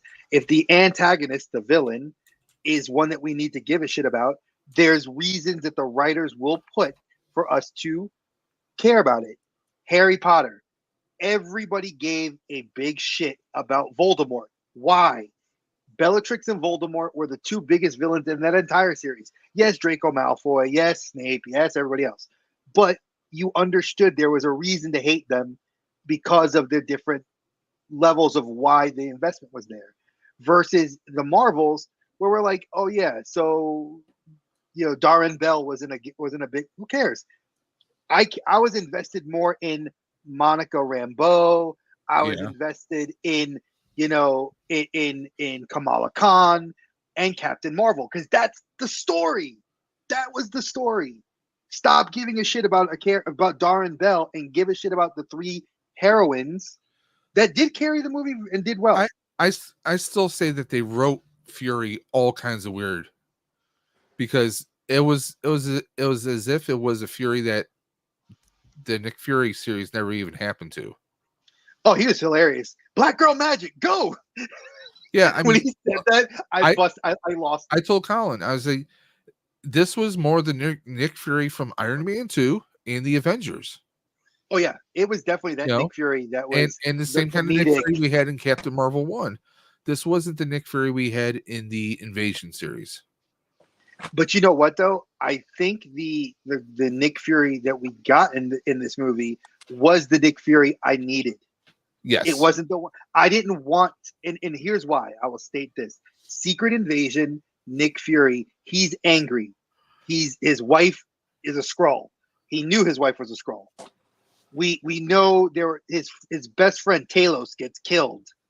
You know, there's so much anger and animosity that we're going to get an edgier, angry, not Reservoir Dogs, more of Pulp Fiction style Nick Fury versus the family, funny, friendly snakes on a plane Nick Fury, which I liked. And I liked it when the action sequences were good with him. They didn't make him go over the top because he's 65 years old. The dude ain't flipping around and doing martial arts. He's gonna do the gunshots and he had the funny Uh-huh. one-liners. He did a damn good job. And for everybody that hates on a character like that, grow up. It's a freaking movie. You are not in Hollywood. Nobody I know, unless you are a Hollywood director that writes these movies, works for Marvel. Our criticisms are farts in a spacesuit. Take it for what it is, folks. And we're not going to, okay, so wait, they didn't reference Secret Invasion at all. They weren't supposed to, because that was not the reason. The Marvels was not about Secret Invasion. The Marvels was about the three of them tapping into what we needed for Secret Invasion. For Secret Wars, sorry, Secret Wars. His wife has gone into hiding. We all know that. His wife is in hiding. Hey, JJ. I gotta text you I gotta shoot you a text. I know. I gotta shoot you a text later today to get because I gotta give you some information. And Ritson, Indeed. And honestly, with the president, I mean, Secret Invasion was a isolated bubble of a show. It wasn't like Loki. No, his wife did not go up to Saber with him. And if she did, I don't remember that in the end of Secret Invasion. I might be wrong. I'll have to rewatch that last episode again. But from when I watched that episode, she went into hiding. She stood on Earth, is what I thought. And they even make a comment about the Skrulls having small settlements all throughout the galaxy. So, okay, like I said, I'll take your word for it. I have to rewatch it. I like to rewatch that show anyway because I think it was a good show. But if she is, there were so many people on that space on Saber. You have to realize this was a lead-in for Deadpool 3. Let's be honest. Let's cut this. Let's cut all the bullshit. The Marvels and Loki were lead-ins for Deadpool 3. That's what, because Deadpool 3, as far as everybody knows, is the only MCU licensed film due out next year. I mean, everything that we were supposed to see next year got delayed to 2025, minus Deadpool 3. And they didn't get only the ones that settlement that was on the planet that they were on. They went to New Asgard with Valkyrie. So yeah, like that. And I've been like seeing Valkyrie. Can I just say this? For a female-led cast, you did give us a secret little tease of what you could do if you did the female Avengers. Because a Valkyrie would be kick-ass. I mean, and as far as we know, Loki, the god of stories. Yeah. I mean, let's cut all the bullshit, folks. For all the things that we know that are coming out, Loki could rewrite the multiverse at any time. He's sitting on a throne controlling every story. He knows what they are. And if we're rewriting Kang out of the multiversal saga, Doom's not going to fix it. Galactus isn't going to fix it. What they should focus on, if it's my hot take on this, do Secret Wars. Don't involve. Kang can be loosely involved. Recast him if you want, a variant, and slide in. Yeah, I know Deadpool 3 is the lead-in, and then the finality of that was supposed to be the Avengers 5. Was supposed to be like the end of that like line, and then the new films were going to lead after the Avengers film. But we don't. Everything's in a state of flux right now because the director just left yesterday. He announced yesterday he's no longer attached to the new Avengers film, which I think is interesting. But I mean, Blade right now is in a state of flux. Eternals 2 is in a state of flux. The only ones that are currently now being worked on is Blade, because they got the director and the writers. Shang-Chi 2 just started its production. And those are the two I know of besides what was it? The Avengers one, because Captain America New World Order, because they did that with Seth Rollins. So confirmation. The end of Secret Invasion, she does go. She does? Cool. All right. Hey, yeah. Like I said, I didn't remember. So like, E3 was correct. but yeah, it's just, I mean, with Fury, just seemed like they were going in a weird. It didn't seem like Fury to me, which suggests. I mean, you could suggest that was that really Nick Fury on the station? That was actually Nick Fury. You think so? Because well, let's put it this way: Carol Danvers and Nick Fury have that father-daughter relationship. Yeah. And she and they were making jokes, and there was stuff that to me was very Nick Fury and her relationship from the first Captain Marvel film that translated so well into the second one that for me, Secret Invasion was their darker take on Nick Fury, like a more espionage, like let's do this a dark style, sort of like how Wakanda Forever was like kind of a darker Black Panther film. I mean, no offense because of Chadwick's death. I'm going to say this. I wish clothes lasted as well in real world as they do in the MCU. Because Monica is rocking the 9 Inch Nails t-shirt that Carol wore in the first movie. How many years before? And okay, I'm not going to I like her suit? No. And I also, okay, I'm going to complain about, there's a few complaints I have about like minor things, minor complaints. Not like the movie, I still gave it an 8 out of 10. Her suit from the end of Infinity, from Endgame to the Marvels was completely different. Like we didn't see the transition of suits. Like we saw when they got her new suit, like the one she was wearing on the ship. Yeah. To when they go to the planet where they meet her de facto husband, and then they get the new suits. I was like, yeah. The whole thing with the planet was just.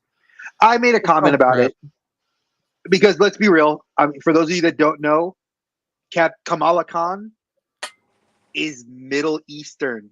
She is not Indian from India. Correct. She is Middle Eastern Arabic, speaks Farsi. She does not speak Hindi.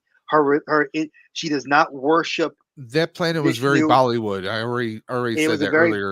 And I made the comment. I said, why they did that Bollywood thing, I don't know why. Some idiot at Disney was like, oh, she's brown.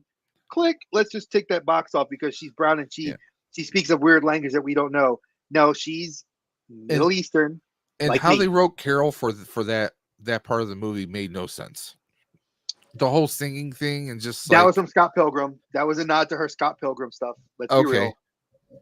Because she sings, she actually can sing. So she did that from Scott Pilgrim.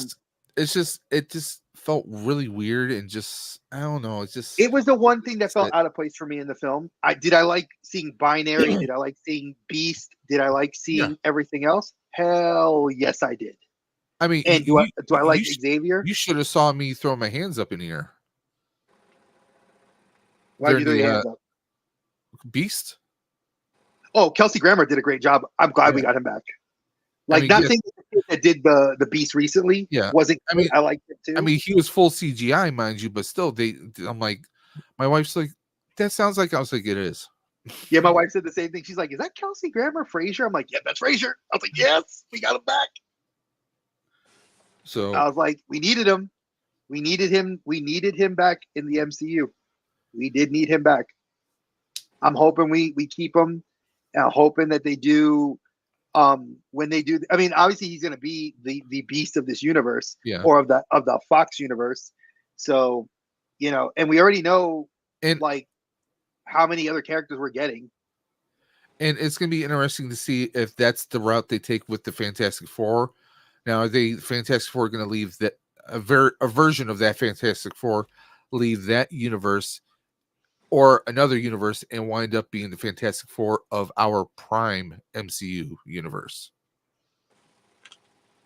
We'll see. That one I'm still on the fence about because I've heard mixed storylines. Yeah. Like I've heard that it's supposed to be in the 60s and then they're going to pull them from that because Galactus is supposed to come destroy their universe and then they're going to like leave and get pulled into ours they were saying Loki. I think it's going to either be Sylvie or the Watcher saves them and intervenes and then pulls them into ours, thus starting Secret Wars.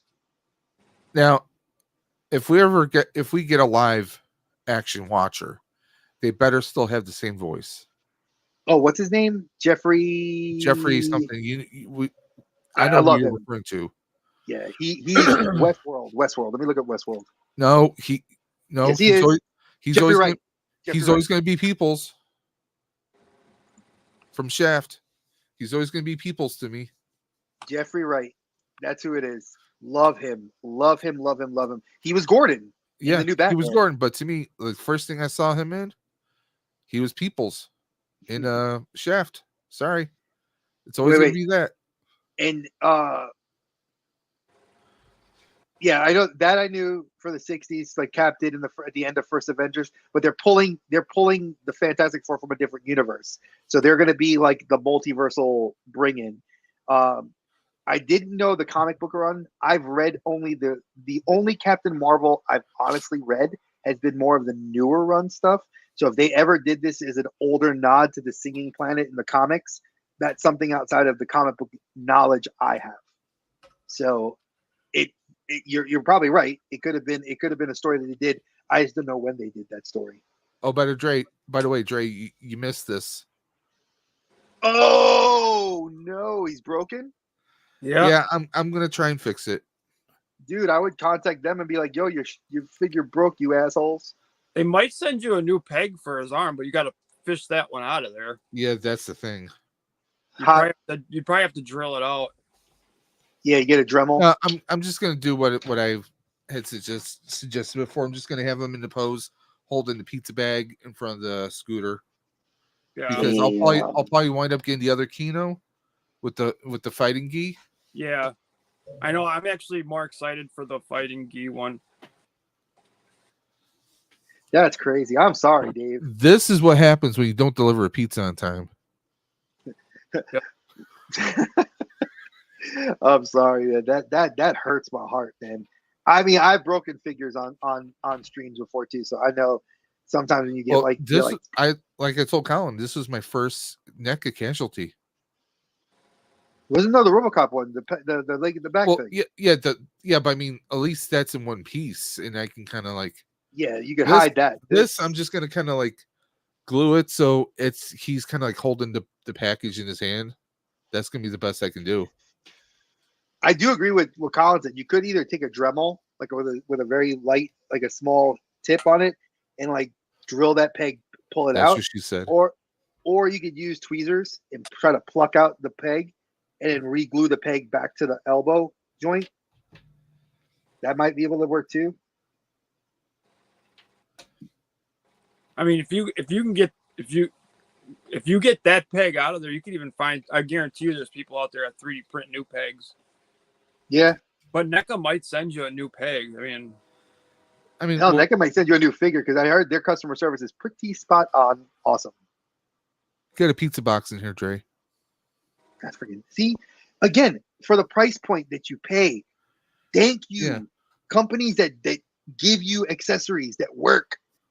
Yeah, like this. I'm like disappointed right now. I can't even get the wings on his back. I'm gonna try to get some I'm gonna try to put some oil on him or something to see if I can get him to work in. But dude, I've heated him up, everything. You cannot get him in, dude. You want a trick that might work? Don't use oil. Use Vaseline. Yeah, that's what I'm gonna do, something like that. See if it fucking works. This is exactly why I will not fuck with Super 7 anymore. Dude, that's what the Thundercat stuff. I had almost every Thundercat except for 4. I missed only 4 of them. And my Panthro, who was one of my favorite characters growing up, loved the character. The nunchucks broke. The chain just popped. I was like, damn it. I contacted Super 7. They were really good. They sent me another set of nunchucks in the mail. I was like, thank you, for free. They were like, hey, I was like, I bought this through Amazon. Can I get, here's the proof. And they were like, oh, we don't need proof. We'll send you a new one. Don't worry. I was like, don't send me the figure because the figure's fine. But I was so scared about him holding it wrong, or God forbid if it snagged on something. Pop. There you go. Oh, JJ says you look like a teenager.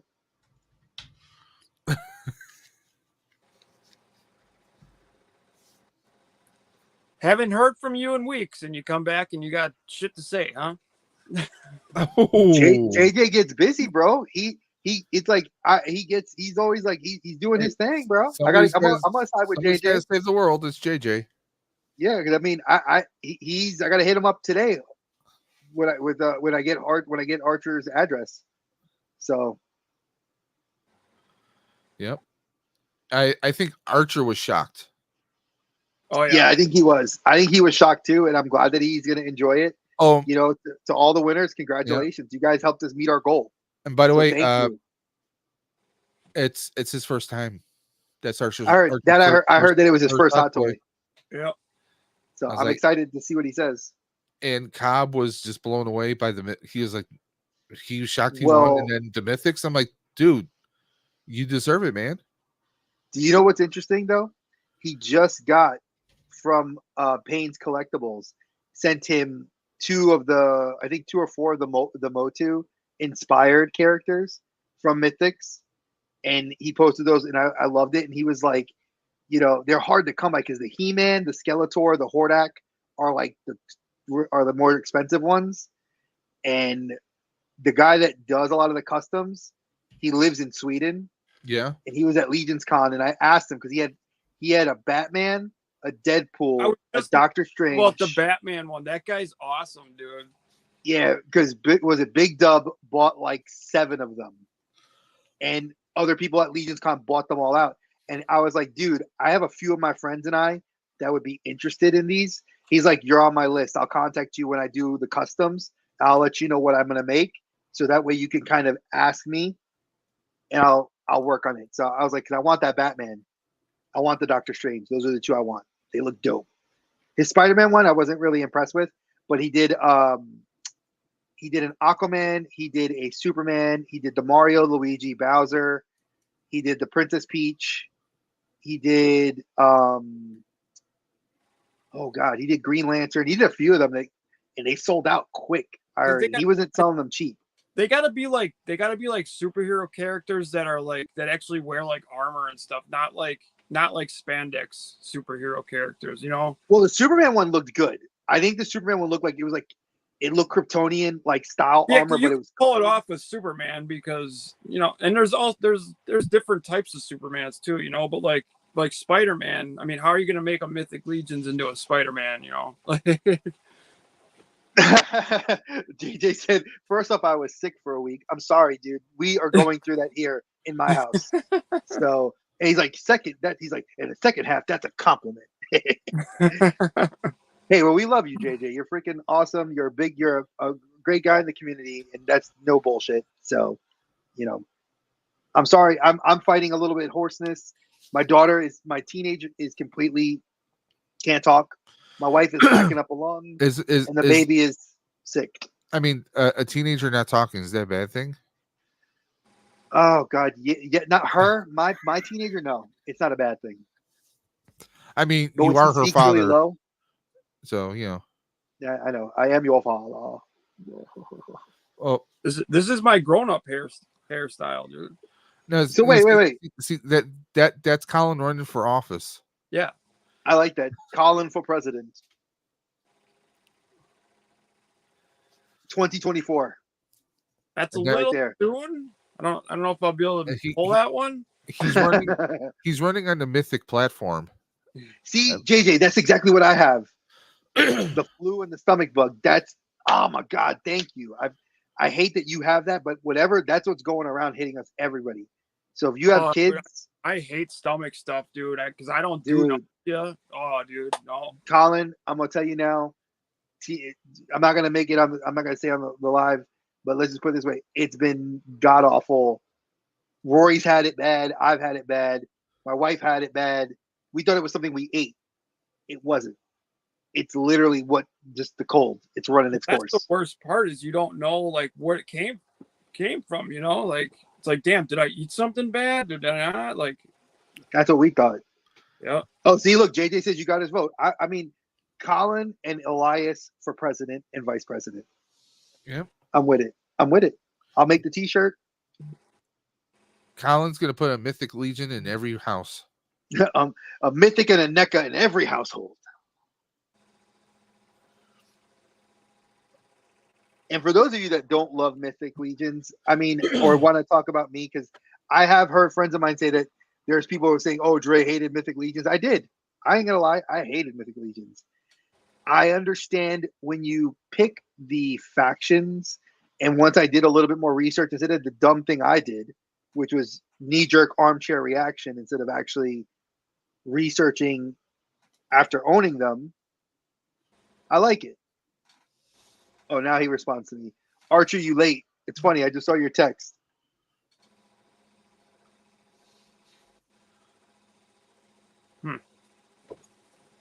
All right. 4 hours and 31 minutes. Can I just say, first off, big shout out to my brothers right here first. You two, without you guys, this would have not gone nearly as smooth as it did. And I want to say thank you to you both. Honestly.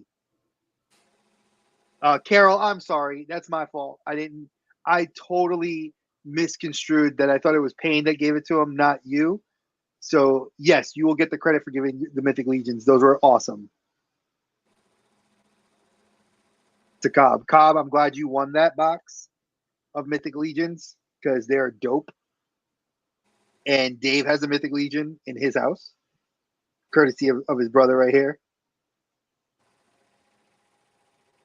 And I even made jokes. I said Mythic Legions for everybody because I think they're great toys. I think they're probably the most modular toy you can have that you can literally paint over and do things with. Like, I'll give you an example. This one here, I love this figure. I've been wanting it. His name is Azar. He's one of the demon lords. People have repainted him because there's two variants. There's a blue variant, which is his brother, and then there's this variant, the yellow variant.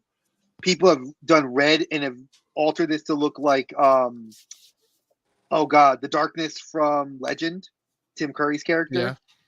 People have taken the body parts and used other sculpts and done different heads. So you can have a lot of fun with this. And the community for the Cabal, they're I got to give it to them. They're pretty awesome. I got from several guys. They sent me, what was it? One of the guys just sent me a bag full of orc heads. I wanted some orc heads. This dude sent me 8 orc heads. These are like $12 a pop. He sent them to me for free. I got a bag full of elf heads, free.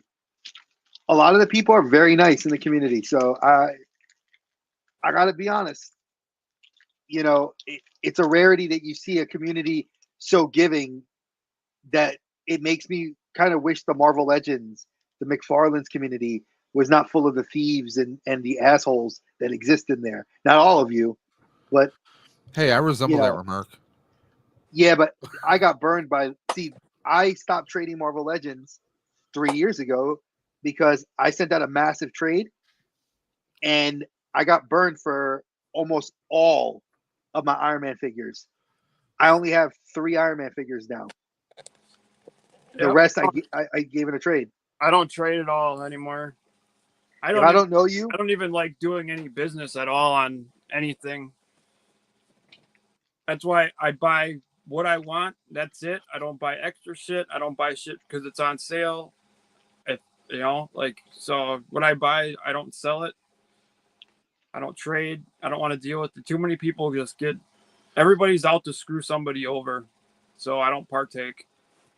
Unless you're like me, like where I text you and it's like, but again, that's because I know you personally. Yeah. Like, I'll be like, hey, that's like, exactly. Like when you're close to me and I care about you, I'll shoot you a text and be like, hey, that's a totally different thing.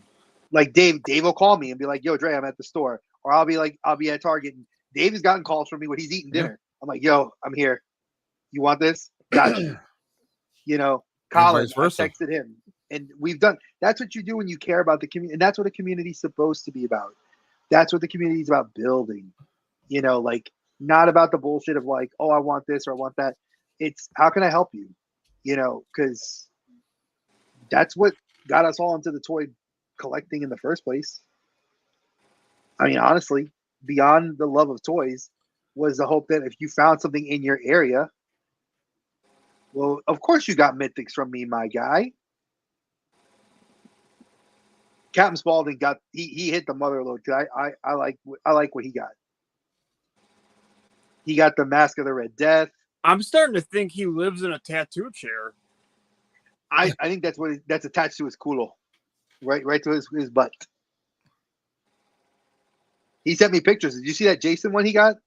He sent me pictures today. He's always getting tattooed. I love him though. He's another person that's genuine. Love him to death. He must have a permanent spot at the shop. Like, I want to go to the shop he goes to when I go. If I ever go out to Cali, I already told him. I said, you gotta take me to your shop because that girl does some good work. They've been working on him, his wife, and his daughter. Because his daughter got that awesome forearm tattoo. Next tattoo I get's gonna be a predator tattoo. I gotta find the artist to do it.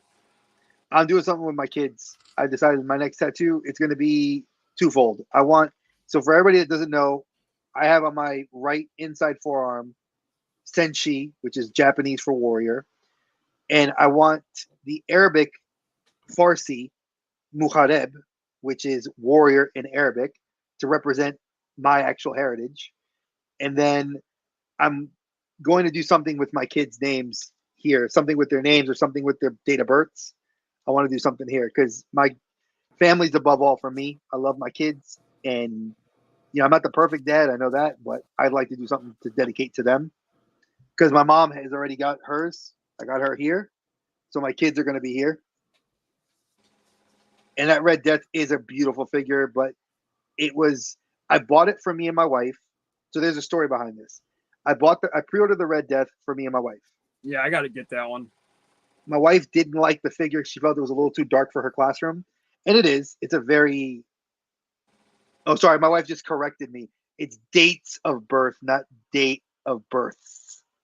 Thanks, babe. Love my wife. My English teacher wife over there, folks. The more you know. So I pre-ordered it, got it. I loved it when I saw it, and when I actually looked at it, it was a beautiful figure. But I didn't take it out the box, and I was like, And then Captain Spaulding, I had texted him the day that it went up for pre-order and said, "Get yours."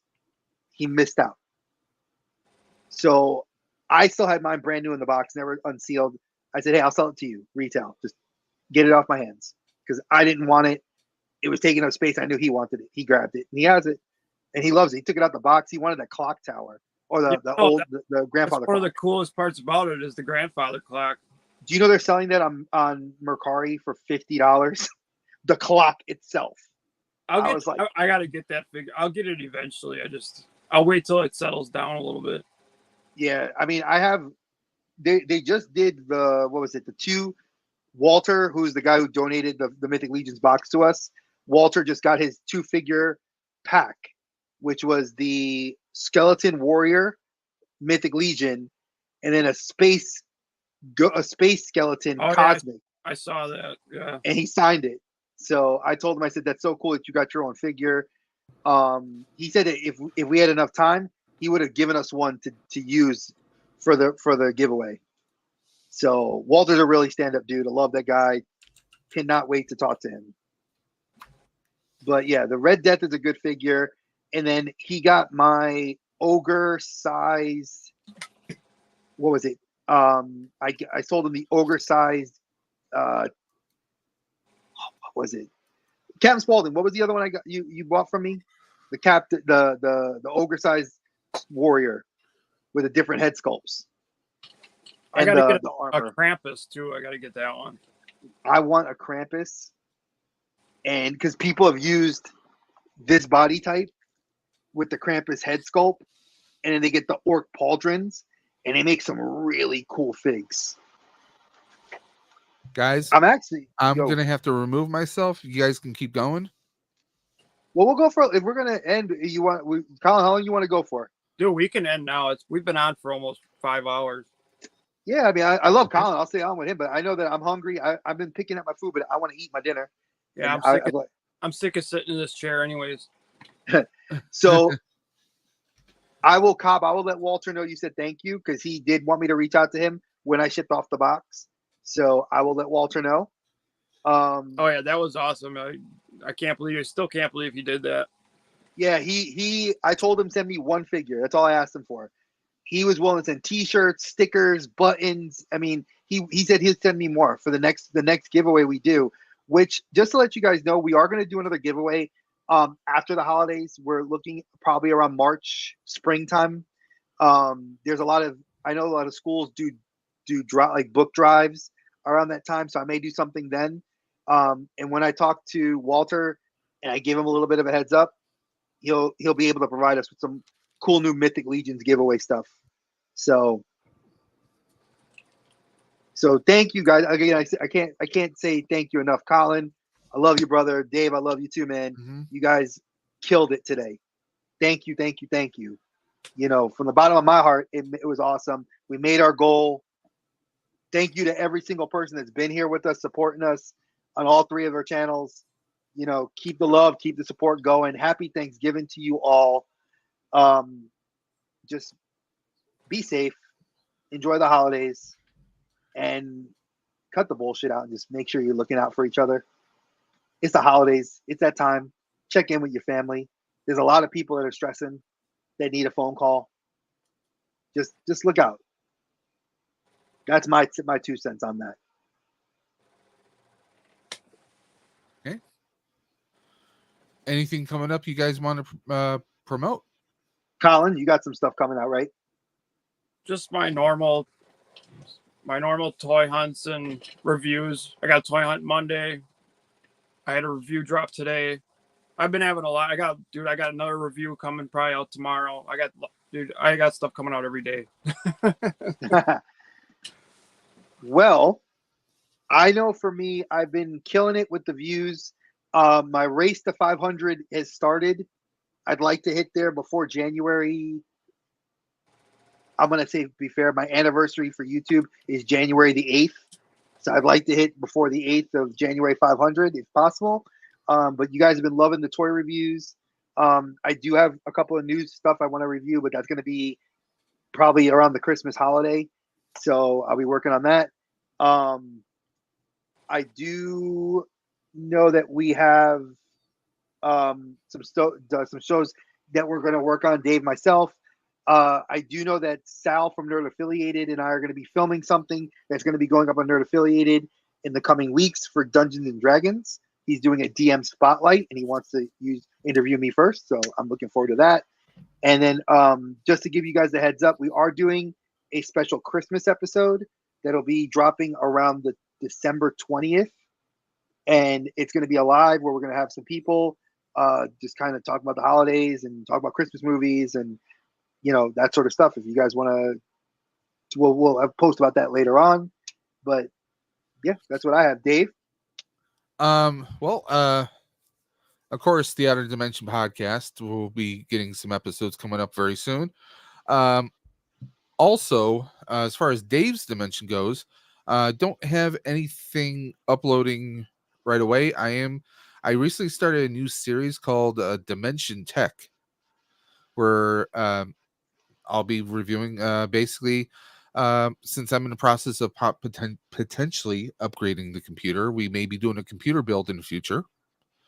And I'm actually reviewing different SIs. Those are system integrators those are businesses who sell pre-built gaming computers or just pre-built computers in general, or they do custom builds for you and kind of, you know, pricing them, checking to see reviews, you know, comparing them to see which one's going to be the best bang for your buck, because this is the holiday season.